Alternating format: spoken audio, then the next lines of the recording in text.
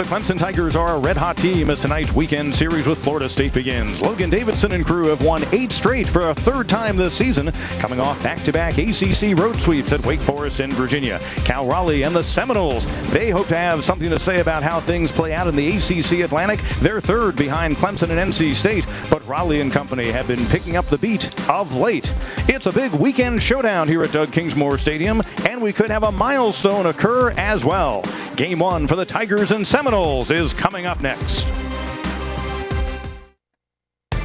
It's the ACC on ESPN here at Doug Kingsmore Stadium in Clemson, South Carolina. It's an overcast night, but warm weather as well. It's baseball weather and a top 15 battle. The Florida State Seminoles against the Clemson Tigers. We're in crunch time in the ACC season. Give you a look at the standings heading into the weekend series. The Tigers sitting atop the Atlantic, 2 up on NC State. There's Florida State. They probably feel like they need to sweep this weekend, have any chance to win another divisional crown.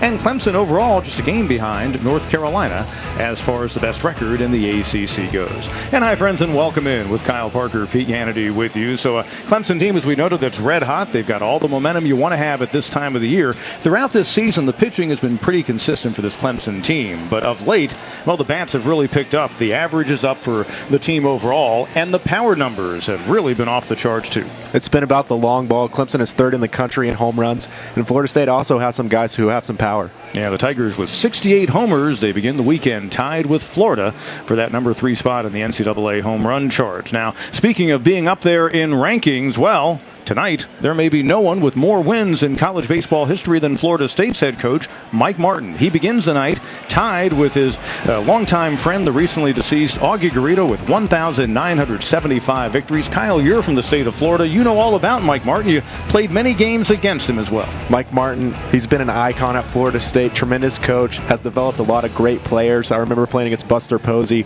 a guy who caught 8 innings and would come in and close the game. But Mike Martin's been a great coach, and you can tell by all the success he's had. Obviously, the Tigers want to deny Mike Martin the opportunity to get that record here at Doug Kingsmore, but I know that Clemson folks will be as appreciative of what he's been able to achieve during his career. And of course, these two teams have played such great battles, both regular season and postseason, throughout the years, especially since Florida State joined the ACC. The starting lineup that Mike Martin's going to run out there: Stephen Wells, the right fielder, leads off. Jackson Luke, he led them in hitting a year ago. This season, he tops them in home runs. Red Applin at first, hitting in the 3-hole. Cal Raleigh, the former Clemson commit, the catcher for Florida State. He's their RBI leader and has also had a good year behind the plate defensively. Drew Mendoza, their leading hitter, at third base, hits 5th. Nick Durr, the second baseman, hits 6th. Mike Salvatore at short is a 7-hole hitter. Kobe Johnson, also a reliever. He's the DH. And Reese Albert, the center fielder, a freshman, batting 9th. Now, the Tigers defensively, a little change-up in the outfield due to some injury issues we'll detail for you in a little bit. Sam Hall, who had that good series at Virginia last weekend, will get another start. He's in left field. Drew Wharton in center. Seth Beer in right. Around the infield, Patrick Cromwell, off some injury issues last weekend, back in at third base. Logan Davidson at short. Grayson Bird at second. Chris Williams at first. Kyle Wilkie behind the plate. And Jacob Hennessy making his 3rd career appearance against the Seminoles. In one of those encounters a year ago, he suffered a loss, but now he makes his first start, and he has been everything you could ask for in a Game 1 starter on the weekend this year. No doubt about it. He is the ace of this staff. A guy who, when he controls the strike zone, he's pretty deadly. He can mix both his breaking balls, his changeup, and his slider, but it's key just getting ahead in these counts. Once he starts locating his fastball, things go well for him. In those 2 appearances a year ago, he allowed 4 hits and 3 earned runs, struck out 2 and walked 1 against Florida State.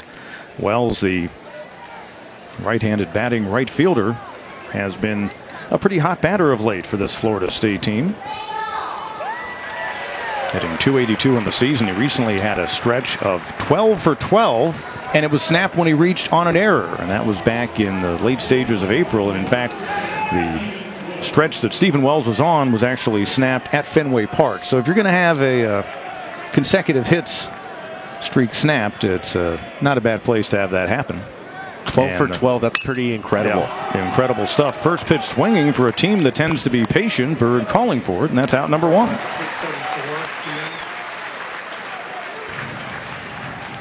And like you said, a team who does have a lot of walks. But Hennessy's a guy that you could just tell the approach is to swing early. When he gets deep into these counts, he can start mixing his breaking ball, and he gets guys their timing thrown off. So it could be a little strategy going on from this Florida State team to just jump on them early. Jackson Luke, the left fielder, takes strike one. We mentioned Florida State, a patient team. Oh, are they? For yet another season, they lead the nation in walks. 285 free passes so far this year for Florida State batters. Monty Lee says the key will be doing what Jacob Hennessy has done, deliver early strikes in the count. You don't want to get behind against these Florida State batters, and you certainly don't want them on base. They're very selective. And just looking at Jacob Hennessy, he's not giving guys free passes. He commands the strike zone. So it should be an interesting matchup. 6 of the past 9 seasons, Florida State has led the nation in walks, although Mike Martin says even long before 2010, the first year they did, as that one catches the inside edge, he always preached a very patient team, and even back into the 90s, the Florida State coach will tell you his ball clubs average about 5 walks a game.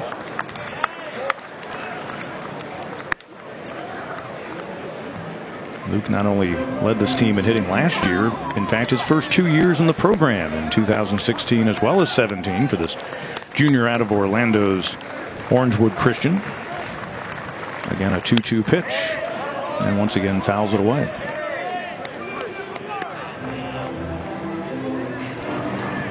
They're going to try to make Jacob Hennessy work. The more pitches they can make him throw, they can get into this Clemson bullpen. The earlier they can get into there, the better off they're going to be. Again, a 2-2. Left center field giving chase Wharton, and he catches it just shy of the hill. A long way to go for the Tigers center fielder. He had Hall closing in from his left, but that's a noisy out number 2 here in the top of the first. He went a long way for that ball. It's not easy to navigate near the wall, especially when you're shaded oppo. Way to run that thing down by Wharton. He's got some wheels out there. 2 up, 2 down here in the Florida State first. Brett Applin, senior out of Fleming Island, Florida, transferred into their program a couple of seasons ago from Seminole State, and really getting a lot more playing time because they've got a really great player, Tyler Holton, a first baseman and a pitcher, but he was lost to the year to an injury, an All-America player, so that cleared the way for Applin to see a lot of playing time, and he falls behind 0-2 in the count. And a fastball looks just caught a little bit of the plate.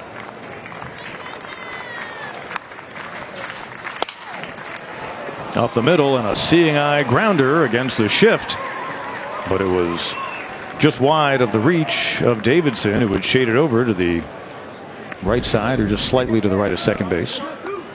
A shift beater right here. It's good aim by Applin. He'll take that any day. Applin coming into the game a .288 hitter. So a 2-out man on for Florida State. Here's Cal Raleigh. Grew up in Cullowhee, North Carolina, went to Smoky Mountain High School, and that's because his dad, Todd, was a coach at Western Carolina. Guided their baseball program for several seasons. And Cal Raleigh originally had plans to come to Clemson, but ends up with the Seminoles now in his junior year, and against the Tigers last year he put up some nice numbers, 4 out of 11 with a homer and a couple of runs batted in, but taking strike 1 there. A fastball in the inner half of the plate. You can just see the patience. Raleigh seems like he was taking all the way, just wants to get a good look at a pitch.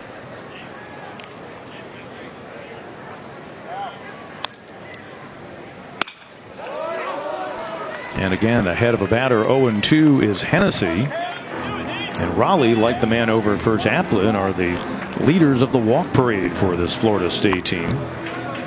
Raleigh has reached base 40 times this year on bases on balls. Applin over at first leads them with 41, but Hennessy wants to make that a moot point, and he does.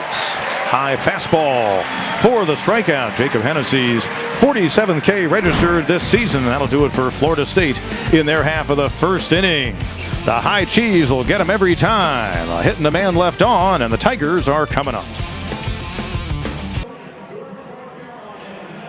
Tigers coming up in the home first inning, looking to have a winning series against Florida State like they did 2 years ago here at Doug Kingsmore. Here's the Batting order, Monty Lee is put together. The switch hitting shortstop Logan Davidson leads things off. Seth Beer in the 2-hole. Of course, he hit there earlier in the season. Chris Williams, the top power bat for the Tigers so far this year. He hits third at first base. Kyle Wilkie moving into the cleanup spot. Once again, the hottest of the Tigers hitters is the Clemson sophomore catcher. Patrick Cromwell hits fifth at third base. The center fielder Drew Wharton hits sixth. Grayson Bird at second hits seventh. Sam Hall, the freshman in left field, hits eighth. And Jordan Green, getting the start as the DH in the ball game tonight, rounds out the batting order.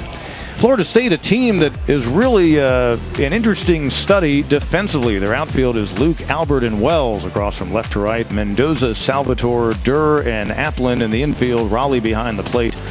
Drew Parrish is the pitcher. They've not been a very good team up the middle defensively, particularly in the infield this year. That's something Mike Martin wants to see improve, but they have gotten many a good start out of this left-hander out of Rockledge, Florida. He is just a sophomore, and against the Tigers a year ago, no decision in 4 1/3 innings of work, but his ERA leads their team, and again, he's got some pretty impressive numbers, especially in that strikeout category. He's going to be able to throw strikes. You see him throwing his changeup right here.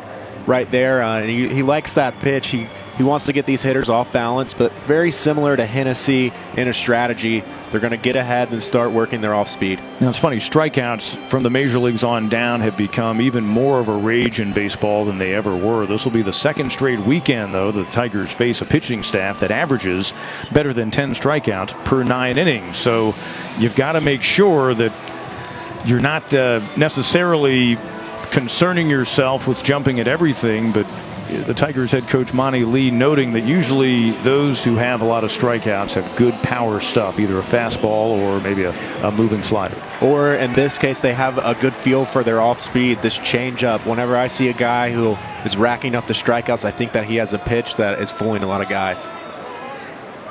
Logan Davidson taking strike one, the ACC Player of the Week after a really good set of games, not only against Virginia but against Kennesaw State and Presbyterian. Parrish starts him out with a couple of strikes to get ahead in the count. 0-2. Parrish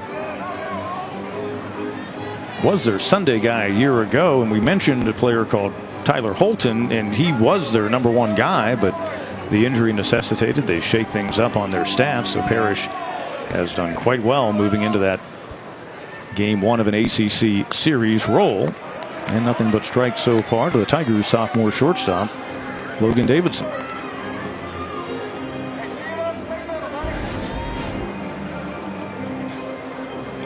A fastball. Davidson just trying to pull his hands inside, but you know, down 2 strikes, you're just battling at this point. Again an 0-2 and a liner into left. That's a base hit to start things out of the home first. Davidson right up there with Seth Beer in terms of those who have hit safely in the Tigers games this year. Now 35 hits in game number 46 of them on the season, meaning he's gotten at least 1 base hit in those 35 games. And here comes Beer with a man on and no one out. And that was a good swing by Davidson. You can tell he's pretty comfortable in the box right now. You know, Beer's no Kyle Parker, but he does like Florida State pitching. A year ago, 7 out of 12, 3 out of the park, 8 runs batted in. He homered in each game down in Tallahassee. The Seminoles took 2 out of 3, but Beer was certainly heard from, and he loved to respond right here. First pitch swinging way up there, and the center fielder, I believe, is going to call off everyone, and Reese Albert will put it away for out number 1. Seth just skied that one to center field. A good pass at it. But there you see Parrish mixing in the off speed. He tries to throw off the timing. Whereas Kyle Parker had great success against Florida State pitching, just like Seth Beer. We'll probably hear from Beer as the weekend unfolds. One of the few times Seminoles pitching has been able to get him out. Chris Williams has been a tough out no matter who he's been facing. Tigers senior catcher leading the team with those 13 homers and 48 batted in. And working on a 6-game hitting streak. First pitch swinging as well, and that's fouled out of play. He too homered against the Seminoles a year ago, drove in 4 in the series when he went 4 out of 13. And Williams has some pop, like you said, Pete. He can launch the ball out to left field. The middle of this lineup has been comfortable lately. They've been performing. Parrish checking the runner at first, Davidson, the Tigers' top base stealing threat. And you noticed he changed his rhythm that time. And that's something I really think it's underrated. You hear about a catcher like Cal Raleigh, who's done a good job throwing out runners this year. He's gunned down 12, but more times than not, the pitcher plays a huge role in whether or not a guy gets a decent jump. You're completely right. A lot of stolen bases are stolen off the pitcher, not necessarily, the throws from the catcher. So holding the runners tight, letting them know that you have an eye on them. Davidson 8 out of 11 on stolen base tries this year. Raleigh keeping that one in front of him, so Davidson going nowhere. So as a base runner right there with the 2-strike count, you got Williams at the plate. You always want him to push it on those dirt balls when you don't have the count in your favor, because if he takes the out, you're out of your bad camp or a bad count, and you get in a scoring position, you can potentially get an RBI.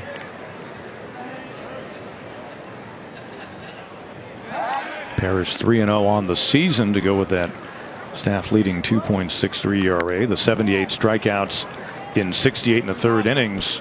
Just a really impressive number as he makes his 12th start of the year. But probably the thing that his coaching staff likes so much is that batting average is .202 against him. So even when they're putting it in play, they haven't had a great deal of success with that low of an overall batting average. On balls in play, it's really not significantly higher than that. Count evens now at 2-2 on Williams.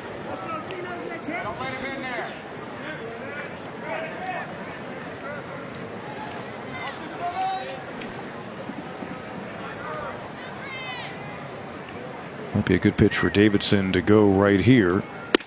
But he sits tight and the count goes full. This is a good at bat from Williams. Yeah, great at bat from Williams, and Davidson's going to be on the move here with the 3-2 full count. You got Wilkie on deck, who's been swinging a hot bat, like you said, Pete. Williams has barely seen any work behind the plate this season. And runner goes on the 3-2 pitch, and we'll do it again. That was a changeup down in the zone. This is what you'll see from Parrish, a guy who's comfortable throwing different pitches in these counts, these 3-2 counts where you need to throw a strike. Wilkie, he of the 11-game hitting streak, longest of the season by a Tiger, and now moved up in that cleanup spot. Here's a guy who was batting way down in the order earlier in the year, but even when he was hitting around 205, 210, he was still having productive at bats, and his RBI total is pretty good. Runner goes again, line to right, over to get it is Wells. Now the throw is Davidson, hustles back, and they double him up. Score it 9-3. Davidson running on the play, and might have lost the ball momentarily. And that twin killing will end things for the Tigers here in the first. Pretty good job by Wells to read it. And then the strong throw to his first baseman, Applin, and that does it for the Tigers. A hit in the inning, but nothing to show for it as we head to the second.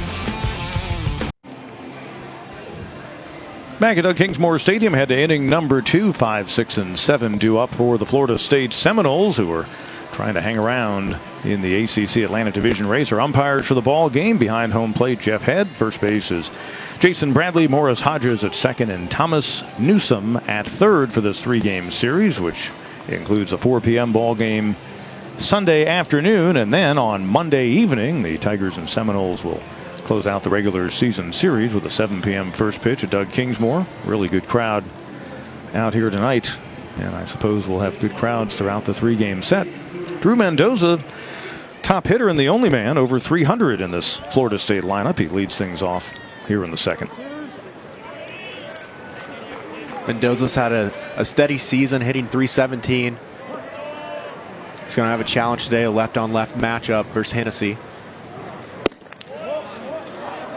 Sophomore out of Mineola, Florida, into Lake Mineola High School. He has 5 home runs this season. As you saw a year ago, he had 10 long balls.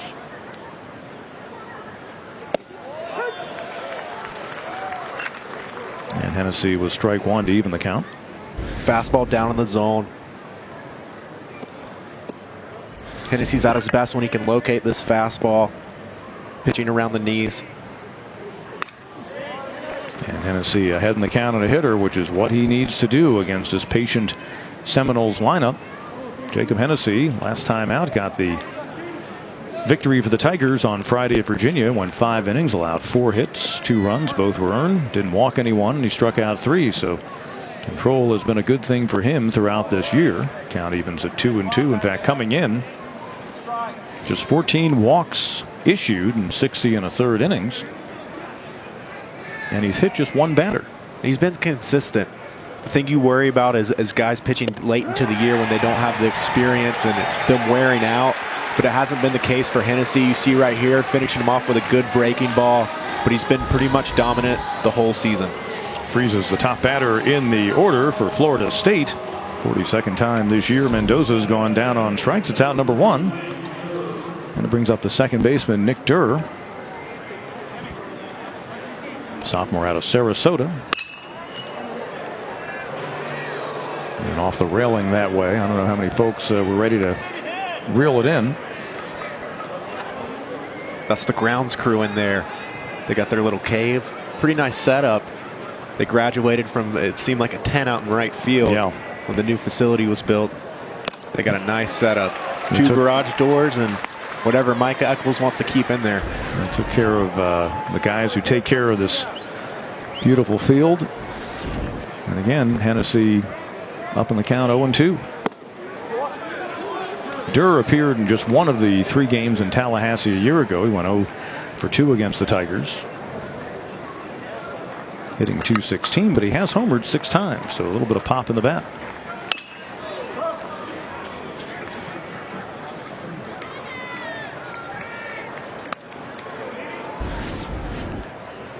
Durr just battles off this breaking ball. Working the count is so critical, especially when you have 2 guys on the mound who have been dominating. You want to get them out of there as quick as possible, get the pitch count out. After an efficient first inning, the pitch count building ever so slightly here in inning number 2. Mike Martin wants to see the pitch count grow for the opposition. That's been the case for his team again this year. We told you they do a good job drawing walks. And count evens at 2-2. And just putting together good at bats throughout the lineup. It helps so much. Just being able to work these counts, like you said, increase the pitch count. Don't give away any easy outs. Pretty much is what the philosophy is for this Florida State team. Hennessy delivers. Now he'll field. And that's out number 2. 1-3 on the putout here in the top half of the second inning. Soft grounder right back to Hennessy. Pretty routine play. Mike Salvatore, junior out of Ewing, New Jersey, transferred in from Northwest Florida State College. Not only do you have a ton of Division I baseball programs there and some really good D2s in that state, but you also have some really great junior colleges for obvious reasons. Florida, Texas, and California, I would suppose, are the no-brainers for probably the best junior college baseball. Little floater right side. Williams makes it look easy. And 1-2-3 go the Noles in their half of the second inning. Tigers trying to make an early statement on the weekend, a Saturday night here at Doug Kingsmore. You see the folks out beyond the outfield fence. I believe that's just right center area. Here at Doug Kingsmore Stadium, the tailgaters were up and running early this afternoon with a 6:30 Saturday night game. Folks enjoying, granted, a cloudy night. Gray skies pretty much throughout the day, but pleasant weather, and we hope the rain stays away. The Tigers and Seminoles, since Florida State came into the ACC in the early 90s, this has been one of the marquee series in all time. Seminoles lead at 74-67. Kyle, I know they keep a record of them in college baseball. I've never been one to factor in ties in baseball. They just don't belong. That game should be forgotten. But nonetheless, they do record a tie in a series that began back in 1958 when a guy named Bill Wilhelm was taking over Clemson baseball and turning it into a national power. Tigers, though, leading here 33-22. A couple of years ago, Clemson won 2 out of 3 last year down in Tallahassee. Florida State winning the 3-game series, and Kyle Wilkie starting things out. The Tigers catcher hitting in the cleanup spot as his hot bat has helped him move right up. We told you about the 11-game hitting streak, and during that run, he's hitting .439, 3 homers, and 13 batted in. 4 homers on the season, but he's picked up the power numbers along with the rest of this team when he swings and misses at an off-speed pitch. He's been super comfortable in the box, and you have to admire just the change in Kyle Wilkie's season. Started off not swinging so hot of a stick, and then all of a sudden hitting nearly 300.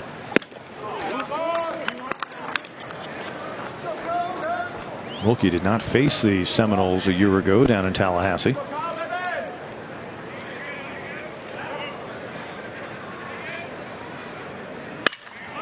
2-1 pitch. Skied on the right side. Second baseman, right fielder, and then the center fielder, Reese Albert, eventually the one who puts it away for out number 1. That thing was just hanging up there. I felt like it was never going to come down, but a good job by center fielder Albert coming in and taking charge and catching that fly ball. It's not the infielder's ball. It's a lot easier angle for the center fielder to make that play. Patrick Cromwell, the Tigers' third baseman, now in the number 5 hole in the order. Coming off some groin issues he had that forced him to miss a couple of games at Virginia last weekend, but pretty much an off week for this Tigers team. They had finals, so no games and really very limited baseball for them. And it gave him an opportunity to rest up a little bit. And a little change in the lineup. You have Sam Hall as well, a guy who probably hasn't played as much as he would have liked through the beginning of the season. But it seems like some guys are stepping up, and then other guys are just getting healthy at the right time. And Cromwell falls behind 0-2, the senior out of Costa Mesa, California. And that time, boy, look at the movement by Parrish. A good slider from Parrish. You're going to see the left-on-left slider. Use a changeup more versus righties. Center field. Sounded a lot better off the bat than it turned out to be as Albert's over there for out number 2. That ball was hit pretty well. I think that was a good swing by Cromwell. One of the things I always look for, and been saying it the whole season, whenever he's hitting the ball to center field, that's when he's locked in. So when he lives in that left center gap, I think it's a sign of good things to come. Drew Wharton, the Tigers center fielder, hoping to get things going back in the right direction. He's still up there among the team RBI leaders with 32 driven in, but took the collar 0 for 10 at Virginia last weekend. Against the Seminoles a season ago, he was 0 for 5. It's not going to get any easier with Parrish. Starting off with that slider again, located it on the inner half of the plate.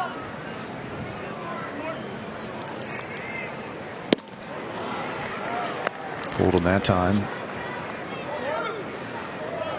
I like the location. Yeah, great location, and that's a changeup down in the zone, and you're starting out. You know, the first pitch you see in a bat is a slider on the inner half and then a changeup low. It's just great pitching, and if Parrish keeps this up, he's going to be difficult to hit. Raleigh tried to help him, but ball 1, says Jeff Head. And it didn't miss by much.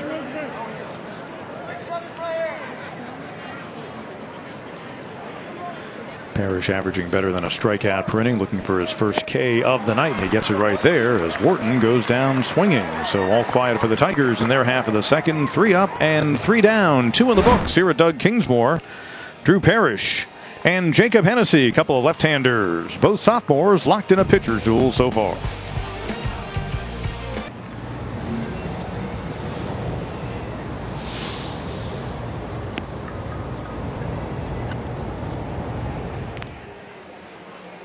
Back at Doug Kingsmore Stadium, and a scoreless game so far.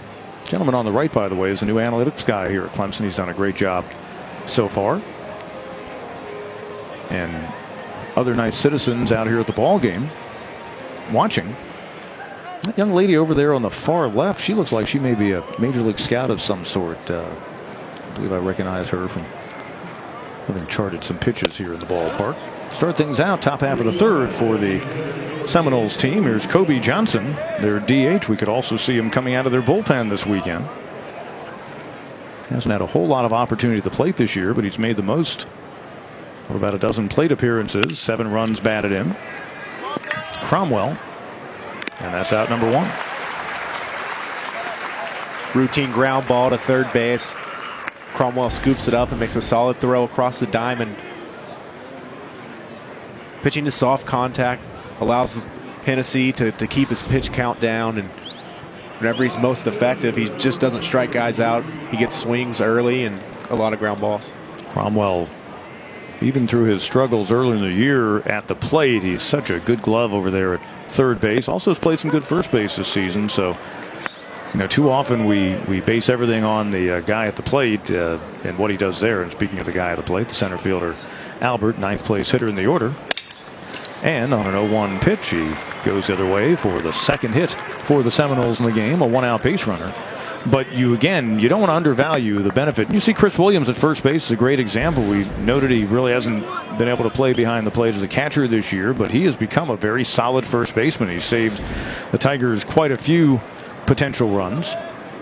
And top of the order. Yeah, you want to focus on these long balls, but it's been a solid defensive effort this year from the Clemson Tigers. The pitching's come through and they've played solid in the field. Stephen Wells popped out to the second baseman Bird on the very first pitch of the ball game. Told you Wells has had a real good last few weeks at the plate. Entered the night hitting .282. Albert over at first, 2 out of 3 on stolen base tries this year.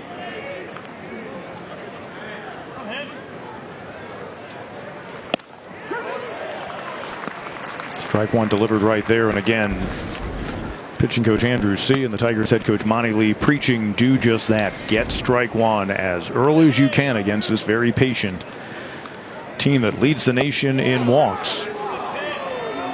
And well, Kyle, you've been around all kinds of different pitchers on both the collegiate level up through pro baseball all the way to the major leagues, and pitching from the windup compared to pitching from the stretch, there is a slight adjustment, and that's something you do have to keep in mind when they've got men on base in terms of keeping your control where you want to and trying to stay ahead in counts.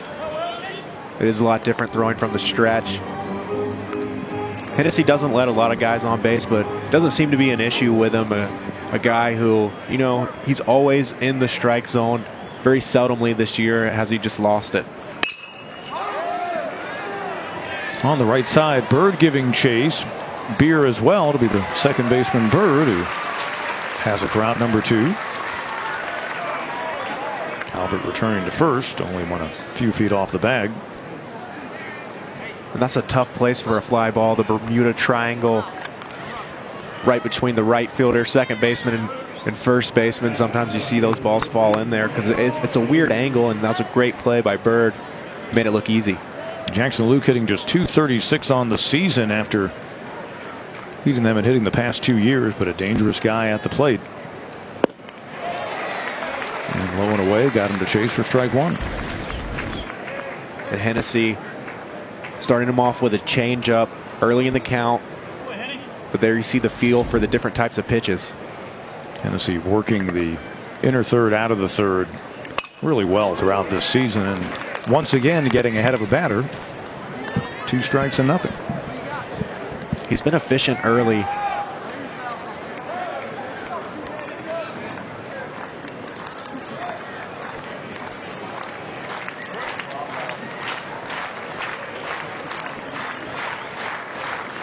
Hennessy trying for a third strikeout in the game, but he'll chase Albert back to first.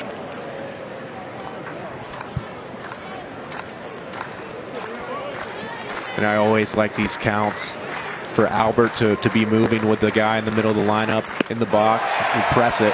Right there, swings through strike 3. And there is that third strikeout registered in the ball game for Hennessy, and it closes things out here in the Florida State half of the third inning. Hennessy is dialed in. When we come back, we are going to visit with Mike Martin, the longtime head coach of these Seminoles. That's coming up as we continue in the third. Welcome back with Kyle Parker, Pete Hannity with you. There's the Florida State head coach, Mike Martin, a honestly amazing career coach. And I know the milestone, or the wins milestone, everyone's been talking about that, but I wanted to congratulate you on another honor. Last night you were up in North Carolina. You were inducted into the North Carolina Sports Hall of Fame as you're a Charlotte native. Congrats on that. That must have been a real thrill for you. Well, thanks a lot. It really was a big thrill. It was well organized. There's about 1,200 people there, and Raleigh Convention Center. It was a definite memorable evening. Coach, a guy who meant a lot to you, the late Billy Vizzini. He was a video coordinator and one of the really great ones in college athletics in the 90s and early 2000s. He was recently elected to the Collegiate Sports Video Association Hall of Fame, speaking of Halls of Fame. And I know that when you got that news, that was probably a very touching note for you to hear as well. Yeah, it really was, because Billy was a great Seminole and a guy that never expected anything. And we were always asking him to give us the 5 hitters that we needed to study, and there was never any griping or complaining. He just went ahead and had it to us in 2 hours, and always was trying to help every program at Florida State. Doggone it, we lost him too early. Yeah, and great guy, very innovative in his field. I know you appreciated that. Coach, certainly good luck to you, and it's been really great talking to you. And I know your team has got a lot of wins left in them before this season is done. Well, thank you very much, and thanks for the great job that you guys are doing. Mike Martin, head coach of the Florida State Seminoles, year number 39 at the helm for him as the head coach. He was there as an assistant for several years before, and this is a Florida State team on a 40-year streak of making the NCAA tourney. So he has known nothing other in June than having his team or late May and into June postseason play. Of course, the many trips to Omaha, 22 College World Series trips all time for this Florida State team, including last year. They went 1-2. Out of the College World Series, as Grayson Bird falling behind at the count 1-2. Did he go? No, says our third base umpire, Thomas Newsom. But you appreciate Mike Martin for all that he's achieved in the game. No doubt about it. He just never seems like he has a bad day. He's super calm. When things go bad, you can't tell it on his face, and when things are going good, he's just even keel. It almost takes stress off of you just watching him out there. He seems like he's in his element. And as Bird stays alive and the count holds at 2-2. You know, you think about the parade of coaches we've seen come through here, the number of wins. You had Jim Morris of Miami, who has announced he's retiring as Jim Morris, around 1,500 wins. Danny Hall at Georgia Tech, Elliott Avon of NC State has been here this year. Mike Santino of Kennesaw State is getting close to 1,000 wins. So you've got quite the run of opposing coaches come through, as Bird rounding out for out number 1 here at the Tigers' third. It's been a competitive schedule for the Clemson Tigers. Like you said, a lot of great coaches and a lot of great teams.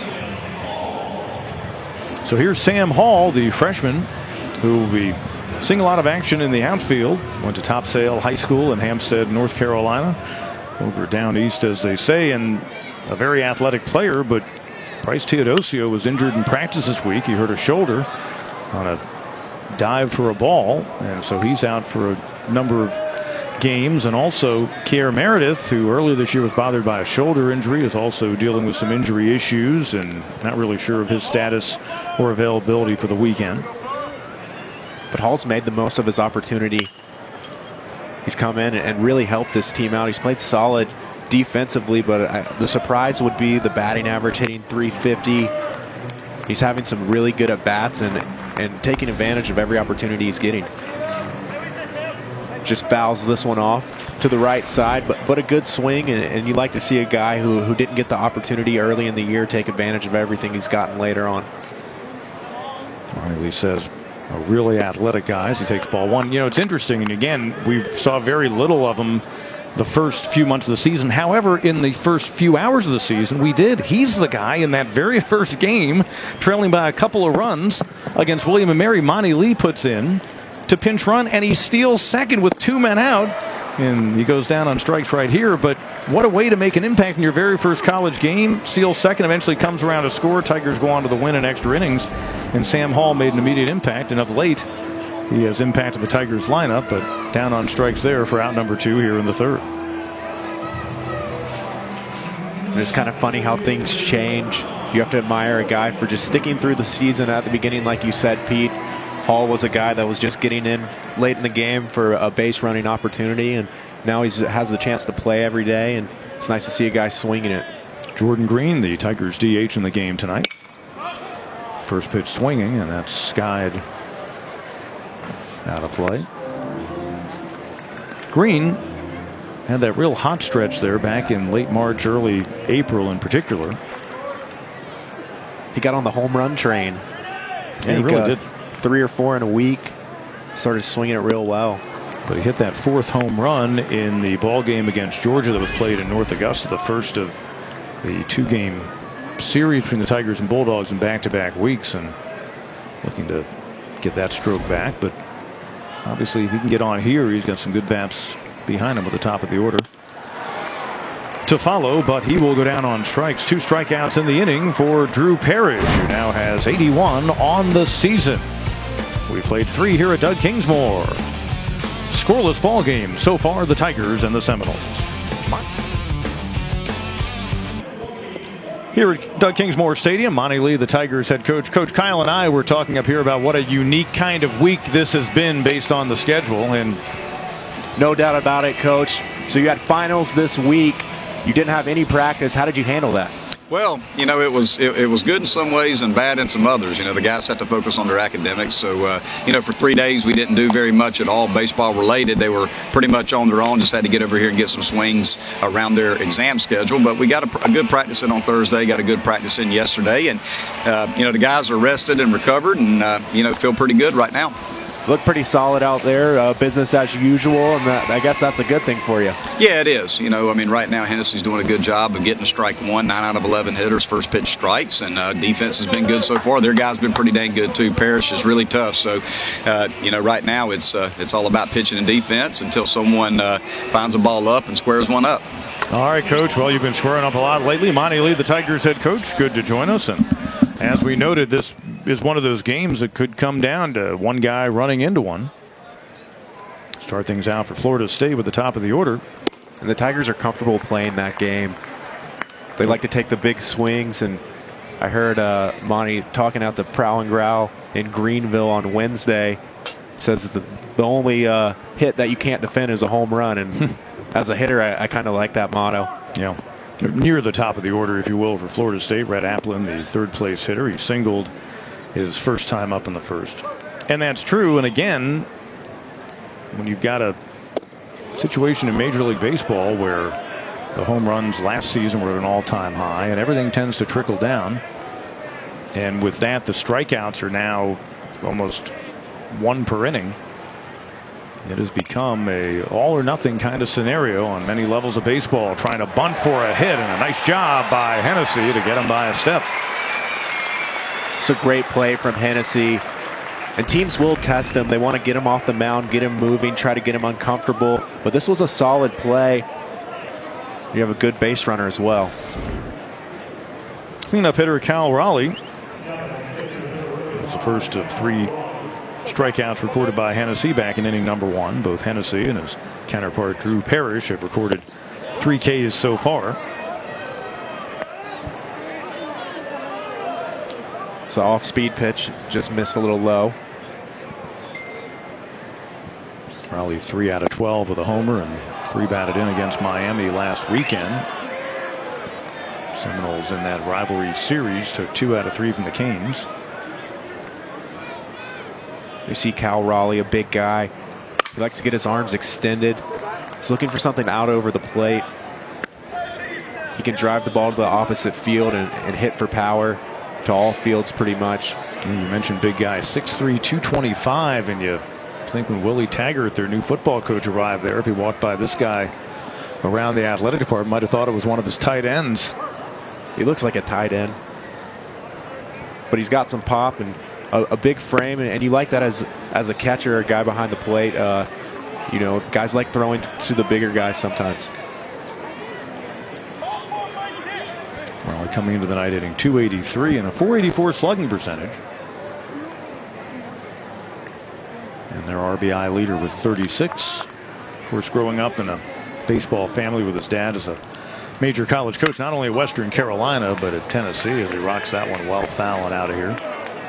Obviously, that pedigree is always a good thing for a player to grow up in the ranks. And on their ball club, of course, they have a son of the coach in the dugout, as Mike Martin's son, Mike Jr., who was a player at Florida State, has been a long-time assistant. That one a little bit too hard for Davidson Ford Corral. Let's see how they score it, and they will score it That's a hit, I believe. Yeah. And that'll be the 3rd in the game for Florida State, and the first on the night for Cal Raleigh.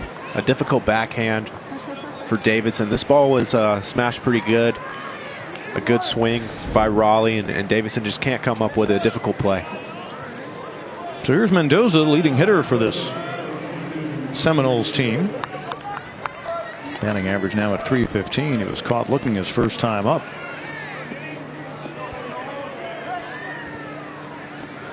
Sophomore out of Mineola, Florida. Went to Lake Mineola High School. And first pitch swing rips that one into center. It'll get down in front of Wharton. Raleigh went halfway, but is able to jog into second. So with one out, now runners at first and second.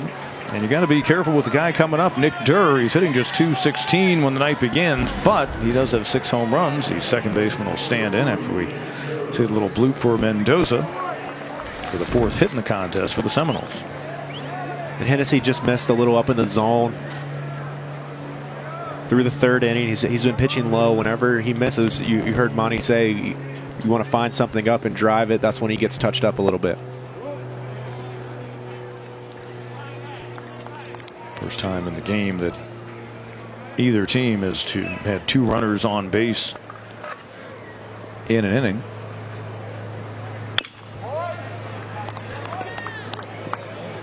One and one is the count. Not that they would try to double steal, but Cal Raleigh does have a stolen base this year. But I'm guessing that was from first to second. I don't know if he can be counted on to get quickly from second to third. Let's see if this one is playable for Williams. He's the one calling for it. And a nice over-the-shoulder catch. Raleigh will go ahead and tag, and so will the runner at first, because no one kept an eye on Mendoza, and Davidson was late getting to the bag at second. So that is a productive out, as it turns out. The pop out by Durr moves runners now to second and third, but with 2 out here in the 4th inning for the Seminoles. This was good aggressive base running. Mendoza tagging up and getting to second base. You see Davidson playing the cutoff man. But that's a difficult play for Chris Williams, a guy who has been dealing with some shoulder injuries, and you had to think that was in the base runner's mind, knowing that Chris Williams is going back on a ball and has been struggling coming off that shoulder surgery last year. 2-out RBI opportunity for the shortstop Salvador, who hit just a very soft, shallow pop to Williams, the first baseman. His first time up in the 2nd inning. And he takes strike one. His first year in the program with these Seminoles after transferring in from junior college. Led his junior college team with 53 hits a year ago, so he is a very solid hitter. He's got to think that he's going to get a steady diet of these changeups. Not far enough behind Wilkie for Raleigh to think about coming home. Yeah, Wilkie was able to keep that in front, almost slipped through his legs. And you have to be aware of that as a base runner on third base. You have a guy, Hennessy, who's going to go to his off speed a lot more now, especially with guys in scoring position. You have to be ready for that ball in the dirt and possibly a pass ball. 2-1 pitch. Popped up again on the right side. Williams calls for it, and he will put it away. Chris Williams, the Tigers' first baseman, active in the inning, and the Seminoles will strand 2 in scoring position. So 2 hits wasted for the Seminoles. Head to the bottom of the 4th. We remain scoreless. Head to the bottom half of the 4th inning. A top 15 battle here at Doug Kingsmore Stadium. Florida State as high as number 15 in the polls. Tigers in the top 10 in different places in a variety of polls. And the ACC led in the national rankings by North Carolina, number 6. We go by the poll that has Clemson 9th. You see NC State, another Atlanta Division team, 10th. And Duke having a fine season, and there are the Seminoles. So you've got 5 teams in the top 15 in the conference, and many others that are of potentially top 15 caliber, even though maybe their progress so far this season hasn't shown. And you saw all those teams on the far right, the overall wins column. You've got a chance to have maybe a half a dozen teams in this conference get to 40 wins, either by the end of the regular season or certainly through the ACC tournament. Logan Davidson, Tigers leadoff hitter, will start things out for Clemson in the 4th inning. And while we've progressed, Drew Parrish having himself a nice start after giving up that leadoff single to Davidson. He's retired 8 straight, and he doubled Davidson off on the liner to right off the bat of Williams to close out the 1st. This is a big series, especially when you start thinking about who could potentially host a regional. You're having a 3-game series versus Florida State. You have a couple quality win opportunities, and that looks good on your record. And I know Clemson's has their eye on Georgia, probably a site that would rival Clemson for hosting a regional potentially. Or super regional in that case. I think the Tigers and Florida State will probably each get regionals, and then the super regional, the seeding, the national seeding, and all of that are certainly critical in terms of that. That one went over into the hill where a bunch of kids were playing, but it bounced away from them. But yeah, it's real big on that. And yeah, Monty, when he visited with the media this week, tried to downplay that, and that's one of the tenets of any head coach, is to downplay all of the things that can result from outcomes. Raleigh throwing down to first to finish off the strikeout. 3rd straight recorded, and now 4 of the past 5 Tiger batters have gone down on strikes, and that's out number 1 here in the inning. There's just been this good changeup and slider mix. Parrish is pretty deceptive, and a guy who's been dominant throughout the beginning of this game. So it brings up Seth Beer, who skied to center his first time up. Beer 12 homers on the season. 46 in his Clemson career, currently tied for 8th all-time at Clemson with someone named Kyle Parker. So we could have a notable moment in terms of the long ball here, and I know my broadcast partner will politely tip his cap, if you will, to the man standing at the plate if that next homer were to occur anytime soon. My 46 should be asterisk because it was 47. So you brought up the tie. We played at Duke. I hit a home run in the top of the 10th, and then the game got erased because there was rain and they couldn't finish the bottom half. That was the infamous Tarp game, right? Yeah, so that would be 47.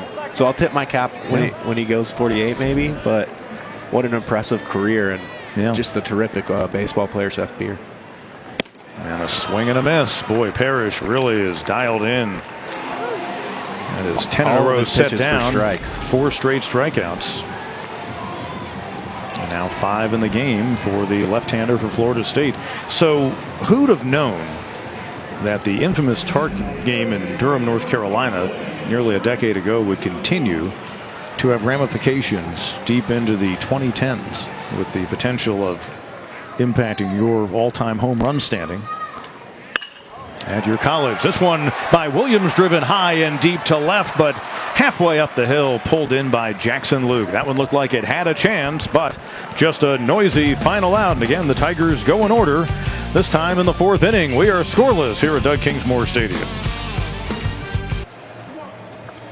With Kyle Parker, Pete Hannity with you back at Doug Kingsmore Stadium. Scoreless in a pitcher's duel here in the middle of this ball game as we head to the top half of the 5th inning. Jacob Hennessy going against Drew Parrish of Florida State. Of course, these two teams have their eyes on winning another ACC championship. Florida State's the defending champ. 2 years ago, of course, the Tigers knocking off the Seminoles in Durham, North Carolina for the crown, and that's where the tourney returns May 22nd, and you can win a VIP experience for 2. You see the website to the bottom right, theacc.com/baseball VIP. Hotel room for 5 nights in Durham, a $1,500 travel voucher. So check out the ACC tourney in Durham this year, but go to that website and try to get there as part of that package. Should be a great tournament once again.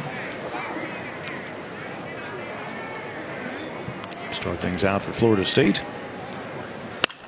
Here in their half of the 5th inning, Kobe Johnson, the DH. Wilkie throws away the helmet and the mask, and that's out number 1. And Hennessy just gets right back to work. Getting a foul pop-up, but just pitching to soft contact. It's hard for this Florida State lineup to square him up right now. Reese Albert singled his first time up in the 3rd. He was left stranded.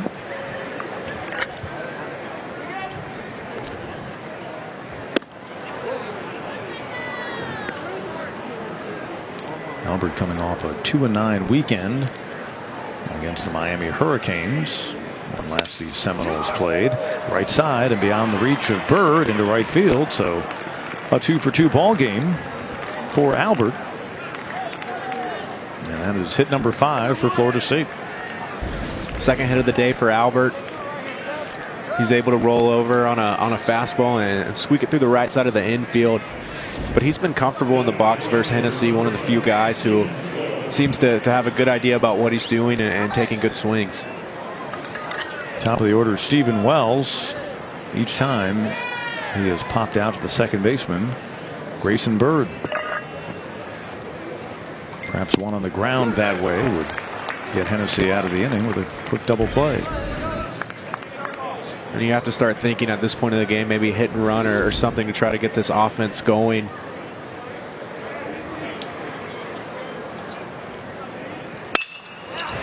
Gapper left center, but Wharton on his horse gets over there in a hurry and puts it away for out number 2. A routine fly ball to center field. Wharton's able to camp under it and make the play, and Hennessy just continues to stay efficient. He gets outs, early in counts, and not putting too much pressure on himself. Yeah, just like the shot hit out to left by Williams to end things in the 4th inning. That one jumped out there in a hurry and just kind of died. The wind not doing all that much of anything in the ball game. Hennessy starting out Luke with a strike. I mean, both of these lefties, they're just tough to square up. They're the type of guys where you think you can hit them and you feel like you're going to have a great at bat, and the next thing you know, you're just walking to the dugout. Luke, one of 3 strikeouts recorded by Hennessy as you see Kyle Wilkie readjust the glove.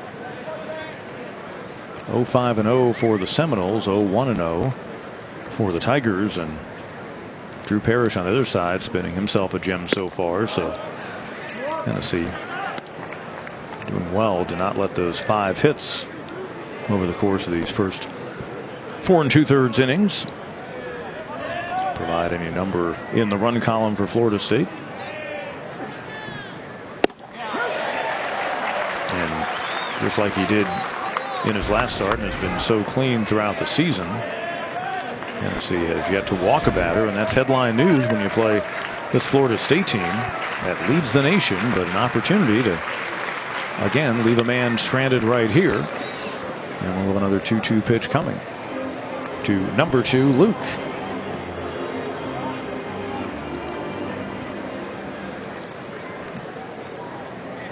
Luke just 1 for 14 against the Tigers in the series last year in Tallahassee, and that's in a year in which he led their team in hitting. You're always going to have your ups and downs. I think the challenge right now is just putting something hard into play versus Hennessy. Oh, what a nice job by Cromwell, and after the spin, the throw, top shelf play turned in by the Tigers' third baseman. Had he not been able to get to that one, it probably heads down into the corner and would have provided the first run of the game, but certainly worth another look by the defensive effort of Cromwell to close things out in the Florida State 5th inning, and we remain scoreless. Throughout the day, you kind of had a white sky, and then you'd see a dark cloud here or there, and there's a forecast for maybe some rain a little bit later on tonight, but shy of any of the overcast, which at this point obviously doesn't matter. The temperature's been great throughout the day, and those guys among the fans, young and old, out here at the game and enjoying the kind of ball game we expected between #1 starters so far. A scoreless duel going on. Tigers trying to continue their push, looking to build their longest winning streak of the season as they've won 8 in a row for a 3rd time this year, and chasing win number 35. And with a victory tonight, they would surpass last year's ACC win total when they had 17 victories inside of the conference. Kyle Wilkie to start things out here in the Tigers' half of the 5th inning, and facing Drew Parrish, who was locked in. The lefty for Florida State has retired 11 in a row. Only blemish against him was a leadoff single by Logan Davidson in the 1st. And he starts Wilkie out with an off-speed pitch for ball 1. And Parrish has just been hard to figure out. There you see starting off with a breaking ball. It's just hard to predict his tendencies, what pitches he's going to go to. He's mixing really well and keeping these Clemson hitters guessing. Wilkie flied out to the center fielder in his first at bat back in inning number 2, working on that 11-game hitting streak. And he rips that one into left. Let's see if it's extra bases. So the streak is now at 12 in a row. Luke lets it go all the way to the wall, and pulling into second with a leadoff double is Kyle Wilkie. That is, for Wilkie on the year, his 7th two-bagger, and the Tigers have a man in scoring position for the first time tonight. This is a good swing by Wilkie. Takes a breaking ball for a ball to start off the bat, then gets something down that he can drive, drops the barrel, and hits a double down the left field line. And Wilkie just hasn't been missing, and what a hitter he's turned into. He battled through some struggles earlier this season and really coming into his own right now. Patrick Cromwell just made that great play to deny the left fielder Luke of a potential RBI double to close things out in the top half of this inning, and now he stands in with a man in scoring position and no one out.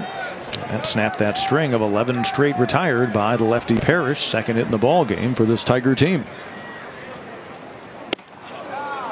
Cut on and missed by Cromwell. We told you he only played one game against Florida State and did not record an at-bat in that game.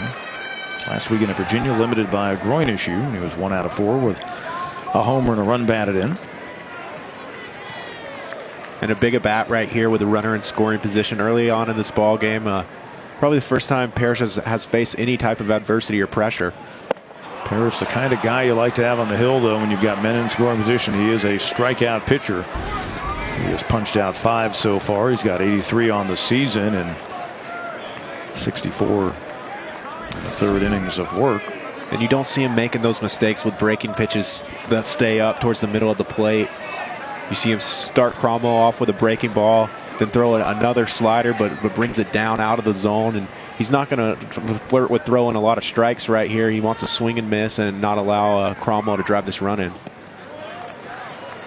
Cromwell takes ball 1, actually 72 and a third worked so far this year for Parrish, who was their number 3 guy, but shows you the quality that he has shown Mike Martin. And he's a number 1 guy now, yeah. That he's moved into that number 1 role, vacated by Tyler Holton, who was an All-America for them, is an All-America caliber player, a first baseman who's also an excellent pitcher, but he is out with an injury. 1-2 pitch, right side.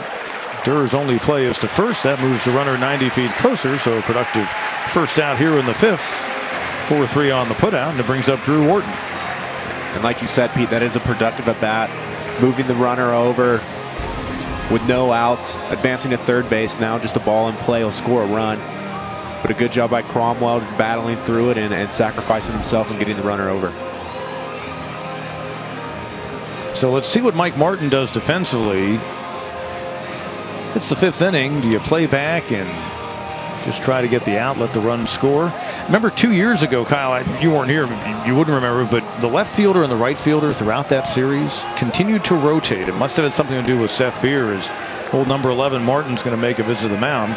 But he has been known to do some interesting things defensively, and we noted at the top of the telecast that there have been some defensive issues in his infield this year. They're trying to become a better defensive team. There's no one up in the bullpen, so this might be one of those situations where he pays a visit to the mound, probably noting the fact that the guy coming up, Wharton, has been in a slump, that you need to attack him if you're Parrish. Probably just strategizing too, or are you going to play corners in with the middle back and you know, hold the runner if they hit a ball to third or first, things like that. But you know, all decisions that you have to make throughout the game, and you have to trust your pitcher right now, I think, and that's what they're going to do. They're going to play the infield in and see if you know, Parrish can give up a soft ground ball or possibly get a strikeout. Wharton looking to deliver a 33rd run batted in the season. That would tie him with Beer for second on the club. And the home plate umpire, Jeff Head, says he went for strike 1. Interestingly, Parrish just moments ago was zipping right along, having retired 11 straight, but suddenly, with the infield drawn in for Florida State, trying to keep Clemson off the board. Quickly things have changed as he allowed just that second hit of the ball game to Wilkie. Let's see if the first baseman Applin has room. He doesn't. And the count goes to 0-2. And just like that, Parrish is ahead. It's going to be key for these Clemson hitters to get something up in the zone. Whenever he gets ahead in these counts, he starts throwing that breaking ball low, and really doesn't put it in a place where these guys can have a chance of hitting it.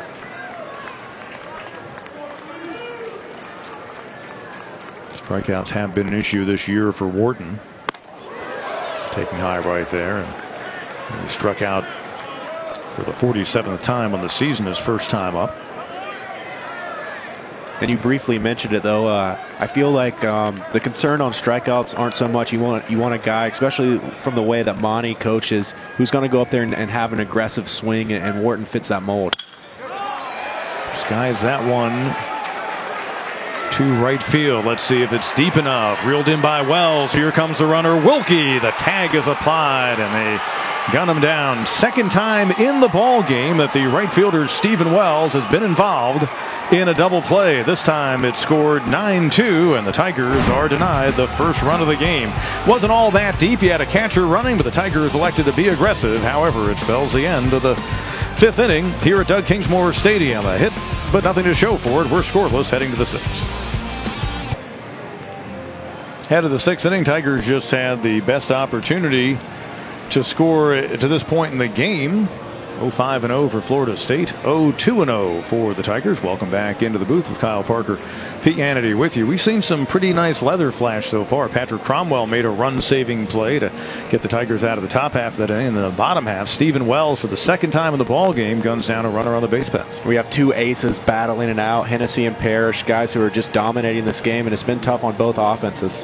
And the Tigers trying to get a victory, continue the winning streak, not only overall, but inside of the conference. Remember, it was just a few weekends ago, they dropped 2 out of 3 to the Miami Hurricanes, but they won the last game in that series. And since, they put together a 7-game ACC winning streak. So obviously you win tonight, take 2 out of 3 in the series. Clemson beginning the day 2 games up in the ACC Atlantic, and you're sitting in great shape with just 1 ACC series left and a couple of weekends at Pittsburgh. And it's a tough matchup today for them, though. And we talked about the long ball guys hitting homers, and that's what they're looking for right now. I think both offenses want to get a ball up in the zone and potentially drive one out of the ballpark to try to get on the board. And we mentioned a gentleman named Billy Vizzini earlier in our telecast, and he is a fellow who passed away about a decade ago, but in the 90s and early 2000s, he was a revolutionary video coordinator for Florida State athletics, and it was recently announced he is going into a Hall of Fame that honors those who do great things with video in the college game. And just to give you an idea as to how important he was to Florida State athletics, we have this for you, a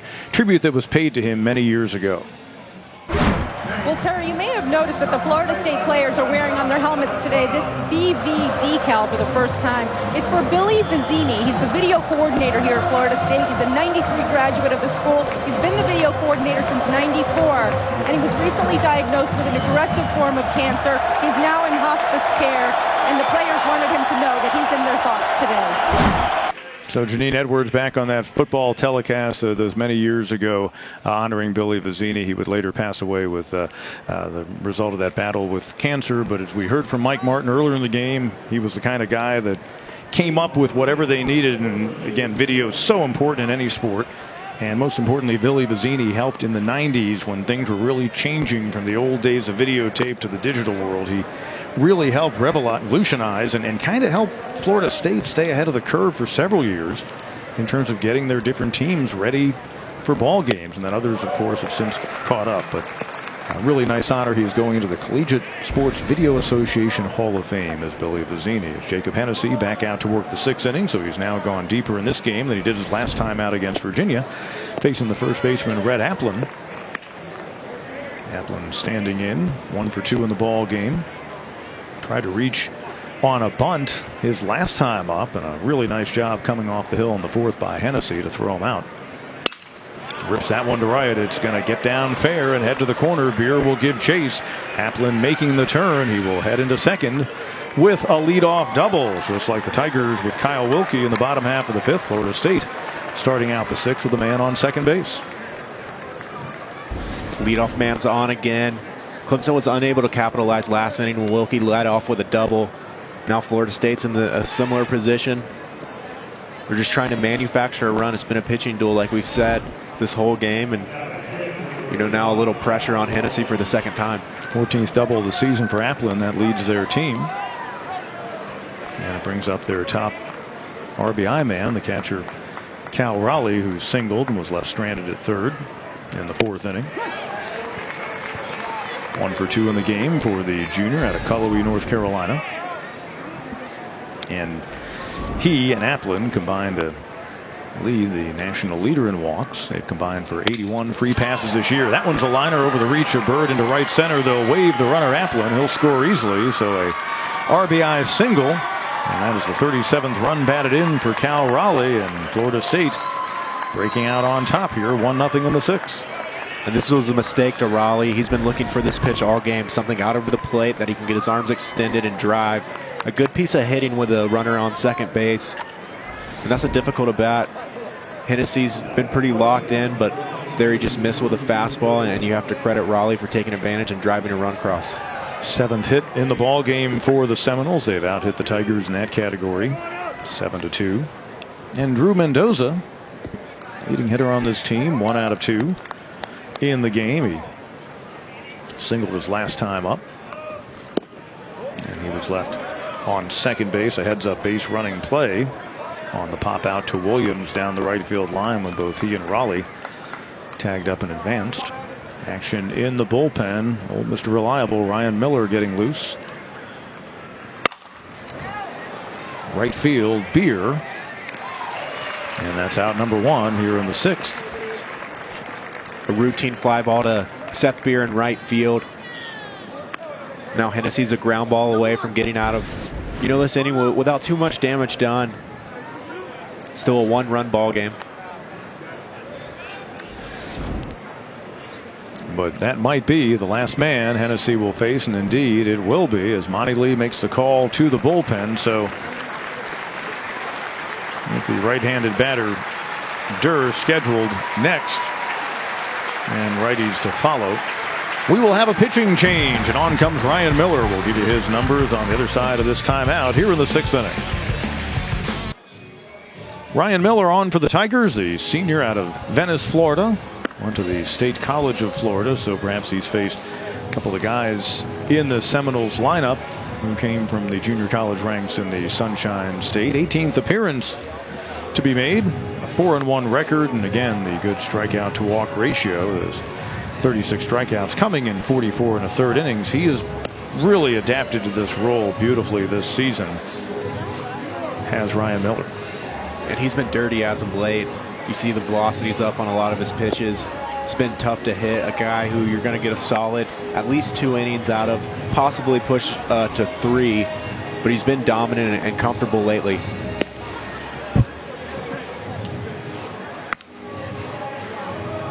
Miller pitched in a couple of games in the series against the Virginia Cavaliers.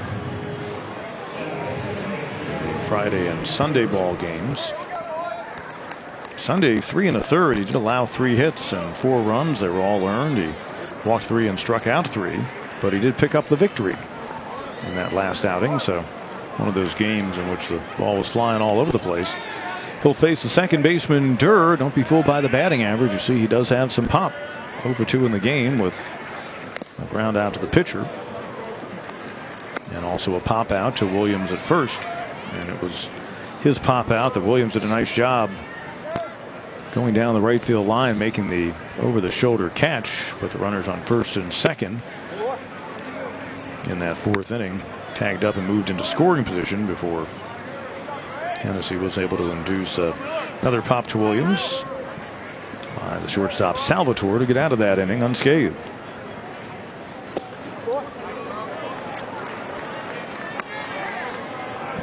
Miller, 33rd round draft pick by the Reds coming out of high school. The draft is coming up, and a lot of guys on the field today are going to have the chance and opportunity to play professionally.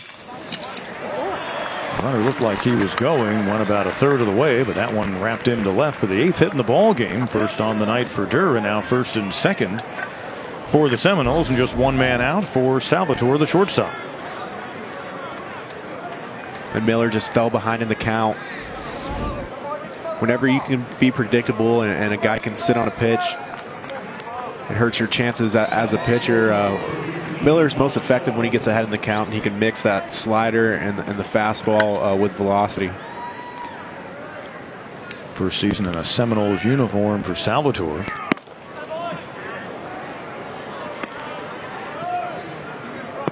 Handling that shortstop role.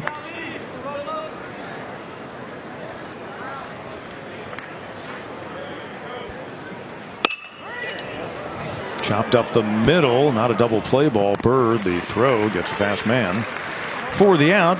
Runners advance, so for the second time in 3 innings, Seminoles have them on second and third with 2 men out. Tigers held them at bay in the 4th when that was the case. It's up to Kobe Johnson, the designated hitter, who's grounded out to third and also popped out to the catcher.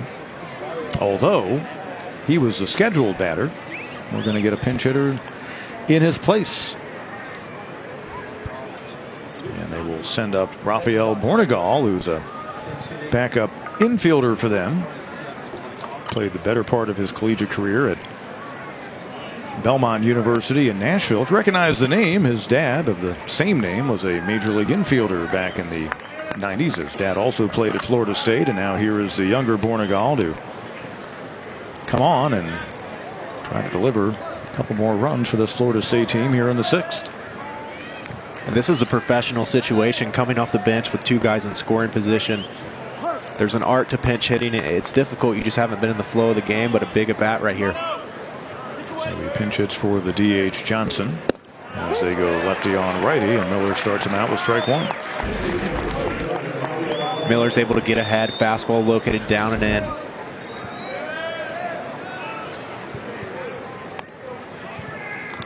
Saw the Bornegal numbers, couple of homers and 14 batted in. Right side Bird ranging to his right.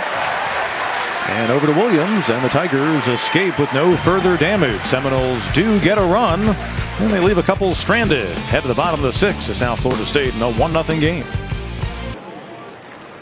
Mike Martin has seen his Florida State team break on top 1-0 as we head to the bottom of the 6th. So if this advantage holds for the Seminoles, he would record career win number 1,976. He would become the all-time leader in college baseball in victories, and it would happen here at Doug Kingsmore Stadium against a team that I would suppose beyond Miami and Florida has probably become Florida State's biggest baseball rival over the years. And again, impressive body of work. His 39th season guiding the Seminoles, 40 wins in every year, NCAA tourney trips in every year, those 16 College World Series trips, including a year ago when they won the ACC, a 7th ACC title under the direction of Mike Martin, and a guy who is he's got a really dry sense of humor, but what a run he's had. He, of course, folks may know this, succeeded Dick Hauser, who guided Florida State for just 1 year back in 1979 before Hauser got the call to go back to the Yankees, where he'd been a third base coach, to become their manager. That's just so many the games. Royals at that point. He actually, when Hauser had been with the Yankees as a manager and had some issues, and then would manage the Yankees and the Royals, but Mike Martin succeeded him. The guy that Mike Martin also served as an assistant under at Florida State, Woody Woodward, would go on and become a general manager in Major League Baseball. As Grayson Bird leads off the home 6 for the Tigers, and Parrish seemingly rolling right along despite that leadoff double by Wilkie in the 5th. Has him 0-2. And he's also coached a ton of good players too, Mike Martin. Just think of all the big leaguers coming out of Florida State, and you know, he was responsible for just developing this game, and it has been competitive for so many years. 6 strikeout recorded in this ball game by the left-hander for the Seminoles, out number 1. Here comes Sam Hall, who went down on strikes his first time up in the 3rd. So 6 strikeouts for Parrish, a Florida State staff that collectively averages better than 10 per 9 innings. That's just like that Virginia staff Tigers faced a week ago, but Clemson coming out of Charlottesville with a sweep. There you see Parrish starting Hall off with a changeup. He continues to just mix his pitches, and it's been really difficult for this Clemson Tiger lineup to get a feel of what's coming. And directed down to first as Hall, as apparently that got a piece of him. For a moment I thought it was just mishandled by Raleigh. Let's take another look. And it is a back foot slider off the back foot, ironically enough. Probably right around the area where he wants to throw that, but it gets Hall in the back foot, and I'm sure he'll take that the way Parrish is pitching right now. It's pretty difficult to get on base. First time in his collegiate career that Sam Hall has reached base via a hit by a pitch.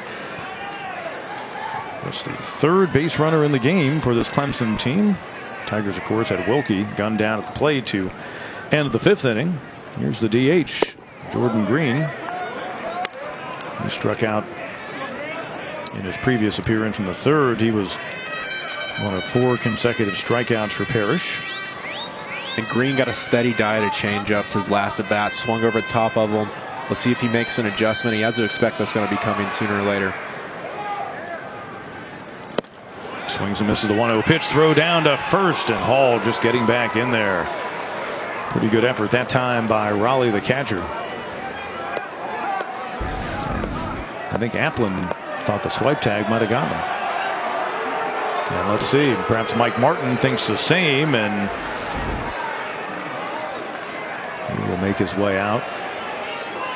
It looked like Hall got in there. Yeah, it looked like he was safe sitting. on the angle we had. And we're blocked by the pitcher Parrish, but even so, I think that Hall got a hand in there. I'm surprised, though, that Applin hasn't been coached to hold the tag, because in that case, so much momentum for Hall, you might pop up and for just a split second lose contact. And with replay, you see that all the time. Guys just hold the tag on. And I say that about Applin, the first baseman, and here's a guy who's having one of the really great seasons in all of college baseball defensively. He doesn't have an error in 355 chances coming into this game, so he would know better than I about how to play first. But still, in that case, he might have caught Hall popping up. Counts 1-1 on Green. Parrish keeping an eye on the speedy Hall over at first. Right field, let's see if it's playable, and off that fence. It was a long run for Wells.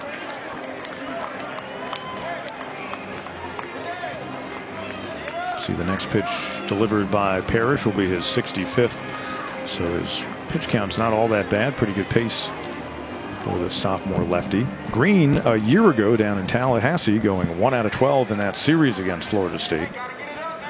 And he was 0 for 7 in Charlottesville last week, cooling off just a bit after that hot stretch, but Tigers certainly need his bat to be productive down in the bottom of that order.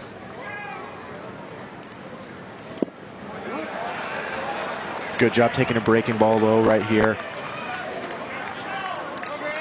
And you still have to have it in the back of your mind. That changeup's going to be coming, in this 2-2 count. Green trying to deliver right here, and as you saw in his left forearm, delivering a message as well. Runner going, chopped to short. That'll keep the Tigers out of the double play, and on to first, Salvatore to get Green. So it kind of works out like a sacrifice. Man in scoring position, but now with 2 men out, but certainly good speed out there with Hall at second. And the leadoff hitter for the Tigers, Logan Davidson, coming back up. And there you have it, a changeup. Ground ball hit to shortstop. But you have Sam Hall on the move. He's able to advance to second base. You have a runner in scoring position for Davidson. Davidson owns one of the 2 Tiger hits. Let the game off in the home first for the Tigers with a single. But the 2 Tigers who have gotten those hits, Davidson and Wilkie, have each been cut down on the base pass by the right fielder Wells. 2 crazy good throws. You see the arm talent from Wells in right field, and just big time plays. And the locals not happy with that called first strike by the home plate umpire, Jeff Head. It's a breaking ball. Good job by Raleigh, just receiving that well. And when you're around the strike zone, you're going to start getting the umpire to expand. He just expects for balls to be called strikes. And, you start out early in the game on the plate, and next thing you know, you're getting an inch or 2 off. It's an art. Seminoles breaking on top with a run in the top half of this 6th inning. Now Davidson behind in the count, 0-2. Davidson, the Tigers lead in a dubious category, 49 strikeouts on the year, but kind of a sign of how aggressively he attacks it. And off a heck of a weekend against Virginia when he was 7 out of 14. That led to ACC Player of the Week honors. Raised his batting average to .280 coming into the ball game. Looking to deliver here with 2 men out and that man in scoring position, Hall. But he goes down on strikes. 2 in the inning for Parrish. And he now has 7 in the game. Tigers again unable to capitalize after they get a man on base. Head to the 7th. Parrish and Florida State, the 1-0 lead here at Doug Kingsmore.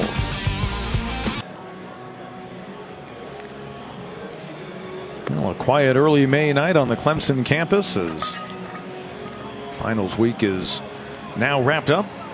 It has been quite the test for the batters so far in this game. A true pitcher's duel going on here at Doug Kingsmore. Drew Parrish still in there after 6 innings, just 2 hits allowed and only 1 other base runner when he allowed Hall to reach on the hit by pitch. No walks and 7 strikeouts for their staff leader at 78 coming in, and that was in 68 and a third innings.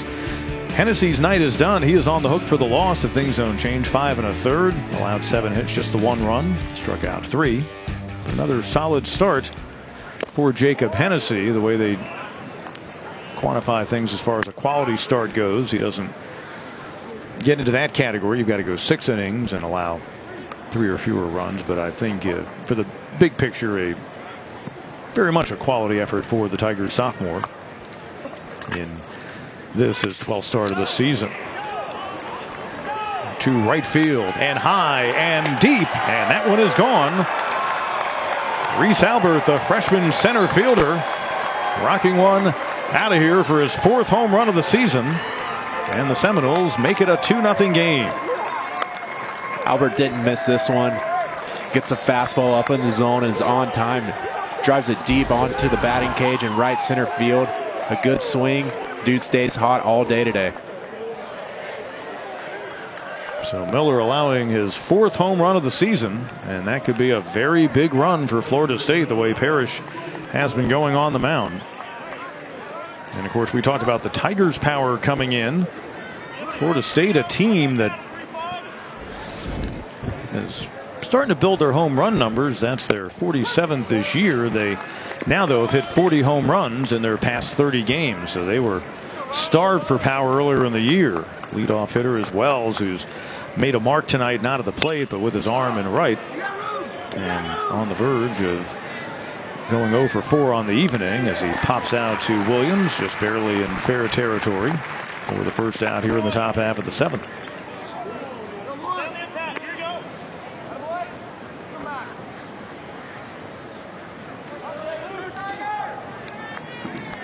And you talk about Hennessy's start. Probably didn't quite get to the pitch count he wanted, and I think that has to be credit to how this bullpen's pitching. And Ryan Miller's been pretty lights out. Giving up the home run today, though. Sometimes you just have to tip your hat to the opponent. Albert, took a great swing at that pitch. Got to be careful with this guy.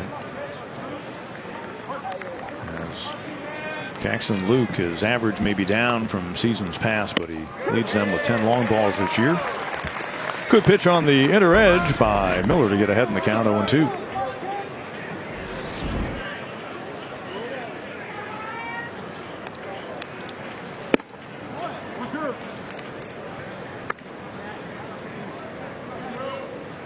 Luke just 2 out of 9 last weekend with a run batted in against the Miami Hurricanes. He was the MVP of the ACC championship a year ago when the Seminoles brought home their 7th conference crown. And we've talked about the fact that the Tigers are in first place in the division as the night begins. NC State and Florida State follow. And you want to win your division. It looks great. You want to have the best regular season conference record. But keep in mind, as that one is into center field for a 1-out single for Luke. That's his first hit in the ball game. But last year when Florida State won the ACC, they were the 5th place team in the Atlantic Division during the regular season. So it's truly a matter of being hot at the right time. And here comes Applin. Now 10 hits in the game for the Seminoles. This guy owns 2 of them. He's got a single and a double. He scored their first run when he came home on Raleigh's RBI single in the 6th inning. And tournament play is always just a little weird. If you get that first win, you could save your pitching. I feel like a lot of crazy things happen, and it's all, like you said, Pete, about having the right momentum at the right time. Luke was running on the play. It looked like a hit and run. Applin, who could probably post up against the sizable man on deck, their catcher Raleigh. We told you earlier, Raleigh stands 6'3", 225. This guy goes 6'2", 220. So they could also build a pretty decent offensive line, albeit they need to add about 80 pounds to each guy if they want to put him as bookends. And if you're playing offensive line in the ACC now, I mean, you got to be pushing. You got to be 280 to 310. At least 3 bills. Yeah, 280, 290.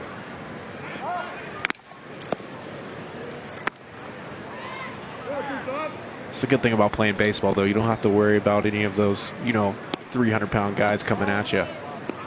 You just hit the ball, catch the ball, throw the ball. Don't get banged up too much.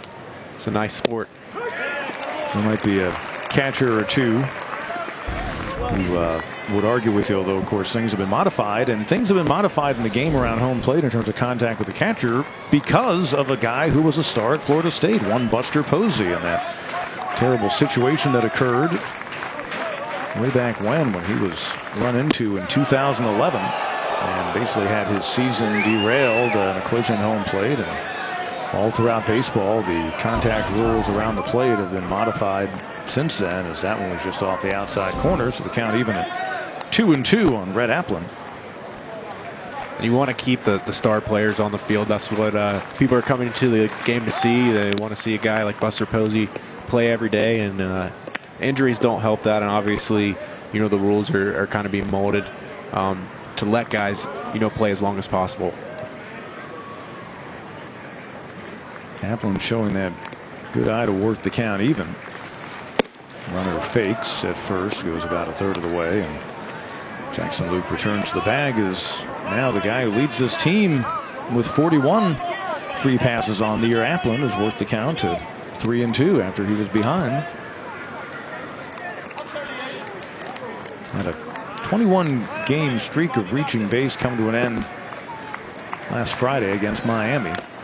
Swing and a miss on a foul tip, held on. Wilkie's throw, and he got him.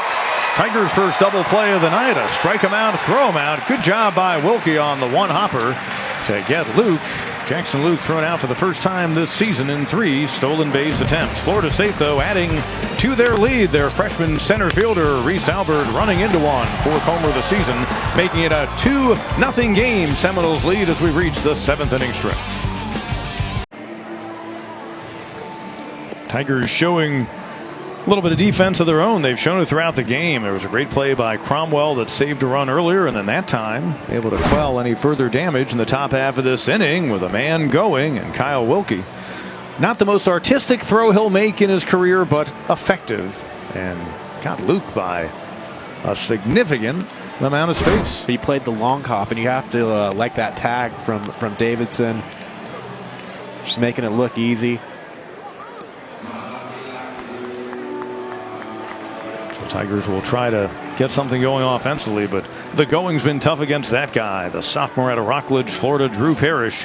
3-0 in the season, a 2.63 ERA when the game began. That number's gone down. His team leading strikeout total has gone up. 7 in the ball game, 85 on the year, and 64 in the 3rd innings. And he'll see Seth Beer stand in to start things out for the Tigers here in the home 7th.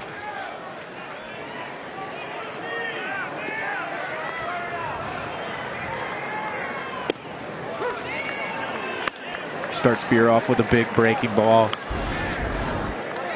and just continues to command the strike zone, getting ahead early with off-speed pitches has been his memo all game long. And Beer able to lay off on that one. Count goes 1-1. And we talked about velocity, and again, Florida State, like everyone else on the planet now, shifting accordingly for Seth Beer, but whereas Parrish has thrown some pretty decent velocity, he can get it up in the mid-90s if he has to. really been impressed with his off-speed stuff and his location. That was a fastball, but look where he located it. And Seth Beer, no one's going to be able to turn on that. And when you're able to mix in your breaking pitches, it makes that 90 miles per hour, might as well be 97. He's kept these Clemson hitters just guessing. You see 0-0 counts. He's throwing a big curveball for a strike, and he's been pretty lights out so far today. Time granted at the plate. Beer had that monster series against Florida State we told you about last season when he was 7 out of 12. He had 3 homers, 1 in each game. And off speed that time, so he got him on an off-speed fastball and then an off-speed pitch. And that is the 8th strikeout recorded in the ball game, and the 2nd time that Beer has gone down on strikes. So when you have a guy who's commanding 3 different pitches, it just makes it that much more difficult. You see going at Beer with a big breaking ball, elevating with a fastball, and then pulling the string with a changeup. But Parrish just had it working all day. Here's Chris Williams. He put a charge into one his last time up on a liner to left that chased Luke up onto the hill. From the swing, it looked like it was going to get out of here, but it was corralled by the left fielder in front of the fence for nothing more than a noisy out. So Williams over 2 as he takes strike 1.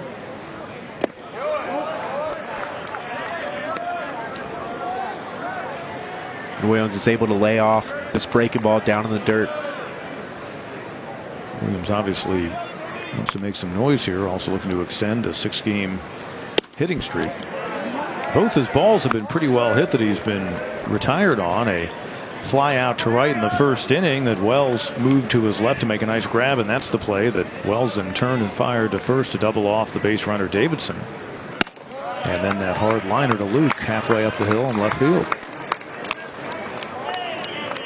And you see him taking a lot of these breaking balls and laying off these close pitches where other guys in the lineup have been swinging over. Just a sign that Williams is pretty locked in right now. And a base on balls, first in the game issued by either pitching staff, and the Tigers have a 1-out base runner. And here comes Kyle Wilkie, who remains hot. He's 1 for 2 in the game. It was his leadoff double that gave Clemson their first scoring opportunity. Wilkie then made it over to third with 1 out. On the grounder by Cromwell. Drew Wharton then hit a fly to medium depth in right field. Wells caught it and gunned down Wilkie trying to tag and score. And he's back at the plate now with an opportunity for redemption.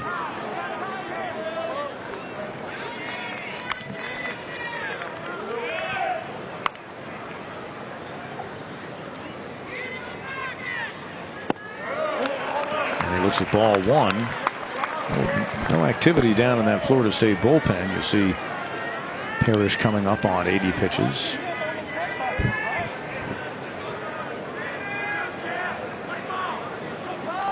You have to think Mike Martin's going to let Parrish go a while in this game.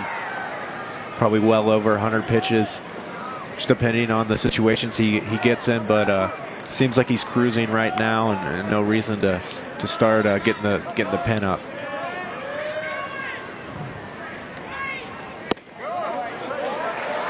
One of the few times he's fallen behind a batter 2-0 in this game.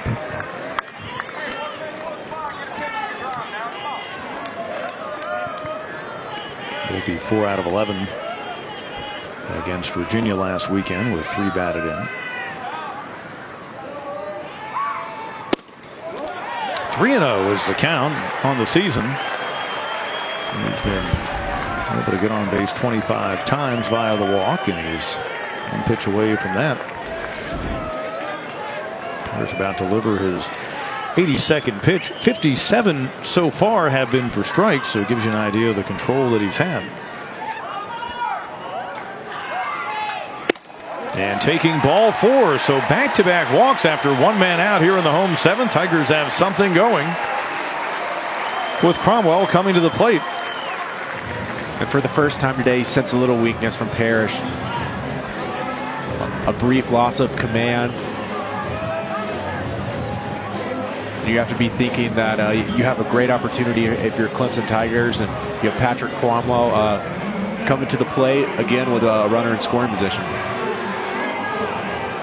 And we will see another visit to the mound by Mike Martin, but he doesn't have anyone warming in the bullpen. As of yet, there is some stirring going on, and now some loosening. That's Jonah Scollard, one of the many freshmen they've had to use, or Scolaro, one of the many freshmen they've had to use this season out of necessity, but the lefty has done a nice job and kind of worked his way into their closer role. You're going to have a left-on-left matchup.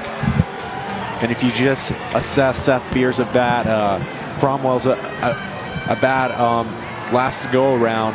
He's getting started off with that big breaking ball that Parrish is throwing for a strike, and it'll be interesting to see if Cromwell makes an adjustment and tries a different approach to sit on that. You have to think with runners in scoring position and how comfortable Parrish is with throwing that first strike, that it will be an easy get me over, a pitch that you could possibly sit on and try to drive a single. So you've got lefty, righty, lefty due up for the Tigers here. So let's just see what kind of leash Parrish has. He won 8 innings his last time out against Miami, so he's stretched out this year. He struck out 13. A high for him. But having a hard time of late getting it over the plate as he throws yet another ball. I believe that's a 7th straight pitch outside of the strike zone for Parrish. And you have to be really selective now if you're Cromwell. Just sit on one pitch and don't do too much with it. And the count goes to 1-1. Fastball on the outer half of the plate. Tigers have had limited opportunities, but they are 0 for 3 on the night with men in scoring position.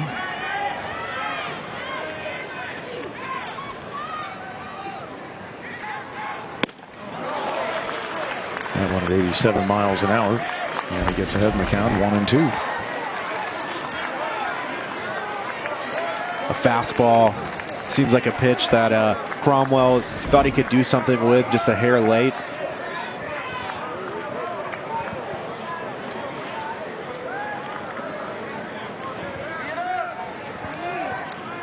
Opportunity for Cromwell, who saved a run earlier in this game with a great play over at third.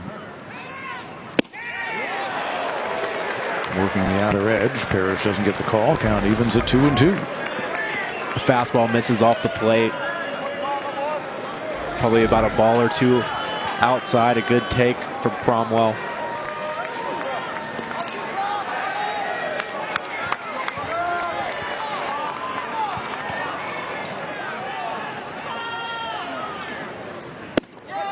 Off speed, and the count goes full. There you see that big breaking ball. Another good take from Cromwell. A borderline pitch, definitely off the plate, a little low, but a tough pitch to lay off of. Parrish has struck out 8. Cromwell, one of those he hasn't gotten to go down on strikes. Tigers third baseman hoping to keep it that way right here.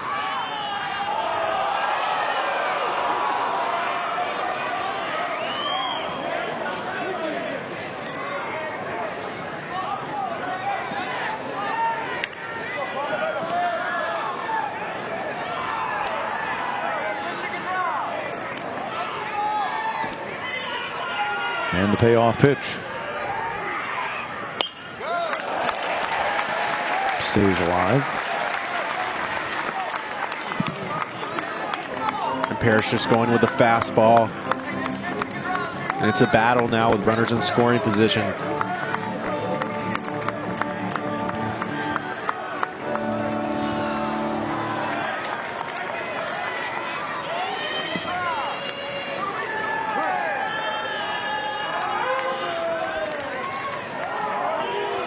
Again, the 3-2 to the Tigers' third baseman, Cromwell. And a third consecutive walk, and they're loaded here in the 7th. How do you like that? A guy who'd come in showing pretty good control, and with his team having given him a 2-0 lead, he was rolling right along, allowing just 2 hits for the first 6 innings. He was able to strike out the most dangerous hitter in this lineup, Seth Beer, to start things out in the 7th. And just like that, he is in a big-time jam See if they leave him in to face the right-handed hitting Wharton, who on the night is over 2, a strikeout and a fly out to right. And it appears that they will, with the lefty in the bullpen. So Bird waiting on deck for this Clemson team, a lefty batter. Mike Martin electing to keep in the southpaw, and then he wasn't, as he will now come to the mound and make the change.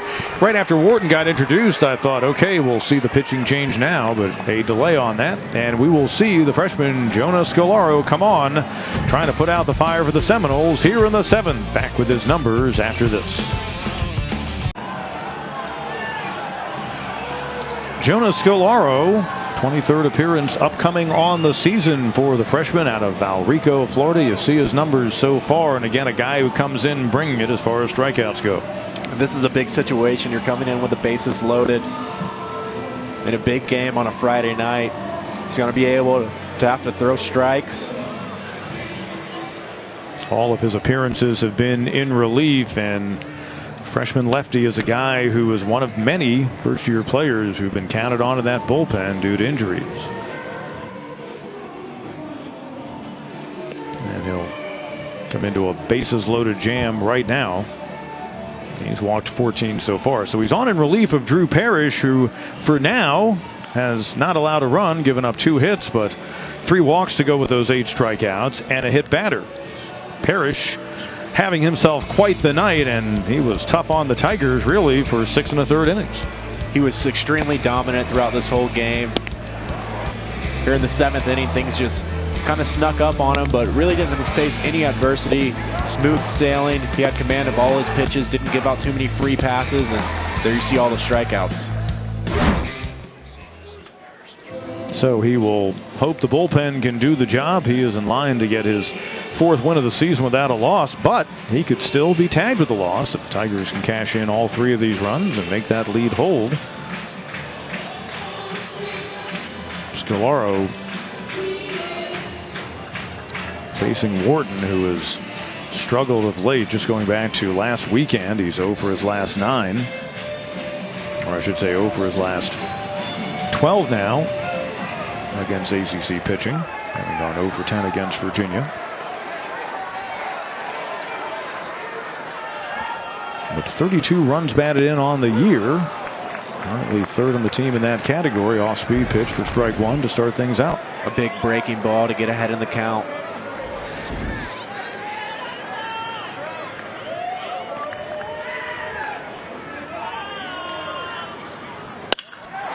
Center field, Albert with a beat on it. Runner at 3rd will tag.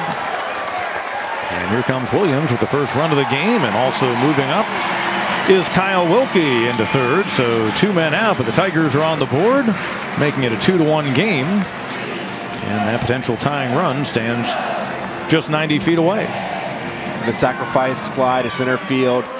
And there you see a heads-up play from Wilkie, recognizing that this ball is deep enough that he can tag up from 2nd and advance to 3rd. 33rd run batted in for Drew Wharton comes in a key moment. And now Grayson Bird an opportunity. 0 for 2 for the Tigers' second baseman of the night. Struck out his last time up. Also was grounded out to his opposite number, Durr, at 2nd. Bird, though, has been hitting quite well over the past month and a half when he's been healthy. Had to deal with some injury issues, a leg injury. Raleigh keeping him close enough that not only could Wilkie not do anything, but the runner at first base, Cromwell, was going nowhere either. And Bird's had a solid season. Like you mentioned, Pete, he has been battling with some injuries. But when he's in there, he's been swinging the bat well and putting together some good at-bats.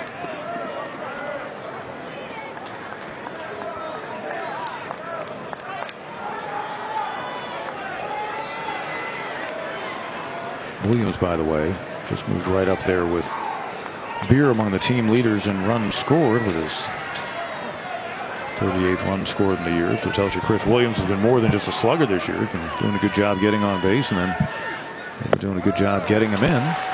And Bird getting ahead in the count in a lefty-on-lefty battle, 2-0. Raleigh on that stop also looked like he Might hit him have in taken the one throat. just below the face mask, yeah, so he was given some time to try to recover. Count goes to 2-1. Catching just doesn't seem fun. Now you did some catching, not here necessarily or in games, but there was some catching deep in your baseball past, wasn't there? Yes, and then for 4 days I was a catcher at Clemson. When you first got here? Yeah. Moved, I guess, to the extreme. At first DH, so that would be the extreme, not even playing defense then, outfield. And runner going. Cromwell will head to second without a throw as Raleigh faked it. That one was Cromwell pretty much, I'm not sure if it was going to be a delayed steal. Once he saw the ball in the dirt, he took off. So now you've got the potential tying run at third and Wilkie, and a potential go-ahead run at second. We're going to call that a wild pitch that allows Cromwell to move up. Base running is all about anticipation. You know a guy's trying to throw this breaking ball for a strike and has a tendency of throwing it in the dirt. A good read from Cromwell, and he's able to advance. 3-1 pitch to Bird, and that's ball four. It'll load him up for the freshman Sam Hall.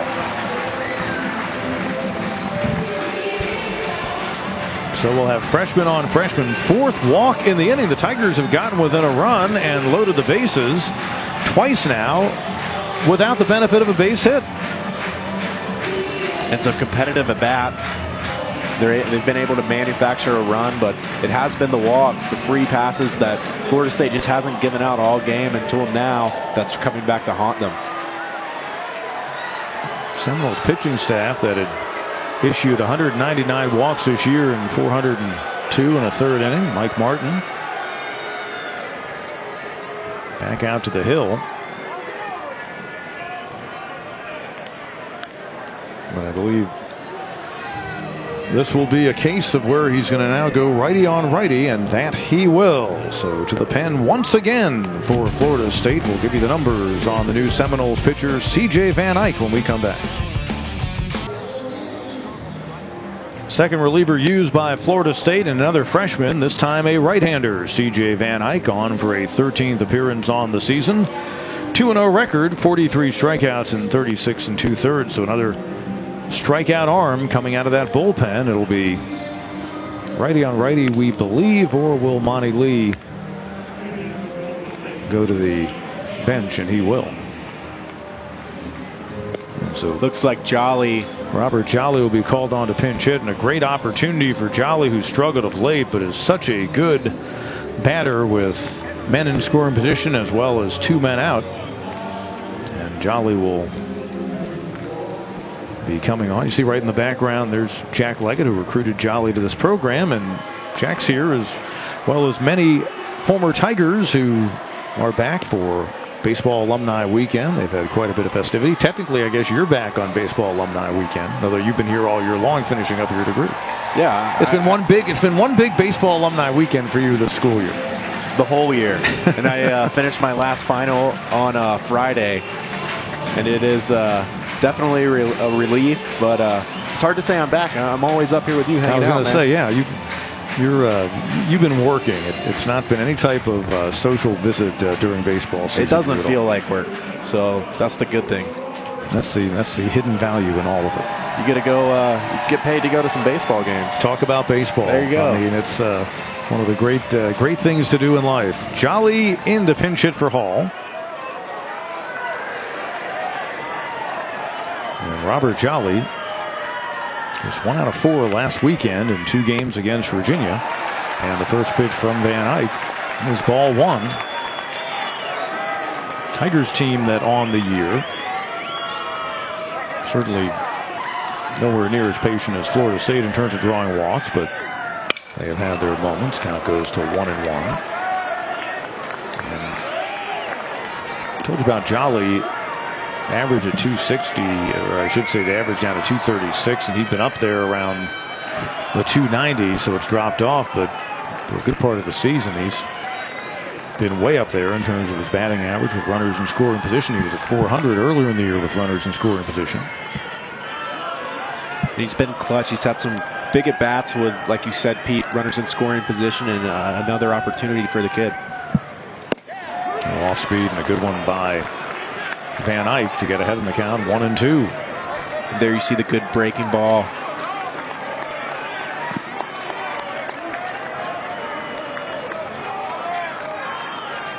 Van Eyck out of Lutz, Florida, went to Steinbrenner High School, so of course he plays baseball. Just getting a piece as Jolly to stay alive.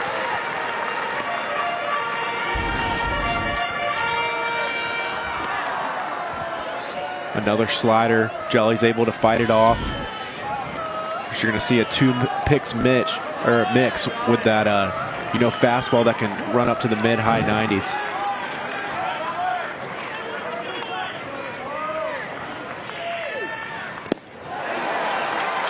And the count goes to 2-2. Jolly on the season, 30 strikeouts.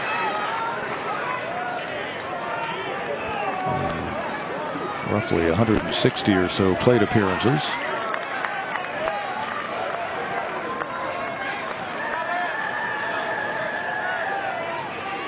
Two-two pitch.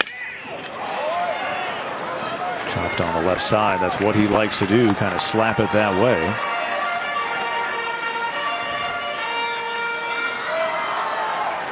Jolly likes to use the opposite field. You see him get a lot of those hits down the left field line. Seminoles with a run in the sixth, another in the top half of the seventh inning. Tigers responding with a run so far without getting a hit. And looking to, you would think, take the lead on a base hit here. And that one getting in foul territory, so the count will stay at 2-2. On the base pass, you've got Wilkie at third, but Cromwell with pretty respectable speed at second. Birds over at first. Jolly has been battling. Eighth pitch of the at-bat. And hoping to eventually win this battle and give the Tigers their first lead of the game. Or at the very least, get this thing tied. And a swing and a miss. Again, the off-speed pitch. And Van Eyck coming in and putting out the fire. And the Tigers leave the bases loaded. They get a run. 4 walks in the inning. We'll head to the 8th. Florida State and Clemson. A classic battle between these two. It's 2-1 here at Doug Kingsmore. Seminoles getting out of a jam right there. So a 2-1 game. Let's show you how we've gotten here to this point as we head to the 8th inning. And the Seminoles able to break on top in the 6th inning as their first baseman Red Applin leading off with a double, and then their top RBI man Cal Raleigh delivering his 37th run batted into the year to make it a 1-0 game. And then to start things out in the 7th inning, another leadoff hit, this one deposited behind the right field fence by Reese Albert for his 4th home run of the season. The freshman at the time gave the Seminoles a 2-0 lead, and then the bottom half of that 7th inning, Tigers able to get a run back. But a 2-1 game, and so now Mike Martin, you see him sitting there with his legs crossed on the bench. I believe that's his son and assistant coach Mike Jr. just to his right. But Mike Martin 6 outs away from becoming college baseball's all-time winningest coach.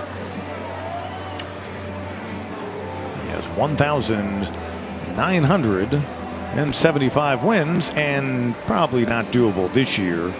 I guess they would have to with about, let's see, if they played all the games in the College World Series, the NCAA tournament. I don't think he'd get to 2,000 wins just in this year, but he has not given any indication that he will not return next year for a 40th season as the head coach of this team. So he's a shoo-in to get to 2,000 wins. That would be quite the bar. Raleigh, the catcher, will lead things off here in the top half of the 8th inning.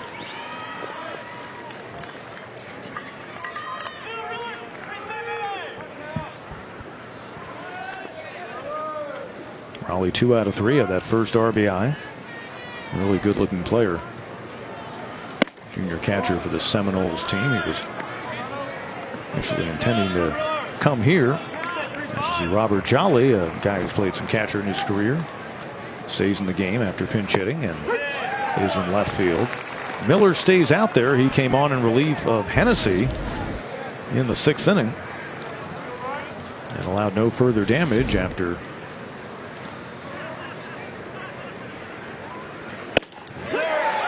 Seminoles had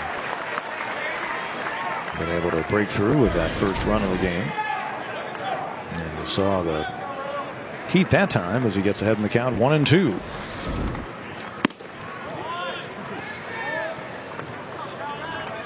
Miller's just trying to get in on the hands of Raleigh, not let him get those arms extended. Raleigh, a switch hitting catcher, hitting from the left side for the first time tonight. See if Cromwell has room, and he does not.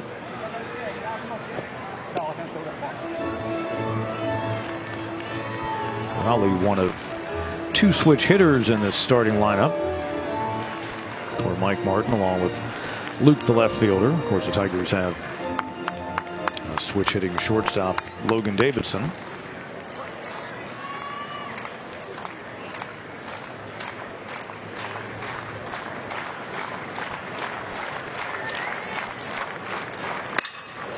That one dripped to right.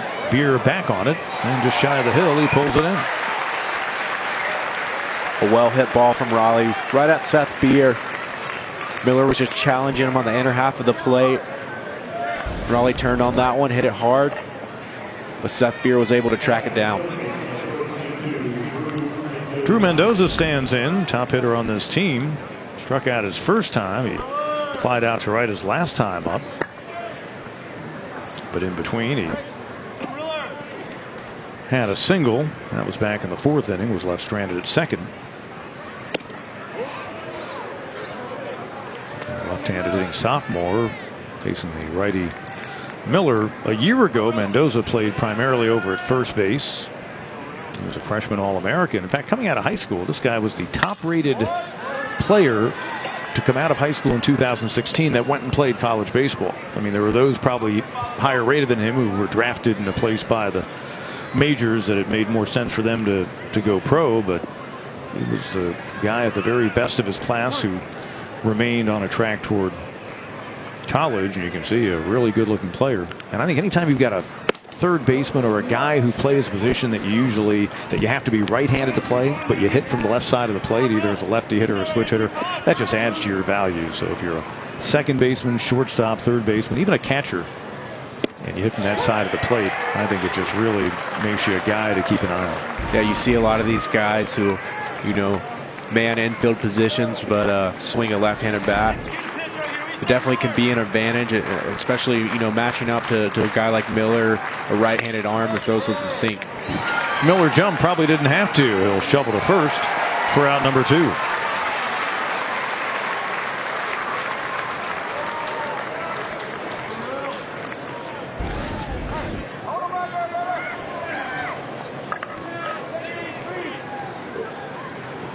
Just a lazy ground ball. Miller is able to make the play. It seems like he's having a better feel for his pitches. He's establishing this fastball in the inner half of the plate and not allowing hard contact. Here's Nick Durr, singled his last time up and make it 2 hits in a row for the second baseman. A 2-out single gives the Seminoles a base runner here in the 8th.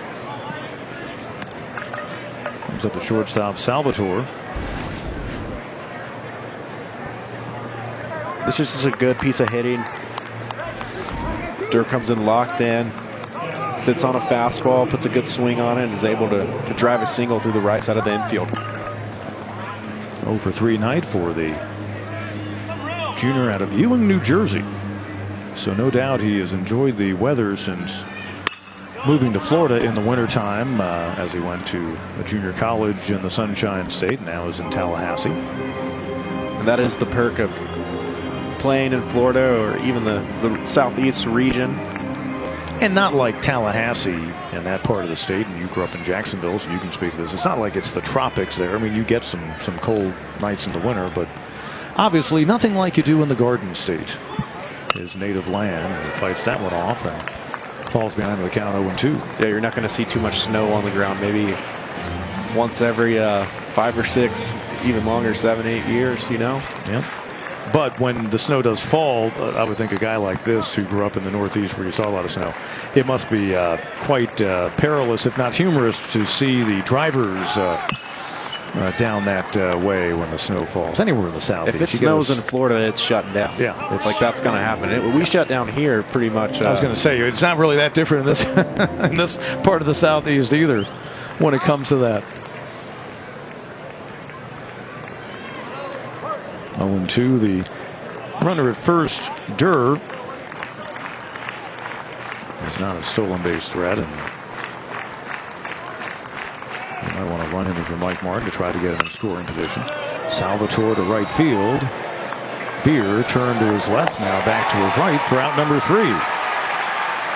Tigers come to bat in the 8th. They trail by a run. They're trying to deny history here at Doug Kingsmore tonight. No, thank you. Appreciate that.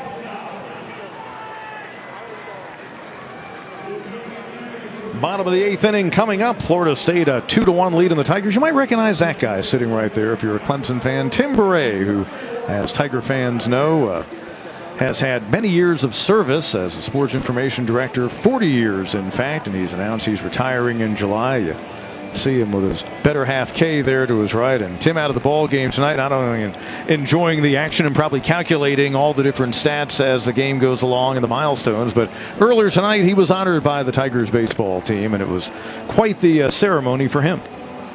Looks like he's true. Since 1978, Tim Beret has been a constant presence in telling the story of Clemson athletics by promoting the accomplishments of student athletes, coaches, and staff. He received the highest honor in his profession last summer when he was inducted into the Hall of Fame for the College Sports Information Directors of America. On July 1st, he will retire after 40 years of service to Clemson athletics. As a token of our appreciation and for all you've done for the baseball program and Clemson athletics, Coach Monty Lee is presenting a number 40 jersey. Thank you, Tim Beret. And they presented Tim with that jersey you see right there with the number 40 on it. So Dabo Sweeney in the football program gave him a golf cart adorned with the Clemson paw and the orange and purple. And now he's got the baseball jersey. I don't know, maybe Brad Brownell will give him 40 basketballs to honor his year's service, because, of course, basketball, he also worked as the color analyst on the telecast all these years. On the broadcast, the radio broadcast, I had the pleasure to work 11 years in that capacity with him.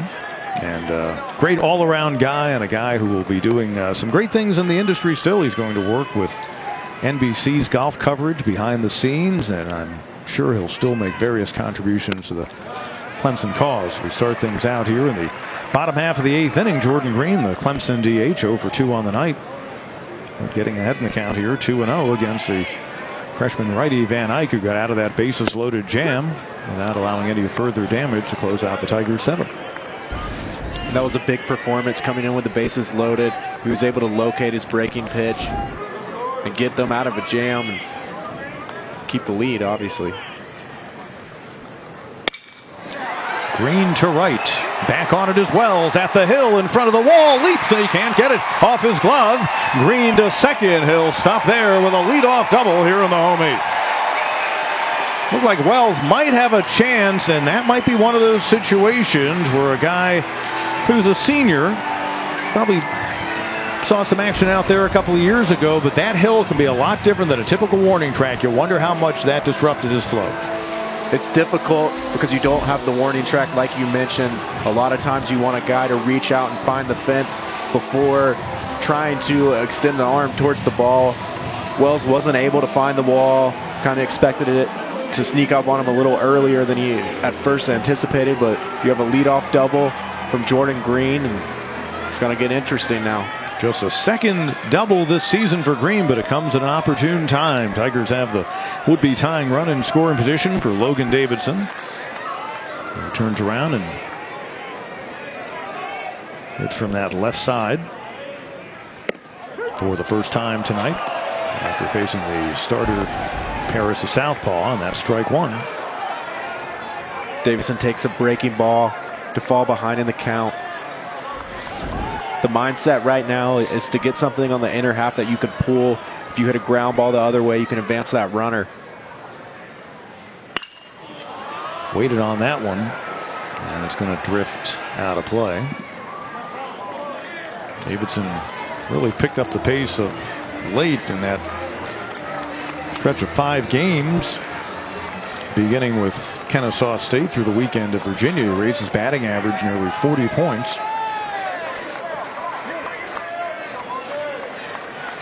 Winning ACC Player of the Week, hitting .500 on the week.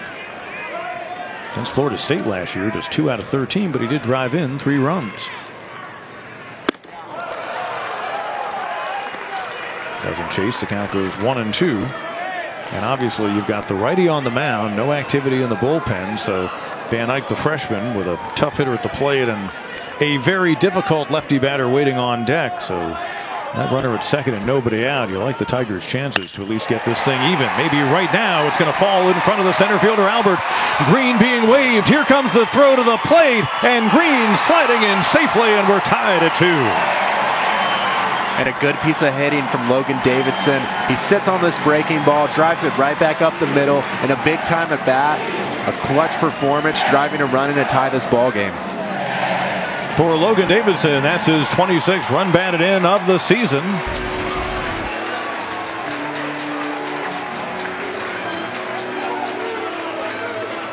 And you see that, boy, Albert really gave it an effort. He fell, but it wasn't that good of a throw. Might have been a different story had it gone to the guy in right, because we've seen the arm demonstrated by Wells, but good hustle that time by Jordan Green to come around and get this game tied up. So Seth Beer now, who did big time damage against the Seminoles a year ago. It wasn't all that bad against them 2 years ago here at Doug Kingsmore. Tigers leading hitter began the night at 283, now hitting 278.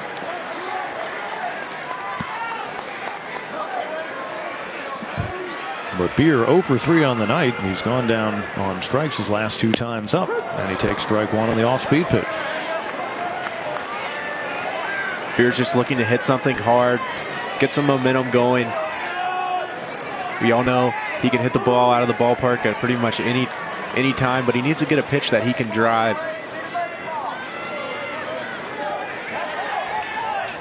Van Eyck, a pressure situation for the freshman righty. He'll chase back Davidson at first. Logan Davidson over there, the Tigers' top base stealing threat this year, 8 out of 11 in stolen base tries.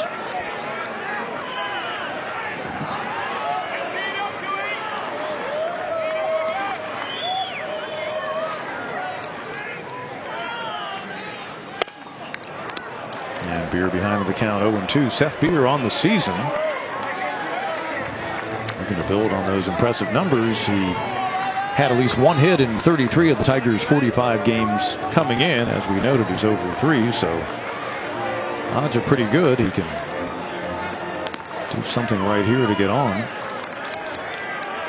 And of course, you've got the top RBI man of the team on deck in Chris Williams, so perhaps a chance for some late fireworks here. Kind of stay on 2. Tigers cut the 2-0 Florida State lead in half in the bottom half of the 7th without getting a base hit. But here in the 8th inning, 2 straight base hits, a double by Green, then a single by Davidson to tie this thing up at 2-2. And they're right back in this game. A big at bat for Seth Beer. He really wants to come through for his team right now. And a swing and a miss at the off-speed pitch, down and in. 3rd straight time tonight that Seth Beer has gone down on strikes, and that is a rare occurrence in his great career. And that's a fantastic breaking ball, a big-time pitch. It's tough for Seth Beer to be able to handle that. 2nd strikeout recorded by Van Eyck, and the 10th for this Florida State staff in the game. And we noted they average better than 10 strikeouts per 9 innings, so they are actually ahead of their season pace. Williams now with 1 out. Davidson at first. Williams walked and later scored the first run for the Tigers in that 7th inning. Coming home on the sacrifice fly by Drew Wharton.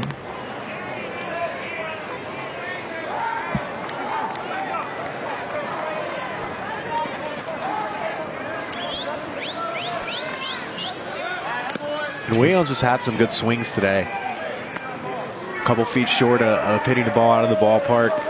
He's had some good takes. He seems like he's locked in and comfortable out there. Van Eyck, the freshman, delivering. Chopper to third, to second for one. Over to first. Third double play of the night. Turned by Florida State. The first time it's happened on a ground ball. 5-4-3. Mendoza to Durr, and on to the first baseman, Applin, to end things for the Tigers here in the 8th. But Clemson gets a run on 2 hits, so we head to the 9th. A brand new game at 2-2.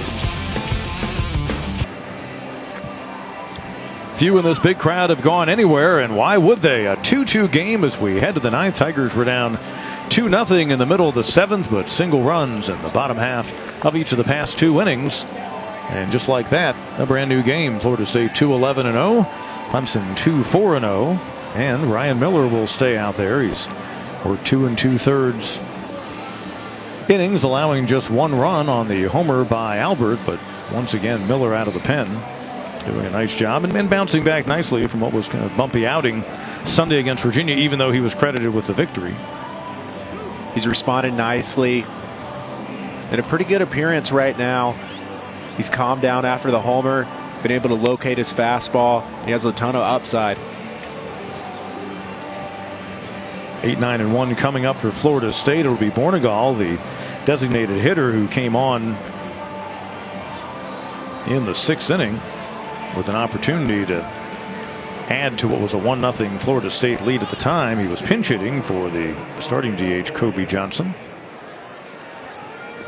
Bornegal, a senior out of Mulberry, Florida, transferred in this year from Belmont University, Ohio Valley Conference. He played the early stages of his career in Nashville, Tennessee. He takes strike 1, and as we noted when he was up the first time, he is the son of a former Florida State player and a guy who went on and played with a handful of teams in the major leagues. Rafael Bornegal Sr. And that's strike 2. And he's just trying to work his way on base. In the 9th inning, you just need to get the leadoff runner on and try to manufacture a run. There you see Miller just locating. Swing and a miss. Good morning, good afternoon, good night. And the strikeout registered by Miller for out number 1. And that is the first K delivered by a Tigers pitcher since all the way back in the 3rd inning, 4th time tonight. A Florida State batter has gone down on strikes.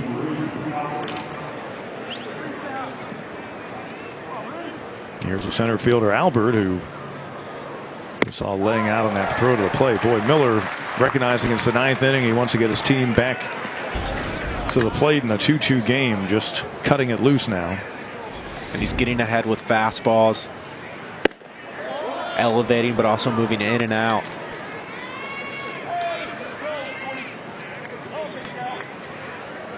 That home run he hit, part of a perfect night. He's 3 out of 3 with a couple of singles.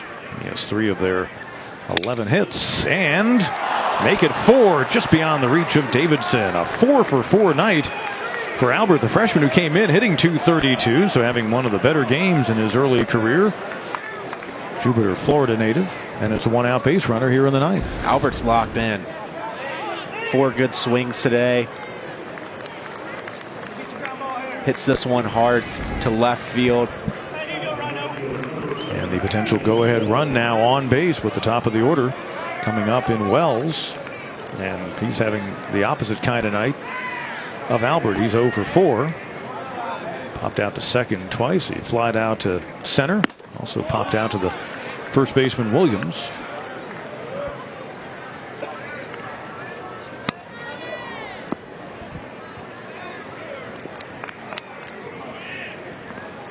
Wells with 5 multiple hit games over the past 2 weeks, but the Tigers staff has kept him quiet tonight.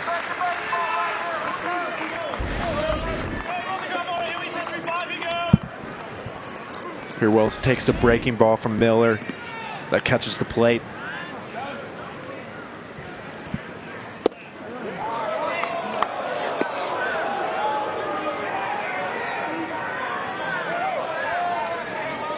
Dangerous hitters coming up behind Wells, with Luke Alpin and Raleigh to follow.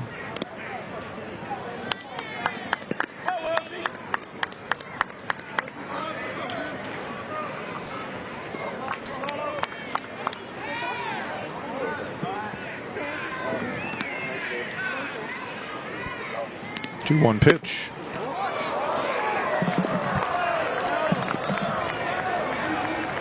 Wells is able to hold off. Takes a fastball from Miller that misses in.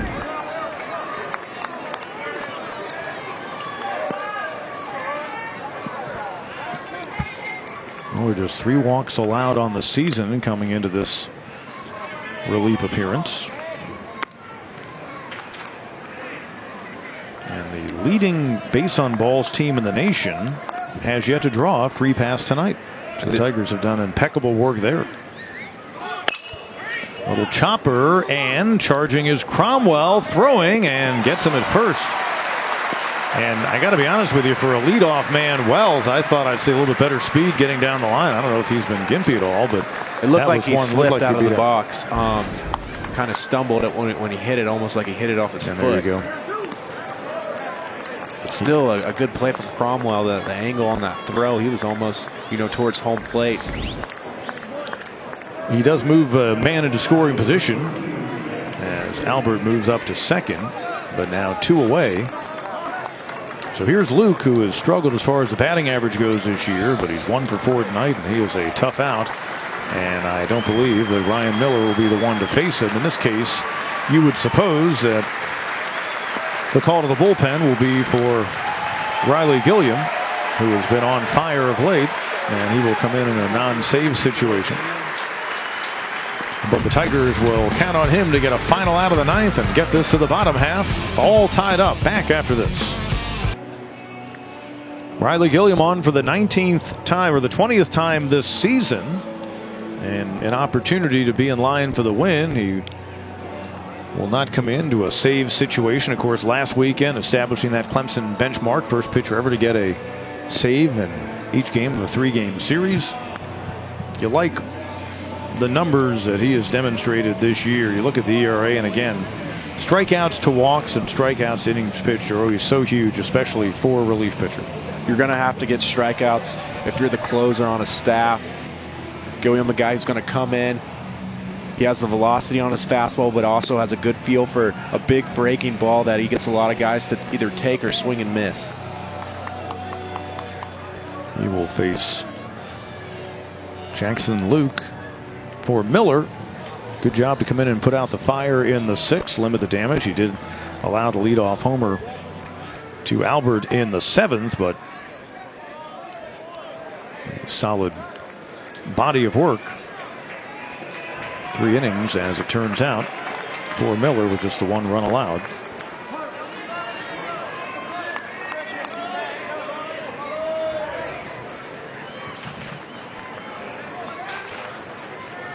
Gilliam had 2 appearances against Florida State a year ago, covering 3 1/3 innings. He picked up the Tigers' lone win in that series in Tallahassee in mid-April of 2017.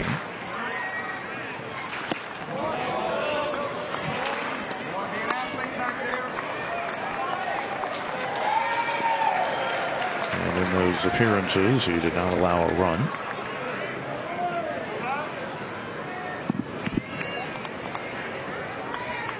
Keep in mind, Luke is their team leader in home runs with 10. The Florida State team that's really picked up the power over the last 7 weeks or so. This is a good fastball in the inner half of the plate.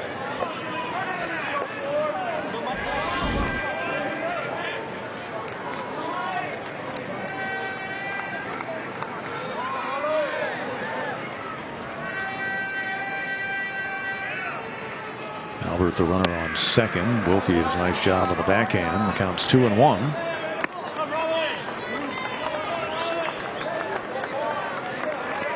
Got a couple of dangerous hitters coming up next. A lefty hitter, Appling, and a switch hitter, Raleigh. If Luke is able to extend this inning. And all you need is a single from an offensive mindset to drive that run in.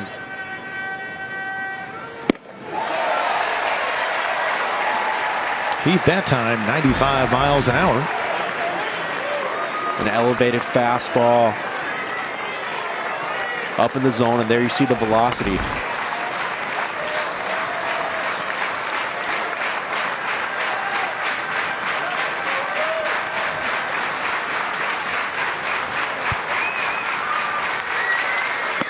him. Back-to-back 95-mile-an-hour fastballs. Riley Gillum comes in, faces one batter, and retires him, and we'll head to the bottom of the ninth. The score remains even. The Tigers and Florida State tied up at 2 apiece. So is not hitting now.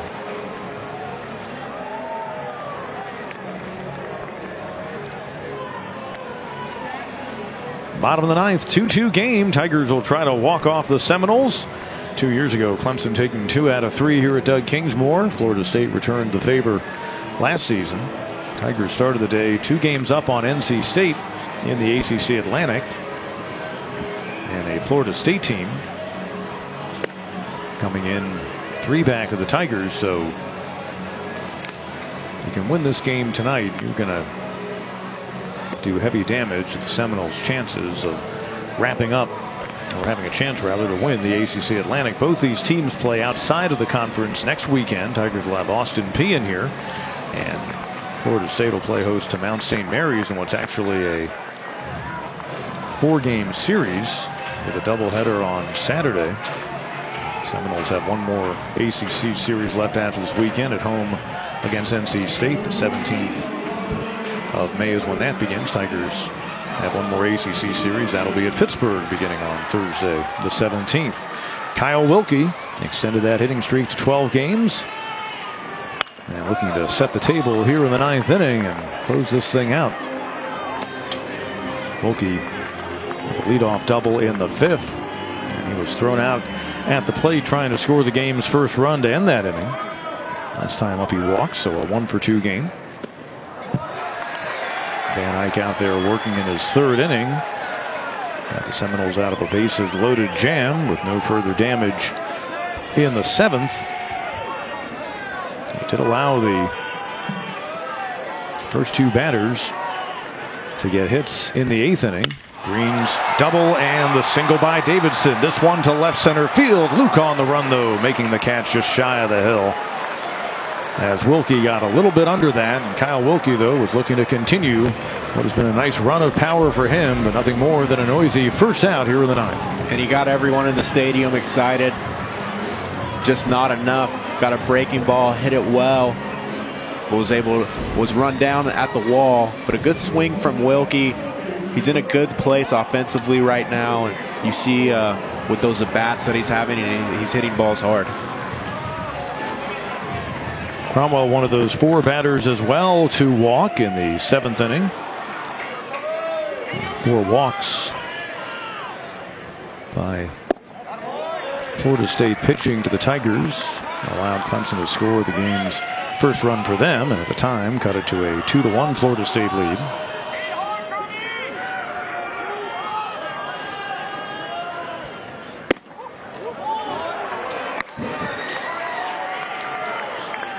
Two good takes from Cromwell.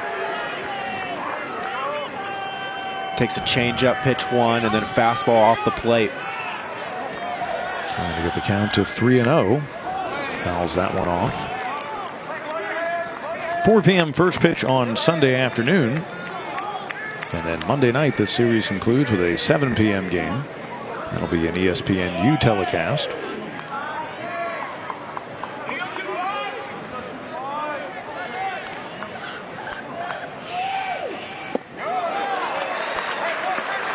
Now a 3-1 count. Cromwell able to draw his 31st free pass his last time up. Clemson one of the team leaders in that category. Count goes full.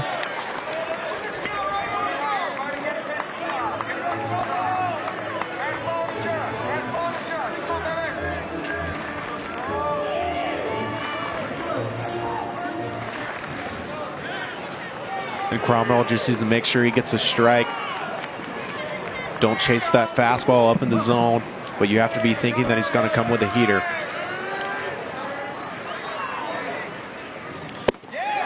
Ball 4. And a 1-out base runner. A potential winning run now at first. And that's a good at bat. late in this game from Cromwell. Stayed patient, fought some pitches off, and got on base. Here's Wharton. 0 for 2 on the night. But his fly ball to center field in the 7th inning. He was able to bring home Williams with that first run. First pitch swinging here. There you see the hit and run was on. Cromwell was in motion, and Wharton wasn't able to put this ball in play. A big breaking ball, but you see the Tigers getting aggressive, trying to manufacture a run. Wondering about Van Eyck being out there now in a 3rd inning. His last time out against Miami, he went 7 1/3. Struck out 10. So being used in relief in this situation, but no trouble for him to be out there this deep, which is why there's no activity in their bullpen.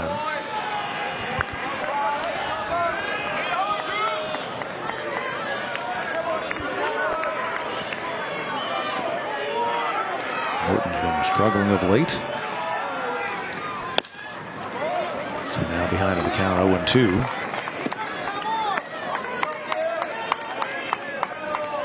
And 2 breaking balls. And this is how teams have been attacking Wharton. You see the change-ups, the off-speed pitches that they're going to make Wharton prove that he can hit. You just saw Mike Martin, the head coach for Florida State, wondering if tonight will be the night he'll make college baseball history, or if that 1,976 win, we'll have to wait for at least another day. Martin coming into the night tied with recently deceased Augie Garrido, the former longtime head coach at both Cal State Fullerton and Texas. And as the college baseball coaching ranks are a very tight fraternity, he and Augie Garrido were good friends. Last weekend you had Jim Morris going against Mike Martin. You probably had the most wins ever going head-to-head among college baseball coaches in history. Morris, the longtime Miami and Georgia Tech coach, in his final season. They're around 1,500 wins. As Raleigh did a nice job to make sure that Cromwell couldn't move up 90 feet. And that's a big-time block in this situation. Keeping a runner at first base, you keep the double play intact as well. 2-2 pitch coming to Wharton. Center field. They're moving in, then a couple of steps back is Albert. That's out number 2.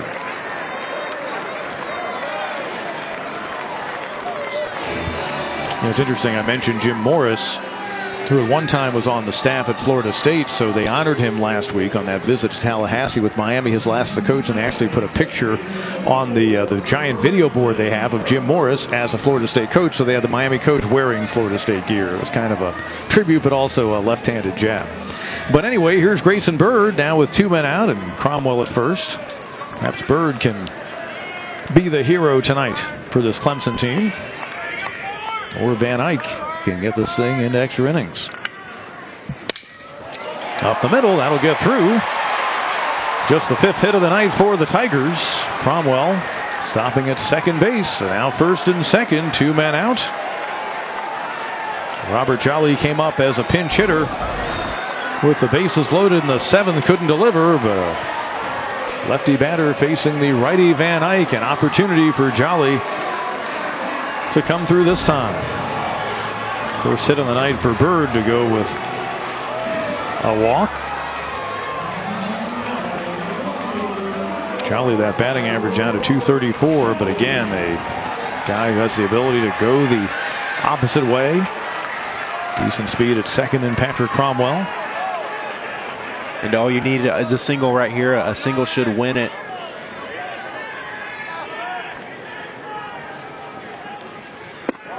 And Sales outside.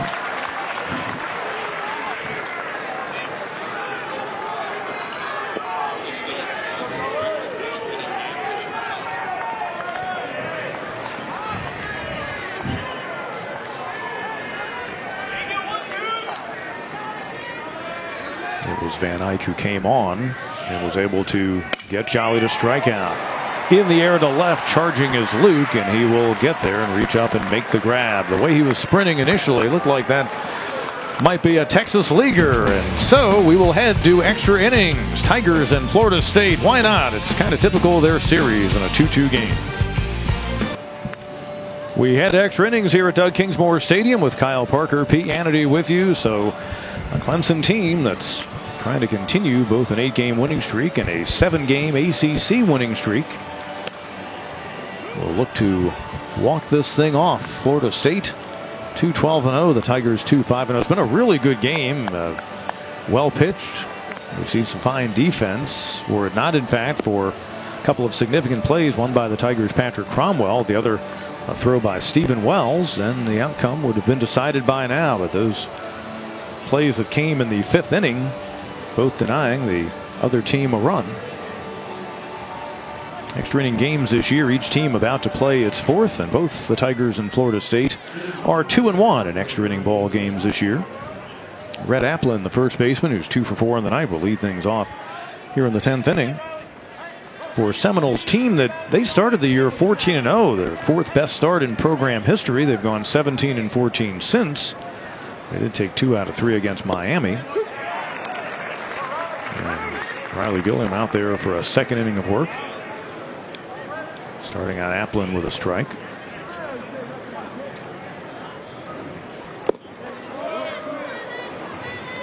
And on the year, they've had some interesting occurrences. They played a game at Fenway Park against Boston College as part of their 3-game series in New England. They went 0-3 against their rivals Florida, but those were some tightly contested ball games. And of course, that's really never any loss in valor in that, especially this year as Florida's a top 5 team. Chopper, Bird, and he can't pick it up.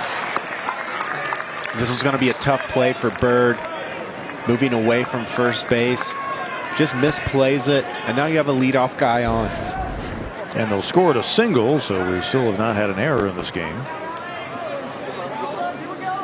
Applin over at first, 3 out of 4 on stolen bases on the year. That was going to be tough, and even if he does field cleanly based on the angle he would have had to throw, or even if he was able to plant, just doing that would have probably been the split second that would have allowed Applin to get to first. But a dangerous batter, perhaps the most dangerous in this lineup, which has some good ones, Cal Raleigh. And he's had some good at-bats today. Oh, that was mighty close. Well, Williams thought for a second he had him. Quick move to first base.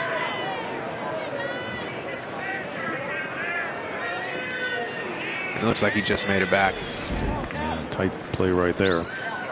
Similar to the throw that almost got Sam Hall earlier in the game. Not even. That strike delivered that time. First pitch to Raleigh, the scoreboard. I looked up and I saw 2-2, and I thought, wow, what did I miss? But it's 0-1 on Raleigh, who on the night has a couple of singles, also flied out to right and struck out. And now the count is even. And a fastball just missing up in the zone right here. A good take by Cal.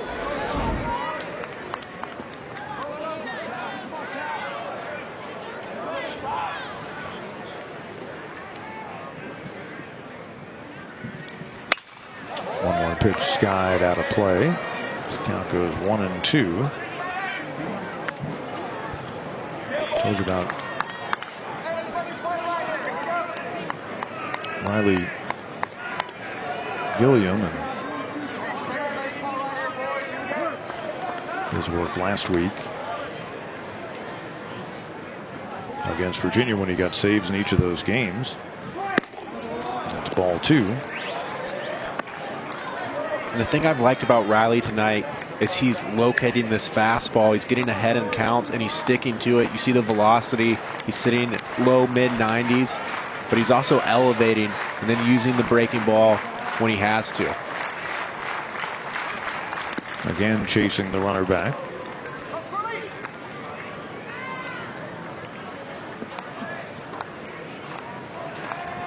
Gilliam's 4th career appearance against this Seminole team.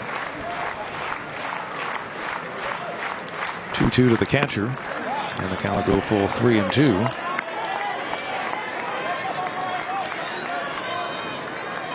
And you have to think the runner's going to be on the move just to stay out of a double play and try to get into scoring position.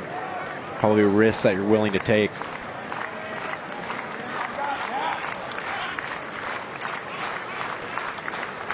Runner going, and that's ball 4, so first and second to start things out here in the 10th for this Florida State team.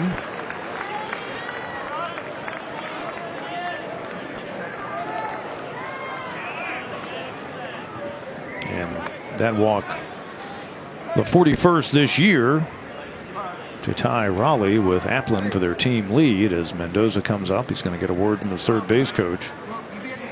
And on the night, I want to say that's the first walk that has been issued to a Florida State batter, the team leading the nation with nearly 300 walks on the season.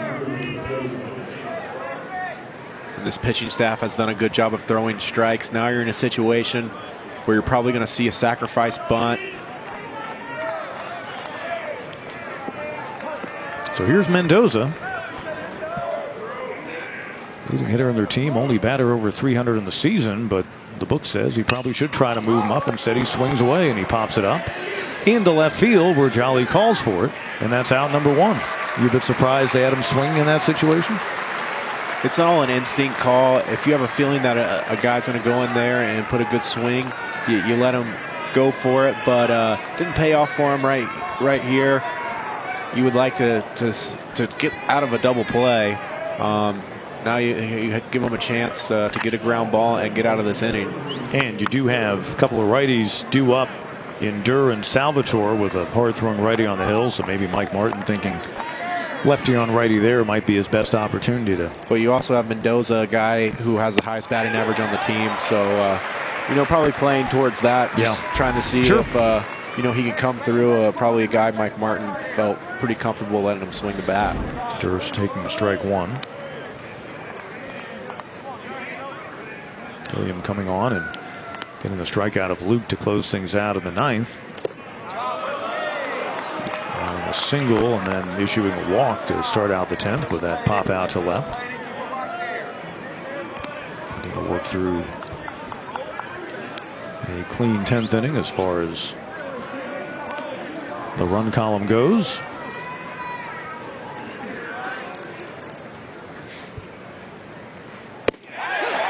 Beautiful off-speed pitch to get ahead in the count 1-2. And there you see the big breaking ball. This is a good pitch in a big-time situation, located well right over the outer half of the plate. Tiger pitchers with 5 strikeouts in this game. Make it 6. Durr swings and misses, goes down on strikes for the first time. He'd had hits his past 2 times up. That's out number 2. Fastball late in the count. Gomes able to get a swing and miss. And he just looks so much more comfortable with his fastball and throwing it in some pivotal counts and getting some swing and misses.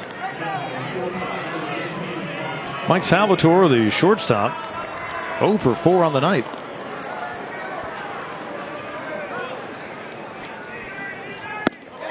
Another off-speed pitch delivered by Gilliam.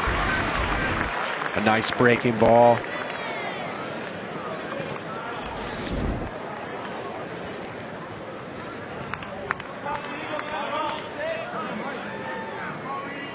Gilliam out of Kennesaw, Georgia. Have an opportunity to potentially pitch in his hometown when the Tigers visit Kennesaw State. Coming on the 15th. Not sure that Monty Lee would use him in a midweek game, especially with an ACC series to begin 2 days later, but still be neat for him and friends and family to be back in the home area. We had several Tigers are, of course, from the Atlanta area, so Clemson without the benefit of having a series at Georgia Tech this year, giving those guys a home game, if you will, in their first ever visit to Kennesaw State. They're in Cobb County, just north of the Atlanta Beltway. Runners at first and second. A foul tip into the glove of Wilkie to even the count at 2-2. So Salvatore And another good fastball.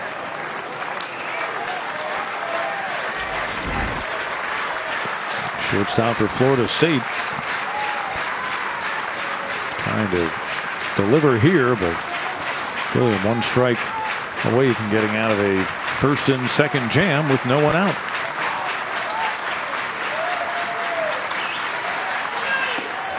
Thought about it. The count goes full, so the runners will be on the move with this pitch. The runners are going to be on the move. You have to be thinking a fastball here. And a big time pitch late in this game.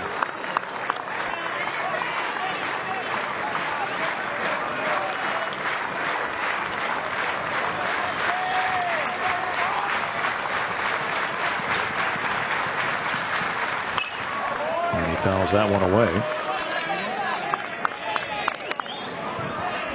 Salvatore has driven home 21 on the season.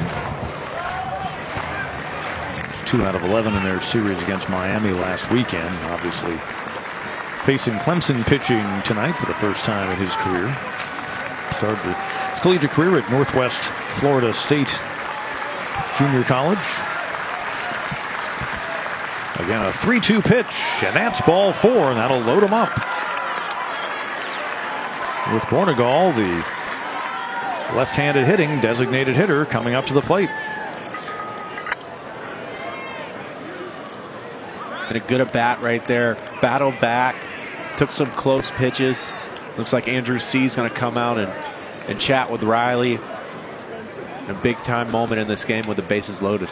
A hit and 2 walks in the inning for Florida State to load them up.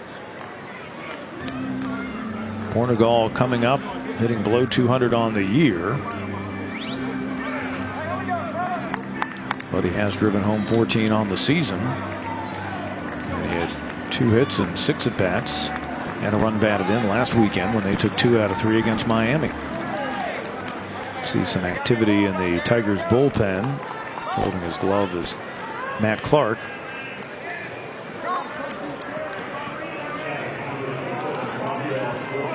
Tigers also have Owen Griffith getting loose. So here's Bornegal, 0 for 2 since he came on to pinch hit for their initial DH, Kobe Johnson, and he takes ball 1. And again, don't lose sight of the fact, even though it took them into the 10th inning to draw their first walks of the game, Florida State leads the nation in being patient. 285 walks on the year coming in. And ripped, but not hard enough. Davidson right there. Really a lazy liner to the Tigers shortstop to get the Tigers out of the bases loaded jam in the top half of the 10th inning. Florida State was knocking on the door. They can't knock it down, so we'll head to the bottom of the 10th. Tigers another opportunity to walk this one off here at Doug Kingsmore. Head to the bottom of the 10th here at Doug Kingsmore Stadium. So this ball game has certainly had its moments when you thought, well, suddenly it might take a different turn, might get broken open, but Riley Gilliam able to work out of a bases loaded jam, but a good part of which was of his own doing, having issued 2 walks after giving up the leadoff base hit in the inning to Red Applin on the tough chopper to the second baseman Bird. Tigers here in the 10th, 9-1-2 due up, so Jordan Green, the DH, will lead things off. It was his leadoff double that got things going for the Tigers in the 8th inning. He came around and scored moments later on the Logan Davidson RBI single that tied us up at 2 apiece, which is where we have stood since. Jack Leggett, no doubt, had many a game like this against Mike Martin in their battles over the years. And he took his Clemson teams against Florida State.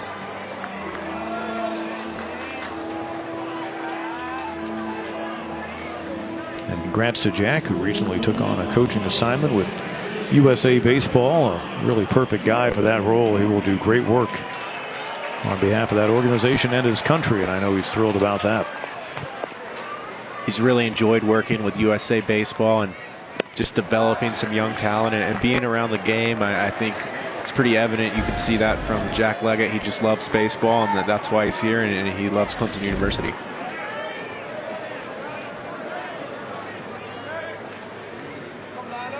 And I coming on and Getting out of that jam in the 7th.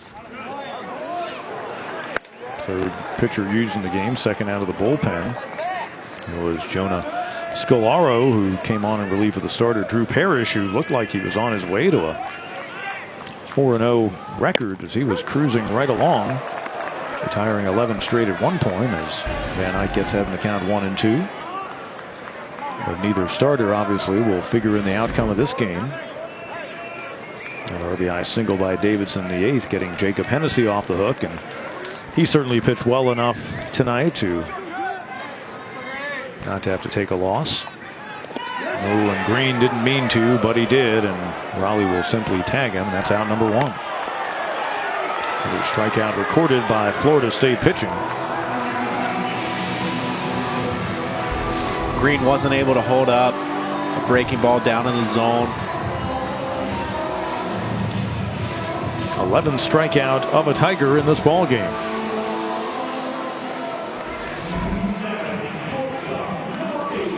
Top of the order. Here's Davidson, who delivered that RBI single his last time up. Couple of hits in the game, continuing what has been a good run for him. Now is driven in 26 on the year. First pitch swinging, the chopper to the first baseman Applin, who takes care of it himself, and that's 2 up and 2 down to the Tigers' 10th. Davidson rolls over on this fastball. It's a tailor-made ground ball to first base.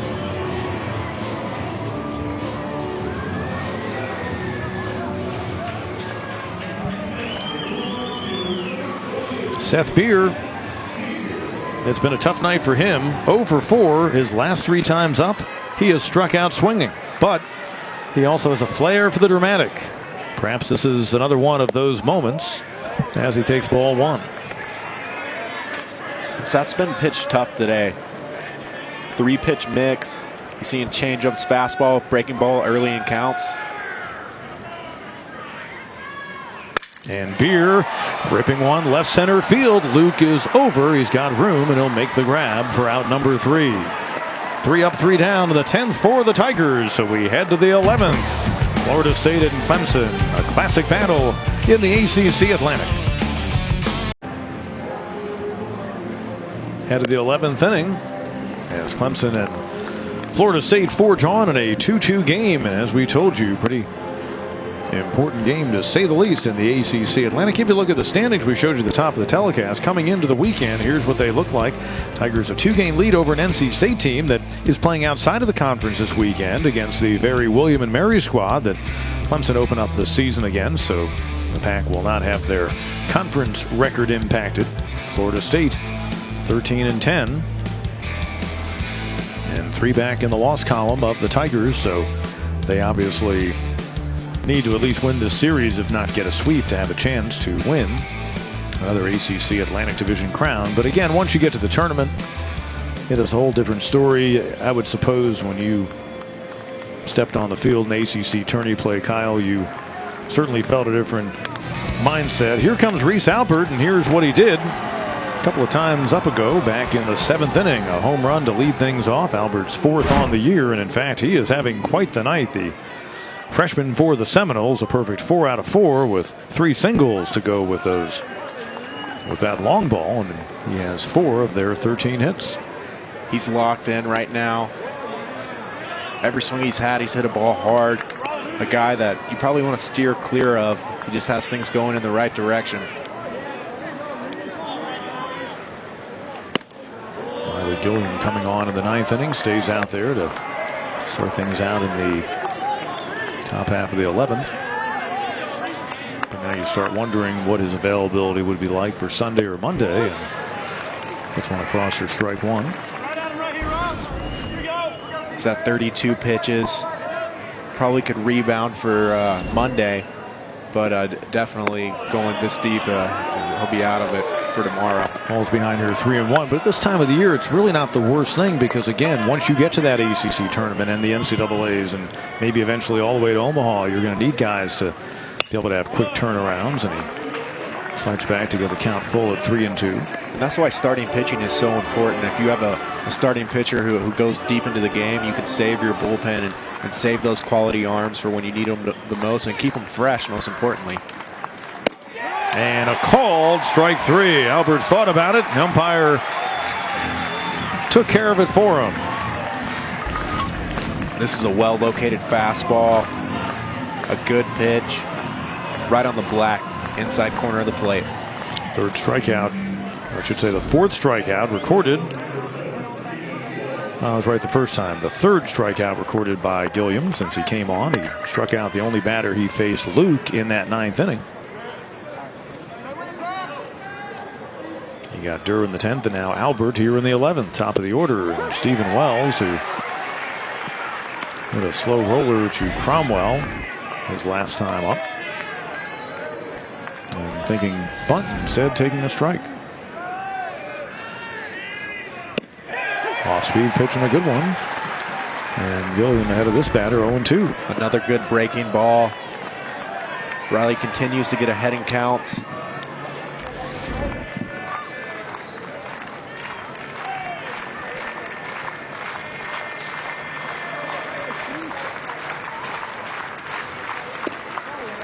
Might have overthrown that one a little bit. Just a waste pitch.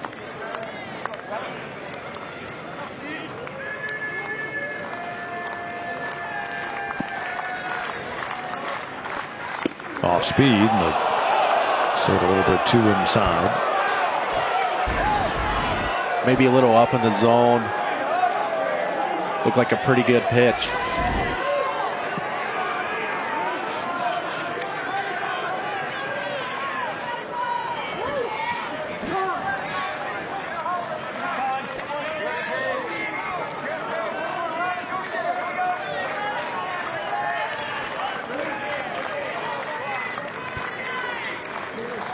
Gilliam's 2-2. Stays that way. Wells just fights off this fastball. Doing everything he can to try to get on base. It's been a challenge though today. Again, a 2-2 pitch. Wells thought about it. As you saw, Wells 0 for 5 in the game. It's a 13-hit night for this Florida State team, but it has not been evenly distributed. There's some guys who have seen their batting average take a hit by taking the collar tonight, while others have, like Albert, who've probably raised it by, what, 20, 25 points with their efforts tonight. And Sky on the left side, but it'll get out of play. I was about to say, Albert has 4 hits tonight, swinging a hot bat. Applin, 3 hits.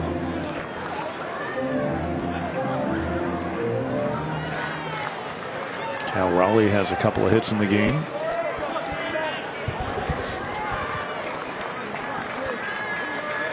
Payoff pitch. And that one stays fair, and a good job by Williams, and he'll take care of himself. It just got over the bag fair. And Chris Williams, he's been busy throughout this game. He made a really nice over-the-shoulder catch, running in foul territory along the right field line earlier in this game, and that time, good job to stay with the ball. And they have the infield and no doubles.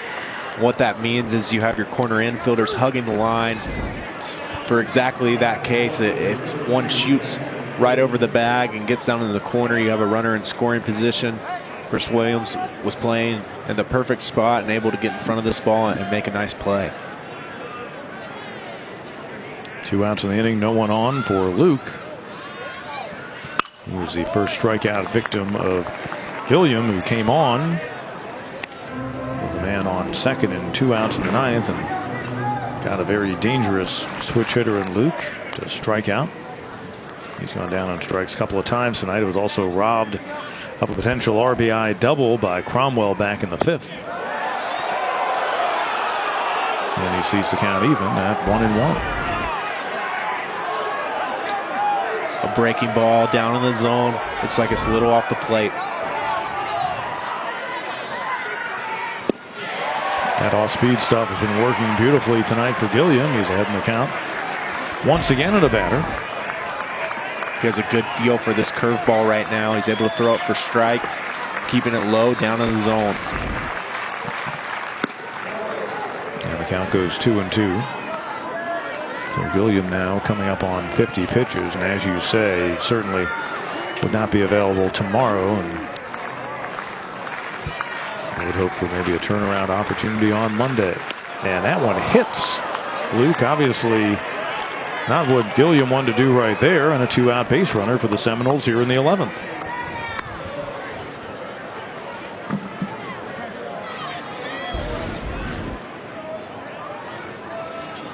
And now what you want to do, especially when you have the count in your advantage. Third batter that Gilliam has hit this year, just a pitch that came a little bit too inside. 5th time this season that Luke has reached on a hit by pitch.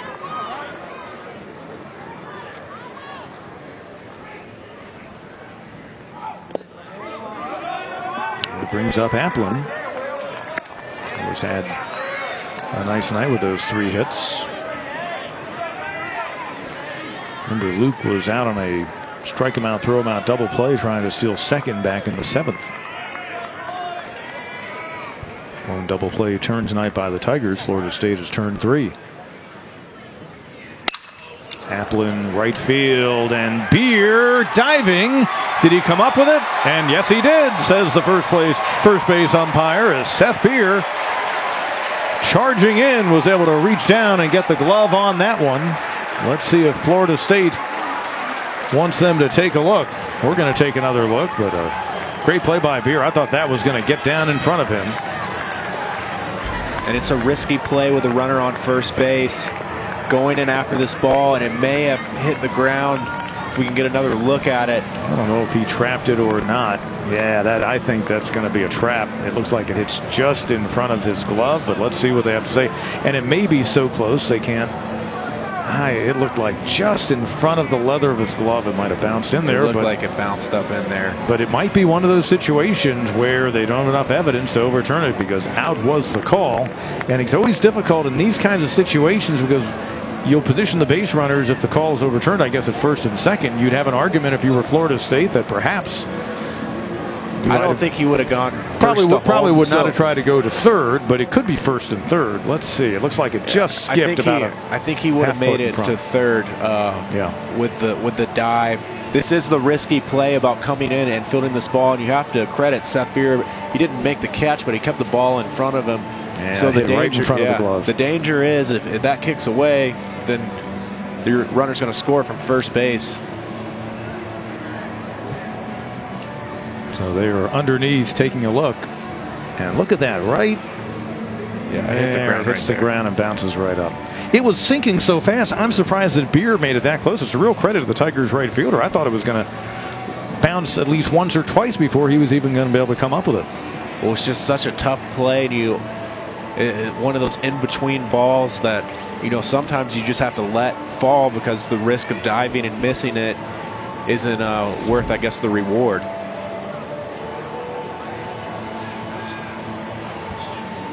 And they have yet to emerge. I think, though, the video showed them pretty concrete evidence. And now the discussion could be where do you position the runners on this play?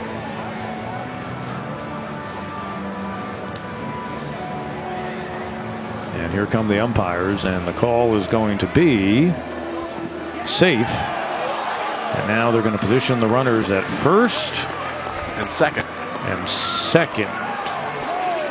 And I have a feeling Mike Martin we're going to see the Florida State head coach come out and complain about that, because again, his thought is, I've got a guy over at first in Luke who's got some pretty good speed. He would have made it running on contact with 2 outs. He's going to make it to third. He wasn't going to score, but he really should have been. And they probably just need to make it etched in stone clear in those situations. You get the benefit of a guy hitting safely. And by the way, that was the 4th hit in the game now for Applin. But they've got to probably come up with a consistent way to determine, because again, what's to say that they shouldn't have on first and third right now? It is kind of challenging, and a bad break. I would assume the rule is whenever you call the out, the play dead, the runner stays where he is, but from my vantage point, it looked like he kept moving. Second base. Yeah, Luke kept moving as the out was called. But here's the deal: using common sense, you're running on contact with 2 outs. Common sense tells you would have had, and it's not. Again, that's not a 250-pound guy who can't move. That's a speedy guy who easily would have gotten to third. But you could also argue from the Clemson standpoint, maybe Beer comes up, makes a bullet of a throw, and he trips over down at third. You just don't know. But nonetheless, the table is set, albeit with 2 outs, a man in scoring position for the very dangerous catcher, Cal Raleigh. A couple of hits on the night and an RBI. Walked his last time up when he takes strike 1.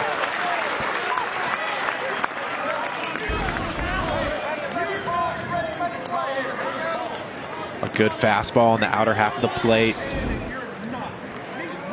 And Raleigh's a guy you don't want to make a mistake to. He can make you pay. Swings through a high fastball that time. Wilkie hangs on for strike 2. A nice fastball up in the zone.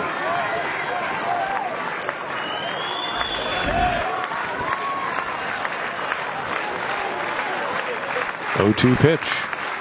And a swing and a miss. No, a foul tip. It looked like Wilkie had held on, but he dropped it just barely. Came close to. And he just got a piece of it. Yep, just got a piece. And so out of the mid it came. From my angle initially, I wasn't looking at our front view. It looked like that was a little deeper into Wilkie's glove.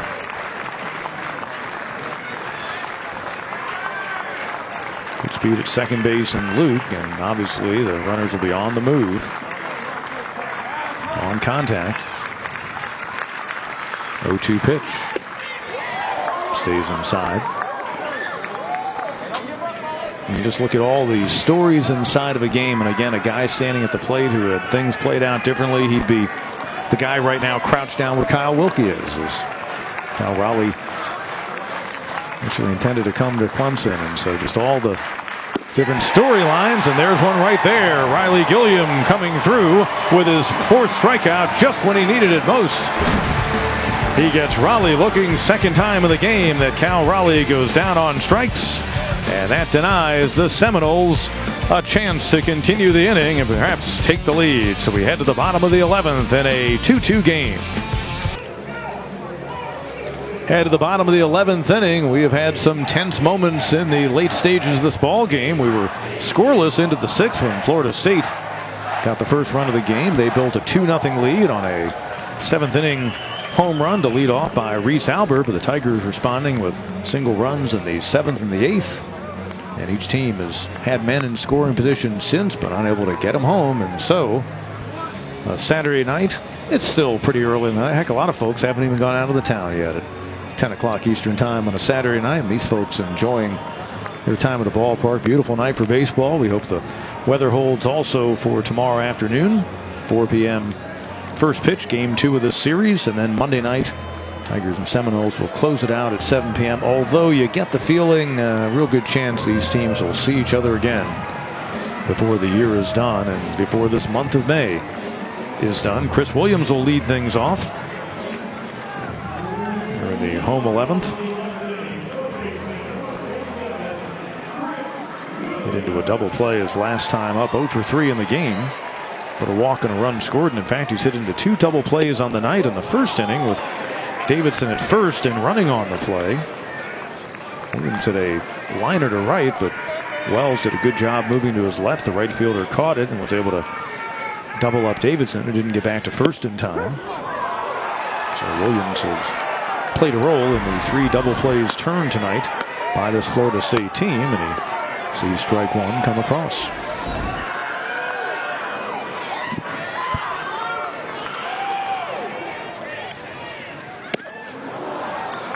Williams behind on this fastball.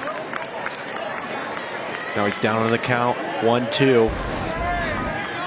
Although he would have liked to see the Tigers end this game in regulation with a win, going extra innings enables him to be up there with a 6-game hitting streak on the line. The count goes 2-2, so an opportunity to extend that here in extra frames for this Tigers first baseman who homered against the Seminoles a year ago. Of course, came off that really good series at Virginia last weekend. A couple of long balls. And he went 5 out of 11, drove home 5 runs, and now he's worked the count full at 3-2. A good job battling back in this at bat. You have to realize that you don't just need a home run. It's valuable to get the leadoff man on base. And a swing and a miss. And that got his team out of a jam in the 7th with a strikeout. He records his 4th since coming on. And Williams completely chased. You could see it on his face. A pitch he didn't want to offer at. An elevated fastball that was ball 4. 12 strikeouts for a Seminoles team. We told you that they had reached their season average of better than 10 per 9 innings. They did that in the 8th inning tonight. Now they have a dozen against this Tigers team. And here's one of the few guys in the Tigers lineup who hasn't gone down on strikes tonight, Kyle Wilkie, but he's behind in the count 0-1. Little flare on the right side that'll get out of play. And he had a good swing in his previous at bat. Stayed on a breaking ball and hit it deep in left center field. Let's see if he can stay locked in.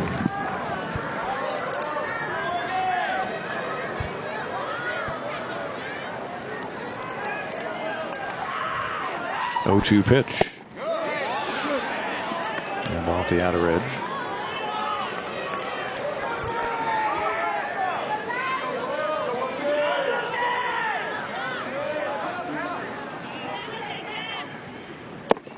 And the count goes 2-2.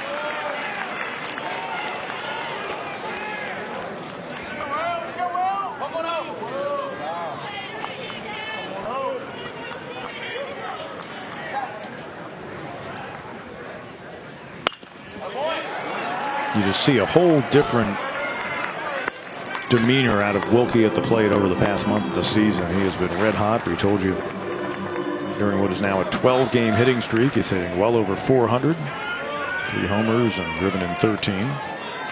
On the year he's driven in 28, so he's driven in roughly half his total during this streak. And you can tell how aggressive his swings are. He's not searching for contact. He's confident that he's going to put the ball in play, and he's really playing the game. He's definitely turned the page offensively. Tigers sophomore out of Cumming, Georgia. And just gets a piece of the off-speed pitch to keep the count 2-2. 59th pitch thrown now for Van Eyck, but again, a guy who they have stretched out this year. Freshman for them. Out of Lutz, Florida.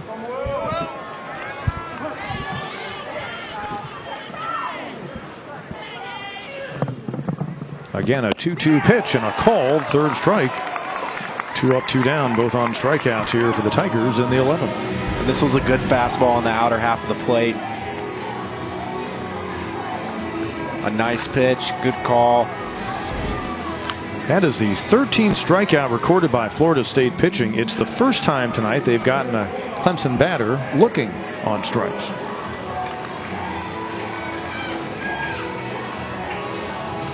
Patrick Cromwell. He was left stranded at second in the 9th inning.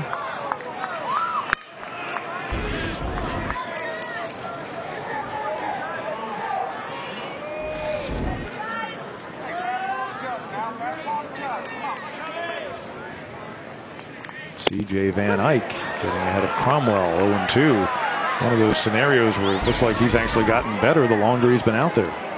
He's locating well. Here you see him working that outer half of the plate.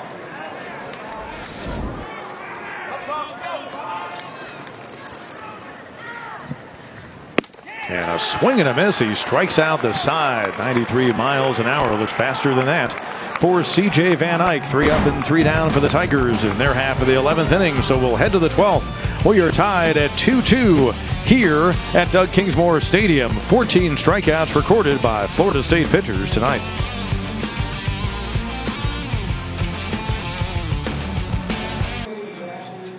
If you were looking in from the outfield, this is what we would look like to you here at Doug Kingsmore Stadium as we move to the 12th inning. Tigers will keep Riley Gilliam out there. He came on and put out the fire in the 9th and has Followed that up with 2 good innings of work, and Clemson hoping now for a 3rd full scoreless inning delivered by their closer. He will face Drew Mendoza, top hitter on this team. You know, it's interesting. Drew Mendoza, the sophomore who was a freshman All-America, has the last name Mendoza, and anyone who's been around baseball for a long time or played the game in the major leagues is familiar with the term the Mendoza line. And it's just quite ironic, if you will, that a guy who leads the team at hitting is of the same last name. He's no relation to the infamous Mario Mendoza, an infielder for the Pirates and Giants back in the 70s. And if you ever heard the term Mendoza line and wonders where that came from, well, back in the days when newspapers every Sunday, maybe some still do, used to publish the batting averages of each league, as that one's fouled away, count goes 1 and 2, and you'd open up and if you look forward to it, pre-internet and that kind of thing, you couldn't wait till the Sunday batting averages came in your local sports section, and you open it up and you saw the list of the entire American League and entire National League and what the batting averages were. And if you looked at it in the late 70s, the Pirates at the time, the backup shortstop Mario Mendoza, and he was always hitting below 200, so he was way at the bottom of the batting averages. And so George Brett one time commented that he was struggling along, and if he didn't watch out, he might fall below the Mendoza line, meaning he might start hitting under 200, which was never going to happen with a great hitter like George Brett. So that's where the term Mendoza line came from. And so I would suppose during his baseball career, at least 1 or 2 people have quipped about that, and will continue to as he continues on. He looks like a guy who's going to play a lot of baseball in his future, and he takes right there to work the count full at 3 and 2. Were you familiar with the old Sunday batting averages? I didn't want to ruin your story. I was way too familiar with the Mendoza line because I was always worrying about being right near it. Yeah. So yeah. I wanted to let you get the story out, yeah. but so you too were in peril of falling below the Mendoza line. Let's see if Wilkie or Cromwell have a chance at this one. It'll get out of play.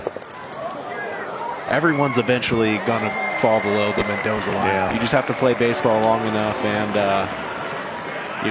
you'll be there. You see great hitters struggle, and just trying to stay consistent for a long period of time is challenging. And you think about it, in the way things have kind of gone with baseball, as it's become in many respects on many levels kind of an all or nothing thing, either a home run or a strikeout. And so, and with launch angles now being a big deal, you're going to see where, as in the old days, the league average was usually 255, 260 in the majors, but now, and a good hitter was considered, 270, 275, 280 hitter. Now, it's completely acceptable to be a 235, 240 hitter, but as long as you're delivering the bombs, and with close to 100 strikeouts or more in a season, you're still considered a pretty good hitter. There's a strikeout recorded by Gilliam, and that is the 5th he has now been able to get in 2 2/3 innings of work, and he blows it right by him after a long at bat by Mendoza. Second time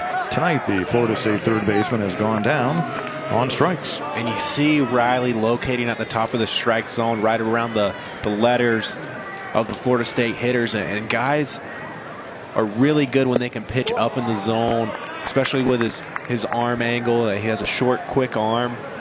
And one of the things that I think was probably he was searching for at the beginning of the season, it seems like he's settled in and getting a lot of guys to swing through his fastball.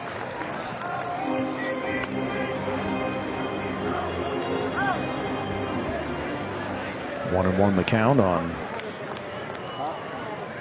Nick Durr. Struck out his last time up. That was in the 10th as we play here in the 12th. And of course, the backstory, the side story, if you will, on this game is the fact that Mike Martin, the Florida State head coach, with one more win, becomes the winningest in college baseball history. But not if his guys keep doing that. A called third strike that time. So now 3 consecutive batters struck out by Riley Gilliam. And since he came on in the 9th, he has recorded 6.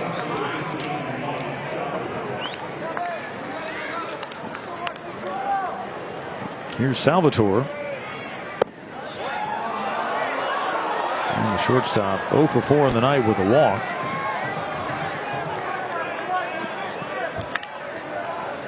It's turned into a pitching duel late in this game. Both pitchers settling in.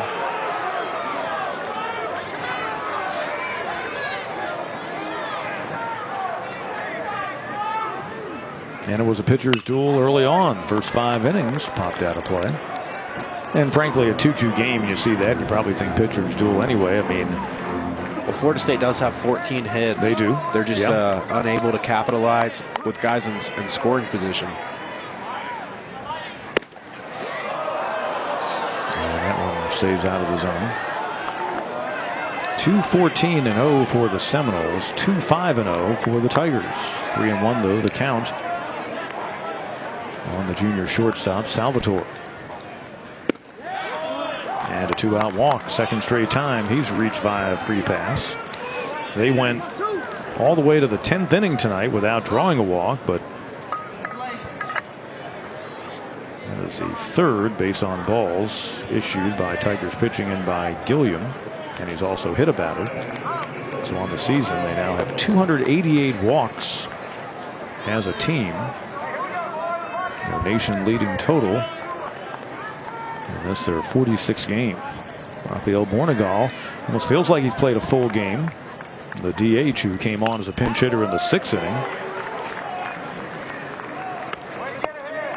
And now he is up there for a 4th time. A soft liner to the shortstop Davidson his last time up. That was in the 10th inning with men on 1st and 2nd and 2 out.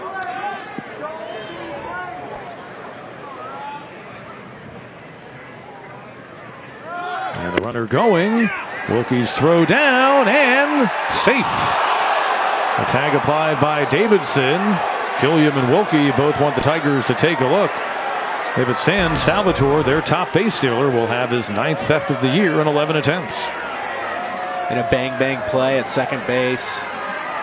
It looks like they got him with Davidson tagging him on the left elbow. I thought it was pretty clear. Obvious. Yeah. But perhaps maybe the left hand got in there before the glove made contact. I'm not so sure that's the best angle to look at it right there. Right but the other angle is a little bit better. Unless he hit the ground. Although, yeah, that was a very good angle as it turns out. Wow, if he got the glove on the elbow, or was it on the ground in front of the elbow, I guess would be the only only question. It'd be better to see it if we could. We had an angle from the other first base side, yeah. but that angle actually proves to be a pretty good one. His hand's down in time. The question is he touching him or is he touching the ground? Might have been touching dirt right there, and maybe. I just don't know if there was contact, and he didn't bring contact. The umpire is standing just to the right, and you see he's got the better angle to see. I don't know if he ever made contact before the hand touched the bag.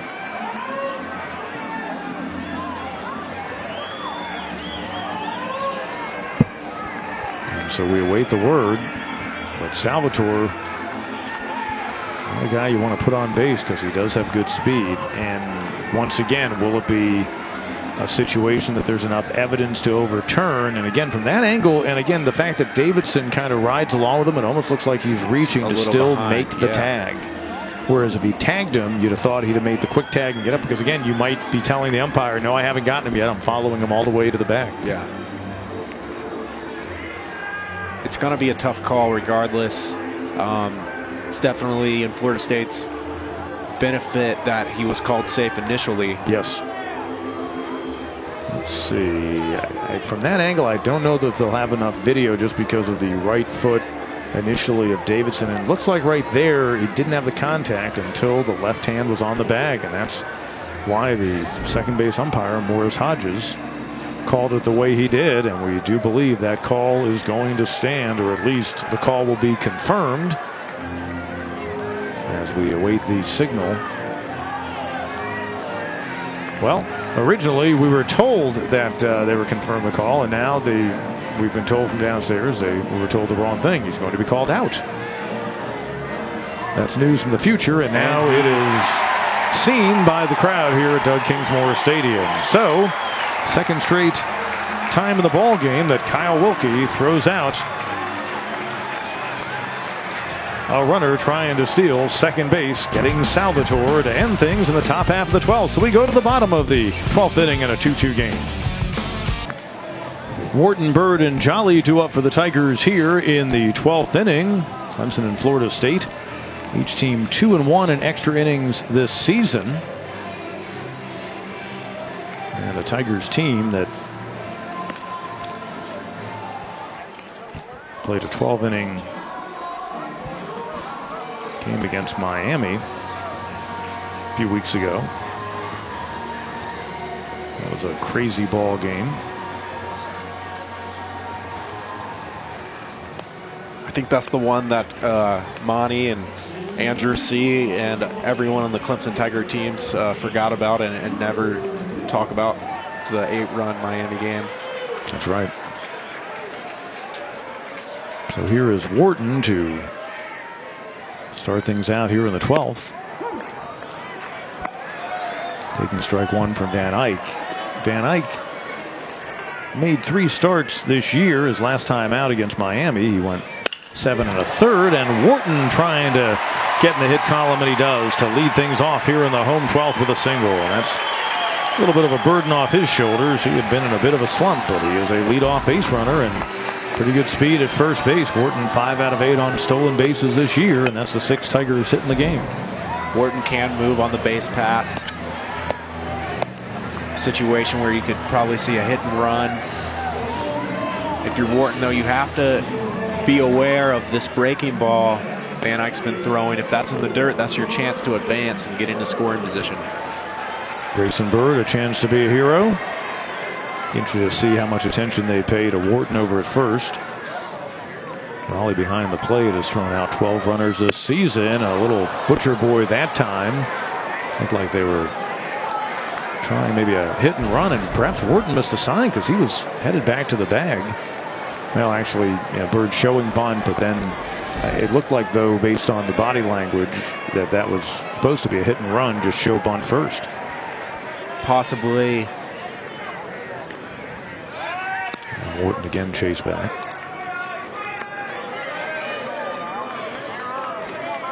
And like 6'1", 185. Bird battling a leg injury recently, but has had himself a nice season. Again, squaring around.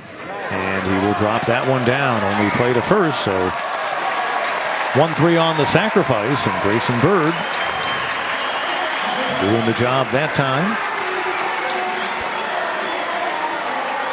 And on the season, that is his 4th sacrifice.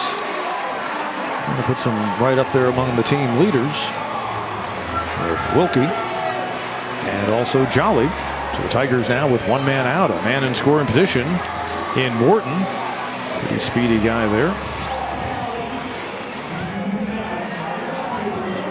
And here comes the aforementioned Jolly, who comes up to the plate for the 3rd time. He came on as a pinch hitter for Hall, and that was with the bases loaded in the 7th inning. He struck out. Last time up, he flied out to left, and Mike Martin back to the mound. Will his team be able to get him out of the jam? There's no activity in the bullpen for Florida State, so this is a strategy visit, but Mike Martin hoping his team can work out of this jam and extend this game. They're going to have Jolly at the plate again with a chance to end this game. He's come up in some big situations. All he needs is a single right now. With the speed of Wharton on second base, he could easily score. And again, the MO for Jolly, hit it the opposite way. Now that may not get the run home because the play would be out in front of the runner as Jeff Head, the home plate umpire, goes out to break that up on the mound. But you saw the pep talk from Monty Lee. It's been a tough stretch for Robert Jolly of late. Tigers senior out of the Myrtle Beach area. Had a hit in the series against Virginia, but has only had a couple of hits over the past 3 weeks or so.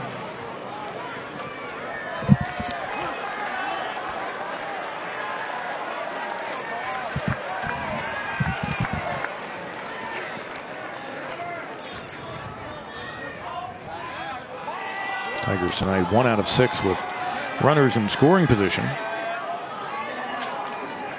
Florida State's 1 out of 10, and as a result, we're playing in the 12th inning.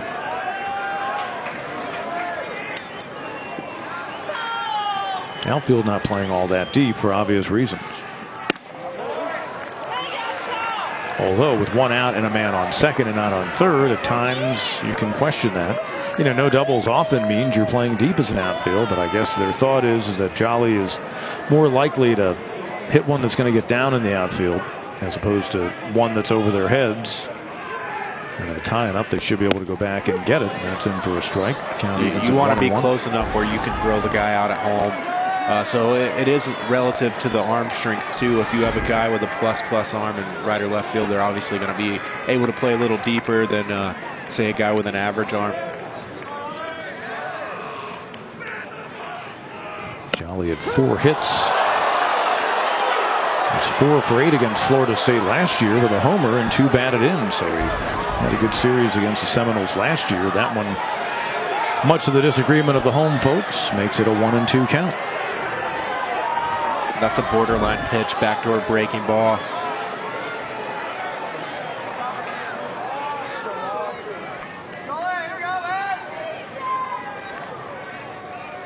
One, 2 coming, stays outside. Jolly just needs to make sure he gets something down in the zone, something that he can put into play. Obviously, the good work that he did at the plate against the Seminoles last year did not come against this freshman Van Eyck. 2-2 pitch and a swing and a miss. Jolly goes down on strikes for a second time. 15 strikeouts by this Seminole staff. 7 now for Van Eyck since he came on and put out the fire in the 7th inning. Put out the fire then, but he is the one who allowed a double to Green and a single by Davidson to start things out in the 8th to get this game tied at 2.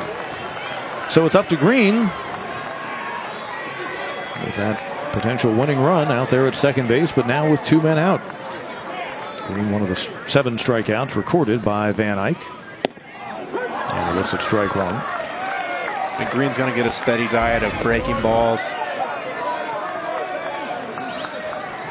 There you see one right there.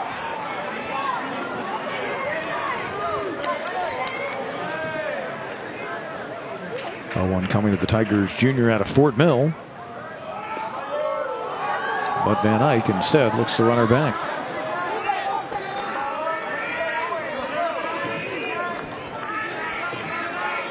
Green had just 1 hit in 12 at-bats against the Seminoles a year ago.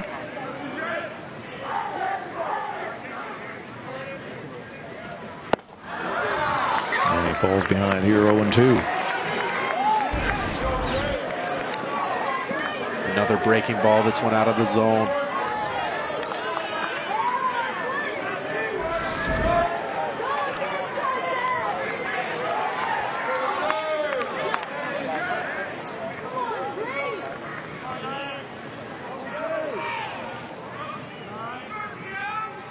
Oh-2 pitch.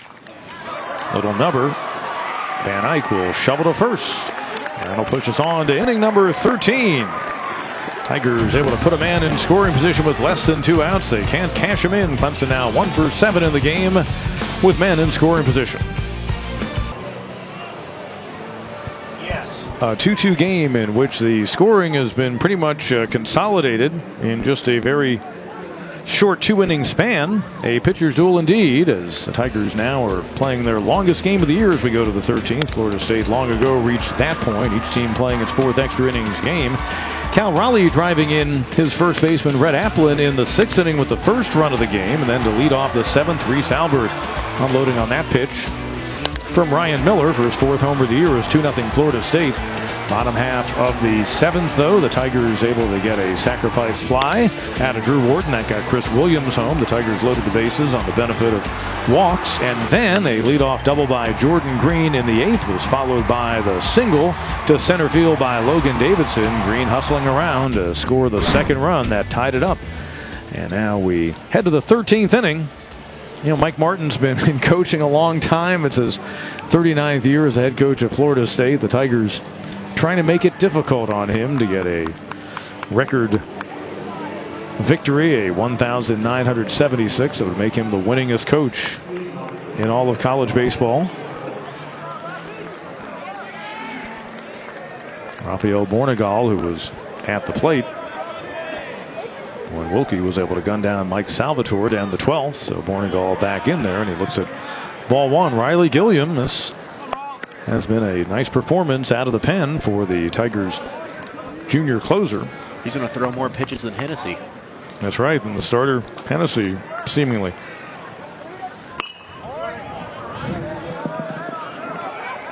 And in fact, just looking things over now, coming on and getting a final out in the 9th, and now pitching here in the 13th. So 3 1/3 turned in so far by Gilliam, and by far this is his longest outing of the year. His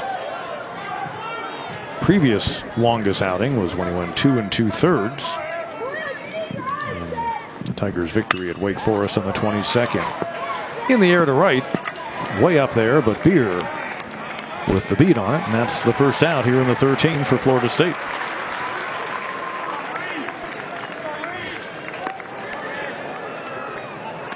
Brings up Albert, who was caught looking by Gilliam his last time up a couple of innings ago, and as a result, that was the first time tonight that he did not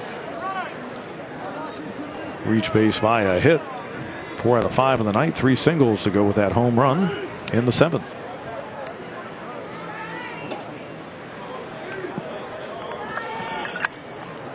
And as is the occupational hazard when extra innings add up, I am running out of room on my scorecard. So you got to go new school with the computer. Yeah, I really should. And you know, really philosophically, I have no reason why I shouldn't be going new school. And in fact, I'm going to make an adjustment here late in the game and do just that. But I really should. But I also have I do have a very concrete belief that baseball is to be scored using a scorebook and a pencil, and that looked easy enough against the 9th place hitter in the order. As for a second straight time, Gilliam strikes out Albert. That time he blows him away on 3 pitches. And the fastball up in the zone has been really effective for Riley. He's staying right around those letters. It's tough for these Florida State hitters to catch up. 7 strikeout recorded by Gilliam. And again, what has happened in 3 and 4 full innings of work, but pretty good ratio right there. Top of the order, Stephen Wells. He has had a tough night taking the collars so far, 0 for 5, and Gilliam getting ahead of him, 1 and 2.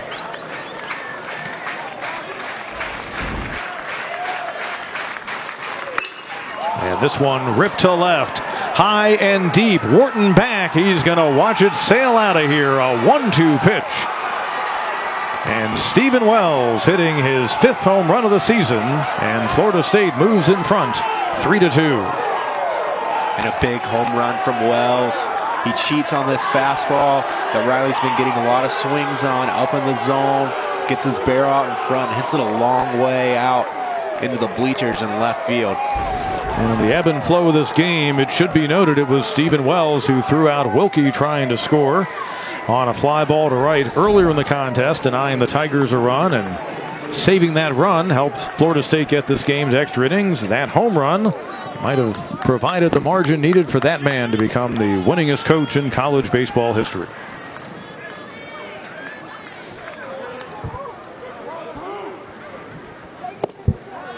Here is Luke. Reached on a hit by a pitch the last time he was up, when Applin had a blooper into right overturned for a base hit. It put Luke on second. I believe Mike Martin argued that Luke should have been given third, but it didn't matter because Raleigh was then caught looking to end the inning.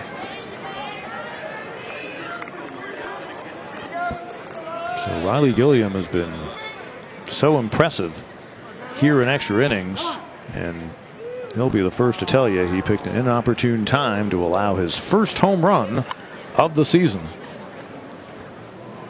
And he was cruising until then. Just a fastball up in the zone, and Wells just got started super early, was able to drive that ball out of the ballpark.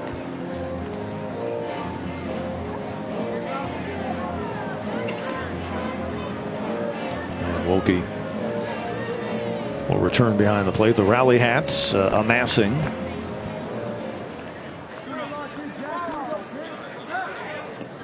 in the Florida State dugout. And you have to think it's in Monty's mind that this is probably Riley's last hitter with the 88 pitch count and the lead vanished.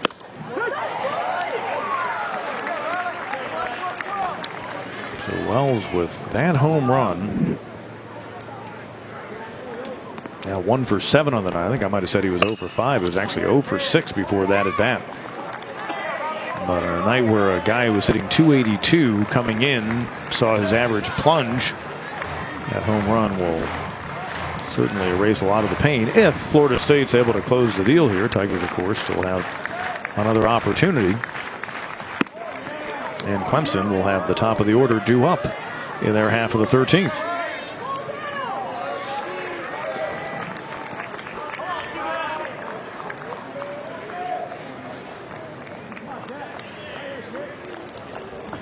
Payoff pitch. And it's ball 4, so Luke a 2-out base runner.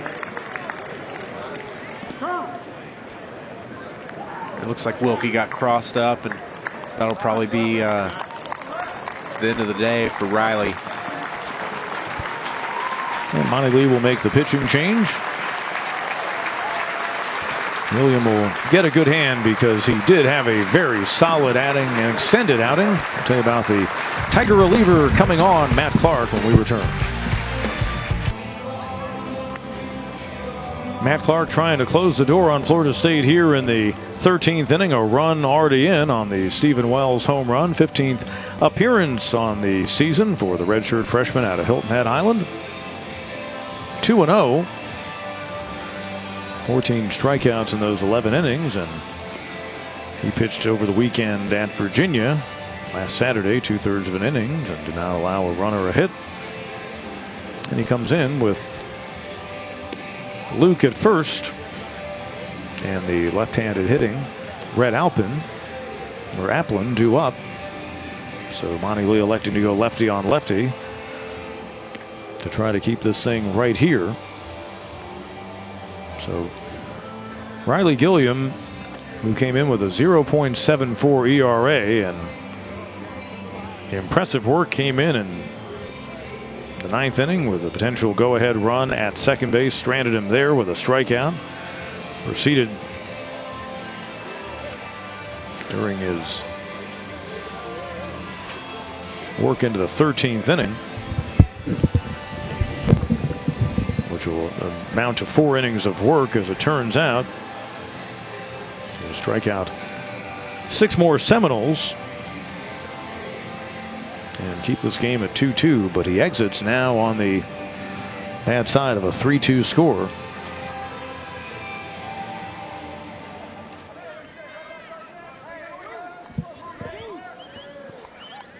You see the night that Applin is having, 4 out of 6. 3 singles, a double. He scored a run, and he has now joined Drew Mendoza over the Florida State version of the Mendoza line as their second batter, hitting over 300 on the season. The first baseman Applin now joining the third baseman Mendoza in that regard.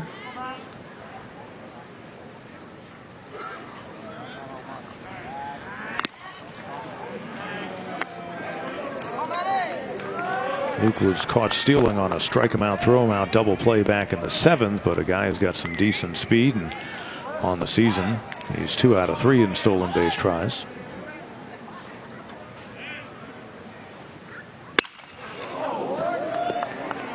Applin turning on that one, but a noisy foul. Matt Clark's a guy who is going to change speeds. There you see the breaking ball. Looking to match up with the 2 lefties. Excuse me, Riley's a switch hitter, but a left-on-left matchup.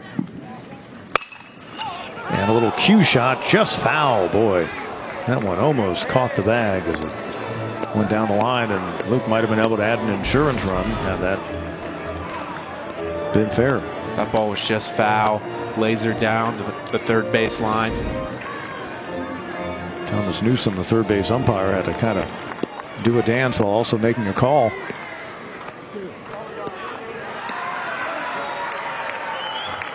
So Clark ahead in the count, 0-2.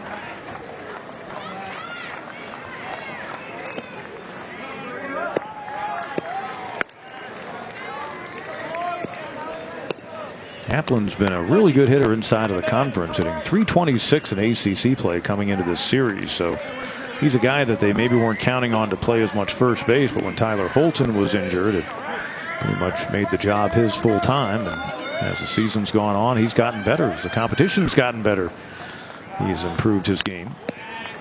Some guys just get into the flow of the games on the weekend. You finally get to play back to back to back, and that's the way baseball should be played. And hitting well over 300 in ACC play is a difficult task. 1-2 pitch. It'll stay that way.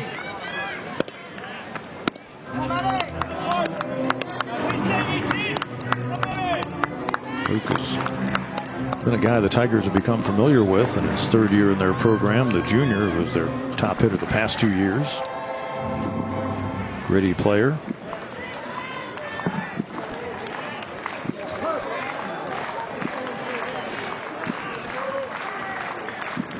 Again, Clark delivering a 1-2 pitch.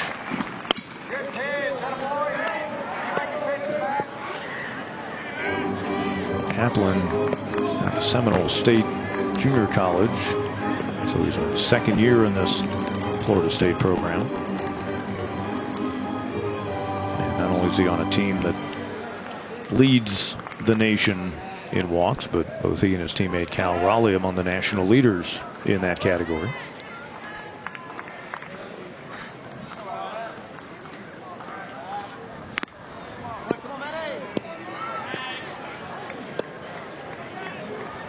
You want to worry about the man at first, but you're ahead in the count 1-2, and you're lefty on lefty. If you're Clark, you probably just want to bear down and try to go right after the hitter.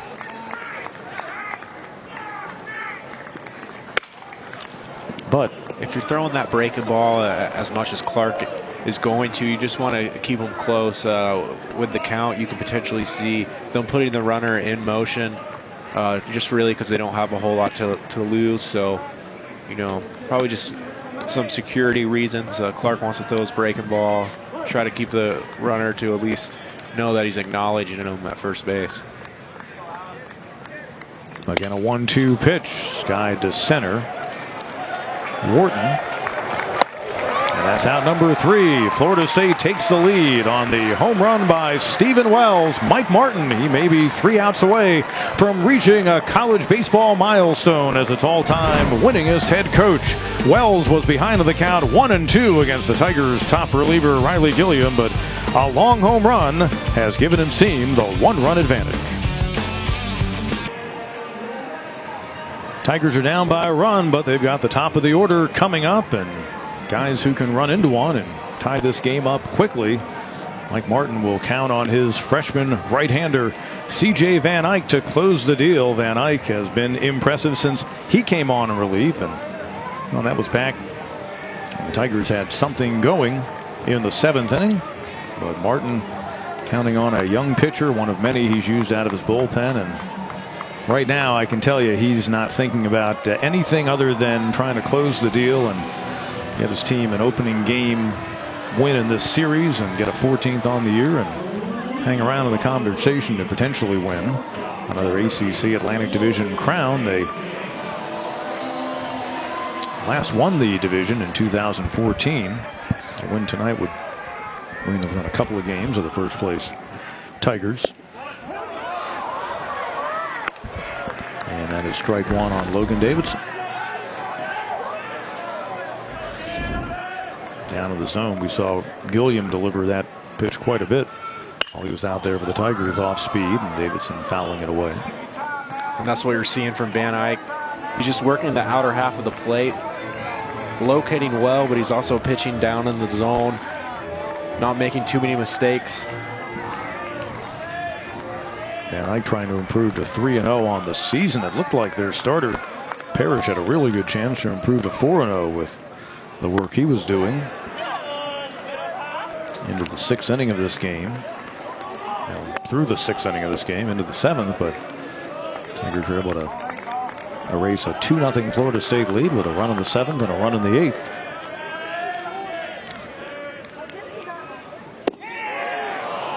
And Raleigh was trying to frame strike 3 on the outer edge, but the count evens at 2-2. It's probably one of the things that doesn't get talked about much as baseball is revolutionized with all the stats and everything in the last decade or so. Here's the 2-2 pitch. Is how framing has really become emphasized with catchers. It's always been important, but it's now almost become something that's considered a vital skill to be a good catcher. Oh, no doubt about it. Receiving can change the game, and you just listen to pitchers talk about good catchers, and they can definitely make pitches appear a lot better, or I guess present it in the right way to get the benefit of the doubt on a lot of calls. Time is granted by the home plate umpire, Jeff Head.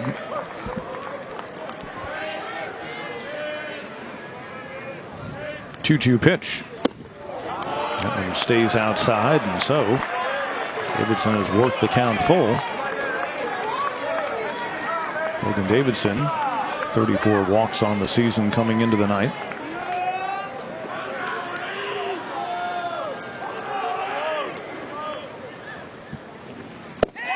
And that's ball 4, a leadoff walk here in the home 13th for Logan Davidson, who's also the best base stealer for this Clemson team.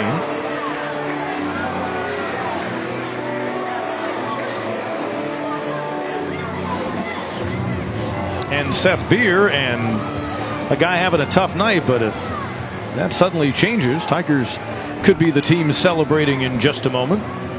We have the winning run coming to the plate with two guys in Beer and Williams who can drive the ball out of the ballpark. Beer brought the folks to their feet in the 10th inning when he hit one out to left field, but he got under it just a little bit, and Luke was able to run it down. We've seen his batting average drop from 283 to 274 on an 0 for 5 night, and he takes strike 1.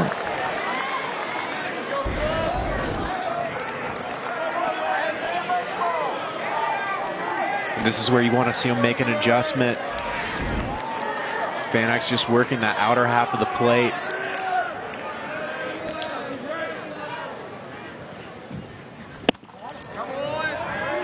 Comes back and misses with a breaking ball down in the zone. But Zach Beer's just looking for something over that middle of the plate that he can get the barrel of the bat to.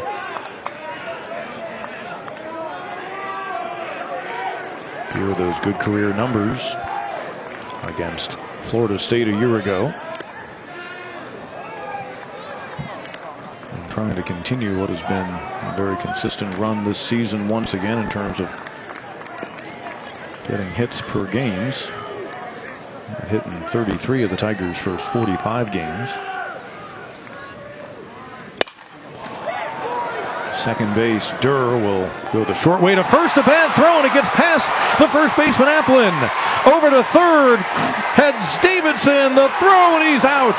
Beer moving up to second. So credit the hustle that time. Davidson looked like he had a pretty good jump on his way to third, but the tag applied by Mendoza, or was it before the foot hit the bag? I think they're going to take another look at this one.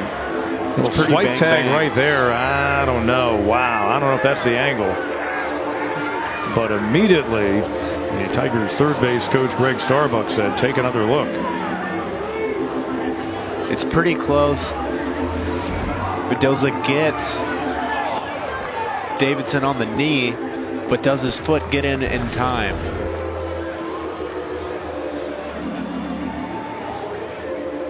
And here you have the still shot. We're waiting for the umpires to get in front of the monitor so they can take a look. So the ball thrown on a hop. The tag, oh, it looked like it might have caught the right leg on the shin area just before Now he made contact with does the his back. foot get in though first? That's the question. I think that it's pretty his right close, leg yeah. had the best chance to be the foot that tagged the base, and I think Mendoza came right across the top of the shin. At least that's what our third base umpires saw, and boy, that is so close. Yeah, that may be too close to overturn, but Thomas Newsom, looking right down on it, was listening for the two sounds, and which one did he hear first? It's truly just maybe a quarter of an inch it could go either way. It really could. I mean, that was a bang play, and if he called him safe, it would be tough to overturn it that way. But you could argue that the replay shows that he does get in there safely. Tigers are either going to have second and third and nobody out, or a man on second and one out, down by a run in this game. And we were going frame by frame, and right there, is the contact made with the bag, or is the contact made with the bag there in the same motion that the knee has contact with the glove? Is Mendoza's glove touching the knee before them? And you can see one frame back, the foot had not made contact with the bag. And clearly there the glove is making contact with the knee as the foot is in contact with the bag. But was it one frame before that? It's still not a extremely clear picture. No. So it is tough. And this is such a big call. You're it's a gigantic call. You're putting two guys into scoring position. You got the winning run on second base. I was surprised that Durr, for one, Durr didn't seem to show a whole lot of haste trying to get Beer, who's a lefty batter, who's not the slowest guy in the world. And then secondly, I cannot believe he made that throw. And you've got a sure-handed first baseman. The error is obviously going to go on the second baseman, the first error in the game on either team. We know that much, that an error will indeed be a part of this play. But will it be one that puts two men in scoring position, or just one for the Tigers? And the call is going to be confirmed, and all that says is they don't have enough video evidence to overturn it. And I'm certain we made sure that we told you that correctly before we reported it to you, and we did. And so Logan Davidson trying to hustle over to third, and he's thrown out. And I want to say it was Applin, the first baseman who made the throw, recovering, or was it the catcher, Raleigh? I was looking over to the catcher, right? Perhaps the guys in our control room, dutiful as they are, can check and see how we should score that. If we should score it 3-5 on the putout or 2-5. But it was an error on the second baseman, Durr, but then the throw to get Cromwell, we're going to say, was 2-5. So it was Raleigh, the catcher, who was hustling up the line. Out number one. But Beer stands at second base, and you got the top RBI man for the Tigers at the plate, and Chris Williams. And he has been known to deliver in such situations. That one fouled away. And he's been locked in tonight. Last at bat, Van Eyck did get him to chase on an elevated fastball, but Chris Williams did put together a pretty good at bat and saw a lot of pitches.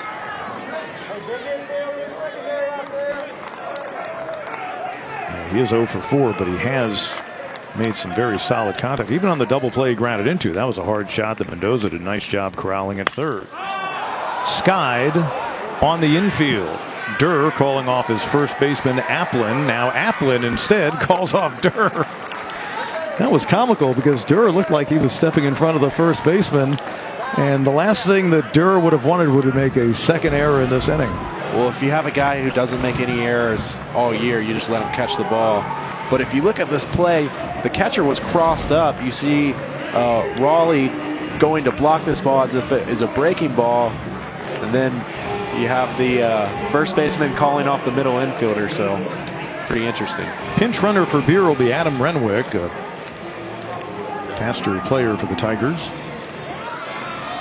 And here comes Kyle Wilkie. So again, not a bad guy to have out there, but Florida State one win away because that guy, Stephen Wells, their right fielder, or I should say one out away from getting the win because Wells, the right fielder, with that home run in the top half of the 13th, and one out away from delivering a historic victory in NCAA baseball history. And Kyle Wilkie. And Kyle Wilkie, you would want to be really careful with him. I feel like out of all the guys in the lineup, he's swinging one of the hottest bats, and hasn't had empty at bats. Has had a good approach.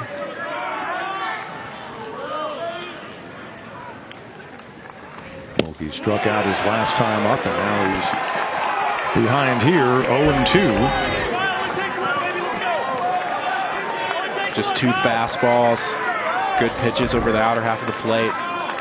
Think of the adrenaline being felt by so many on that field right now. And, of course, Florida State fans and the fans in this ballpark.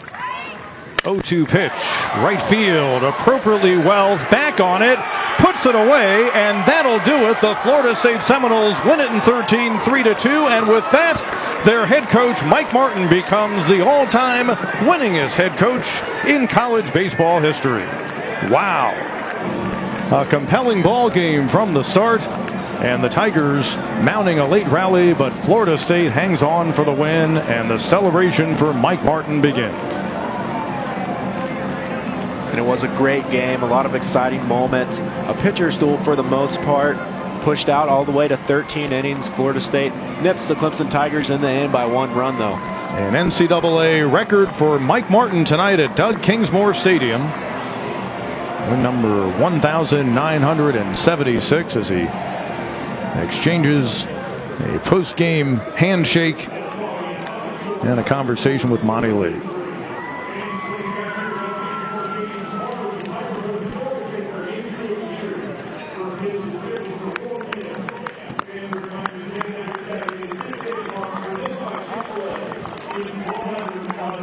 Getting a hand not far from him from his players. They all ran out to congratulate Van Eyck. A fly ball to Wells, who provided the go-ahead run, and now you see the celebration of his players around him.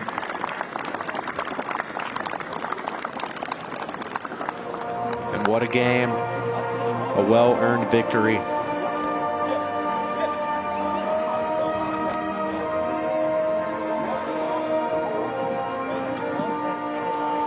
We're going to visit with the head coach, Mike Martin, and get his thoughts on this NCAA record win. The all-time winningest coach now in NCAA baseball, passing his good friend, Augie Garrido, who passed away just a few weeks ago. Mike Martin, his 39th season as a head coach at Florida State. He had been there several years before as an assistant. They many years ago named their stadium after the great former Seminole and their one-time head coach Dick Hauser, but they have since named the field on which they play Mike Martin Field. And no doubt for Mike Martin, the added special touch to tonight is the fact that his son by the same name, Mike Jr., could be there in the dugout with him. And Mike Jr. has been a part of many of those nearly 2,000 wins as a player and as an assistant coach. And a gritty win for Florida State as far as trying to hang in the race in the ACC Atlantic goes. They had the banner ready to unfurl, and there they have it.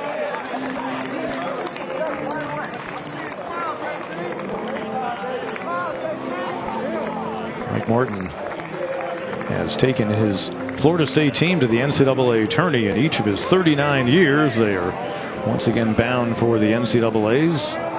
He has won 7 ACC championships during his tenure. Florida State 22 College World Series trips. And a special moment for the Florida State players of 2018 as they're the team that pushes him over the line and gets him to that milestone.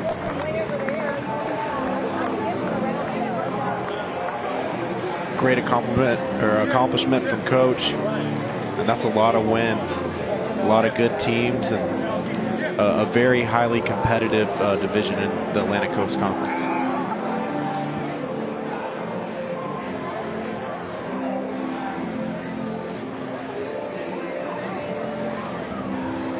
Getting a handshake from each member of their team. You traveled 27 on the road in the ACC. They brought many more players than that, and of course you would think they would want to, as many of them on the road. Look at that, longtime competitor and colleague Jack Leggett. He himself well past 1,000 wins in his career out there to congratulate his friend and colleague Mike Martin. And there were some friends from around the area that Mike was visiting with before the ball game. And of course, it couldn't just be a comfortable, easy win in 9 innings. It had to be one that went 13, a one-run ball game that had its ebbs and flows, and the Clemson threatened to walk off in victory. Not once, but twice in the late innings of this game, but Florida State able to survive, and now you see him putting on the headphones. And let's visit with the head coach. Well, first and foremost, my friend, congratulations on that. And as we were just commenting in the booth, of course, it couldn't just be an easy 9-inning game, no sweat. It had to be one of those typical. But you know, I know you're feeling a wave of emotions right now. You're probably, I would think, thinking about all the folks, all the players, the coaches, the folks who've been a part of this amazing run you've had at Florida State. Well, I was really thinking about that gum. I mean, I'm usually 10 toes up an hour ago. It was a heck of a ball game. Monty Lee's done a tremendous job here with this program also, and fans are just outstanding. It was just a night in which our ball club could have very easily felt sorry for themselves because, of course, we had a 2-run lead and things didn't exactly go right the way we wanted them, but we kept battling, and I just can't say enough about how proud I am to be a Seminole as a result of the way these young men played. Now, how many times does she get to go on the road with you guys, or is this a special trip? Well, yeah, I talked her into going. She doesn't like little planes, and so yeah, she went with me to Raleigh, and it was either drive home or come on over here, and she decided she'd come on over here. Yeah, drive home from Raleigh, because last night, it's been a heck of a weekend for you. You were inducted into the North Carolina State Athletic Hall of Fame. Tonight you get a milestone win. Coach, as this has all been building, again, you know, you want to win games for your team. Obviously, you're trying to win a championship in the conference, the ultimate championship. How much, though, has the whole winning milestone been on your mind leading up to tonight? You know, to say it hasn't been on my mind is a bunch of bull. I mean, everybody wants to accomplish something like that, but what I didn't want it to do was to affect our team. This ball club is trying to position itself for postseason play. We played a very good Clemson team, and what a heck of a ball game it was. So I think now that this part of it is over, we've got to refocus and understand that there's an awful lot of baseball, tough baseball left for us. And this was a big win because it helps us in the conference, and we've got to just continue to bow our necks and see what happens. In some respects, and again, you've had teams that have been number one in the nation that have had, you know, obvious potential major leaguers at all the positions. This is a ball club. You got off to a great start. You've been way up there in the polls, but at the same time, as you and I talked about before the game, you have had to improve this year in certain areas. Is there maybe even some added satisfaction for you that you achieved this milestone with a ball club that looks like has been getting better as the year, especially the conference season, has gone on? Yeah, I've seen improvement in this club, but what this club has is stick-to-itiveness. We're not going to just feel sorry for ourselves if a couple of things go against us. And there's a couple of things. When I say go against us, I'm talking about we brought it upon ourselves, whether we threw the ball away or whether we didn't move a runner when we needed to move a runner. We stayed tough. We stayed the course, you might say. As this amazing career has unfolded for you, you know, obviously when you were an assistant coach there, you didn't know if you'd eventually be the head coach, but you became the head coach. Did it occur to you early on that this kind of career could unfold for you? Because you're at a school that should be good at baseball. You've got the great facilities, you've got the talent base, but, I mean, did you ever imagine this? No, I never imagined I'd be the head coach at Florida State. I love my university. I have tremendous administrators. Stan Wilcox was here tonight with his wife, Ramona. There's a lot of things that he has responsibility for, and yet he was here for this moment, and I can't tell you what that means to me. Our president was at the 2-3 games that we played Miami this past weekend. That's a family, Pete. That's what this is all about. Florida State is a family, and I'm so proud to be a part of this family.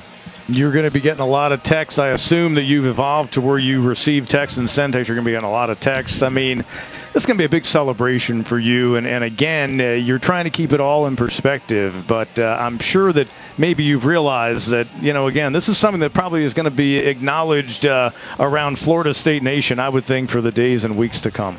Well, it's certainly exciting for us as a baseball team, for the Martin family, but we're going to keep everything in perspective and realize that the most important thing right now is for us to get better.